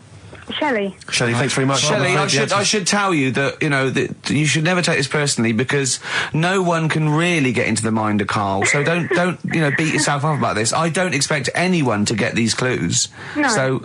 So well done. That is a fine guess. Thank you. Thank you. Okay. Anyone else there? Let's hello XFM. Who's that on the line? It's Chris. Hello, Chris. A question for Karl? Before you give us I haven't thought of a really good question or anything yet. You just want to go for the guess? No, what I thought was, I'm sure Simon Mayo used to do this when he did the breakfast show on Radio 1 years ago. No, he didn't. So you've just pinched this idea, Karl? If you're going to rip someone off, Karl, do not rip off Simon Mayo. I haven't ripped this off. I thought this was a new idea. I was going to do it with sound effects instead, but that's... he used to do that, and he used to get his team to play other characters. You idiot. Well, no, hang on. Not you, Chris. I'm saying you idiot to Karl. Yeah, but nothing's new anyway, is it? So I'm not getting annoyed about it. True. What do you think the answer is? Is it Cornflake Girl by Tonny Amos? Good answer. She couldn't have a bath because she'd go all floppy and then go down the plug hole. Good answer. She'd go all soggy. Yeah. So is it Cornflake Girl? No, it's not, but that's a great answer. It could have been. All right. Okay. You're already seeing the error of this, aren't you? I think this is great radio. I'm really hooked on this. I'm genuinely excited This is really like that, those so-called lateral thinkers. A man got into a field and dies. Why? Yeah. He ran out of air. No. Not the one I'm thinking of. He was of. shot. No. Yeah. That was a good answer, Well, but... couldn't, Simon Mayo, sue you or something for doing it? Will you stop? Don't mention that. Yeah. Listen, I think if you're going to steal ideas from someone, it should be a brain box like Mayo. I mean, he's the man who's The only example of one I can ever remember hearing on his show, because I was quite young then, was some people were pretending to, tap someone's phone or something, and then they got caught, and the answer was just bugging by whistle, because they were... Genius. That was absolute genius. That's absolute genius. See, Karl, that's the sort of standard you've got to come up against. Thanks very much, Chris. The phone lines are hot. Well, hello, XFM. Hi, is it Candy Perfume Girl? Is it what? Candy Perfume Girl. Candy Perfume Girl? Yeah. Candy Perfume Girl. Is it? Well, who's that by? Madonna. No, it's... That sounds like an obscure album track. No, it's one of her songs. Just think about it. She stinks and everything. She's a normal life. I didn't say she was a sweet or anything. But for some reason she can't have a bath or a shower. Is this a big song? Just to give him a clue, it's a bigger song than Candy Sweet Girl. Thank you very much indeed for your guess. It clearly is right. Thank you. Cheers. Sorry. Okay, one more, then we go to a record. Come on. Okay. Go on. Hello, XFM. Carl. Yeah. Is it High and Dry by Radiohead? High and dry. High and dry. Now that's great. She smells, which is another word for high. She's dry because she doesn't have a shower. Karl, if it isn't that, yours will never be as good as that. He's the winner. Whatever you're thinking of, that clue is brilliant. What's your name, mate? It's Richie. Richard, I mean, you can't beat that. That's a bit too lateral. Don't be stupid. It's perfect. He's made yours into a clever clue. He's made high, she smells, dry, she never gets in the bath or shower. It's not that, is it, Karl? No, it's not. You don't even get that, do you? Not really. Have you ever heard of the word high being used to mean sort of smelly? No. No. Oh, what? That was where you went wrong there, mate. Richard, I'm declaring you the winner, even though that isn't the answer. I don't think we should give up this early. Can we just let's play a song and give it one more chance, because if people think about it, it is really easy. So I'm not going to find out the answer now because I've got to go out. Okay, we'll do it very quickly. Stay in for 10 minutes. We're just going to play a new Coldplay track out. Okay, let's play Coldplay and then we'll come back with this. Karl, it was you that worked out the maths and worked out I was 28, because they just worked out I'm 27. You are 27. No way. Yeah, I asked you, didn't I? And I said... But what I sort of questioned was, I said, well, if you're 27 today, that means last week you were 26. Well done, yeah. That's irrelevant. So therefore you assumed that I must be 28 then? Yeah. Whereas I assumed you were using, your knowledge of maths, such as it is. I wouldn't do that. No, sure. Wow. I actually got lost in that conversation because I genuinely didn't know what he meant would mean last week you were 26. I don't know what that meant. I don't know what it meant. Wow. Well, it is Steve's birthday. But he would have been 26 last week. Sometimes you genuinely frighten me because it's those staring eyes. There's nothing behind him. It's this little bald head. It looks like Davros looking at me. Genuine fear on his face when he enters into a conversation with another human being. What bit don't you understand? If he's 27 today, he would have been 26 last week, and he doesn't look 26. He didn't look 26 last week. He looks older than 28 today. You've started on his birthday. You're still having a go at him. Karl, I don't look like the kind of hot stud that I actually am, but face facts, that's the truth, mate. Yeah, live with it. Get with the programme, jeez. Well, let's have a little bit of cake. Okay. Oh, that's appropriate. See what I did? But you mean the band, don't you? Not the cake. You haven't actually bought a cake, have you? Got anything at all?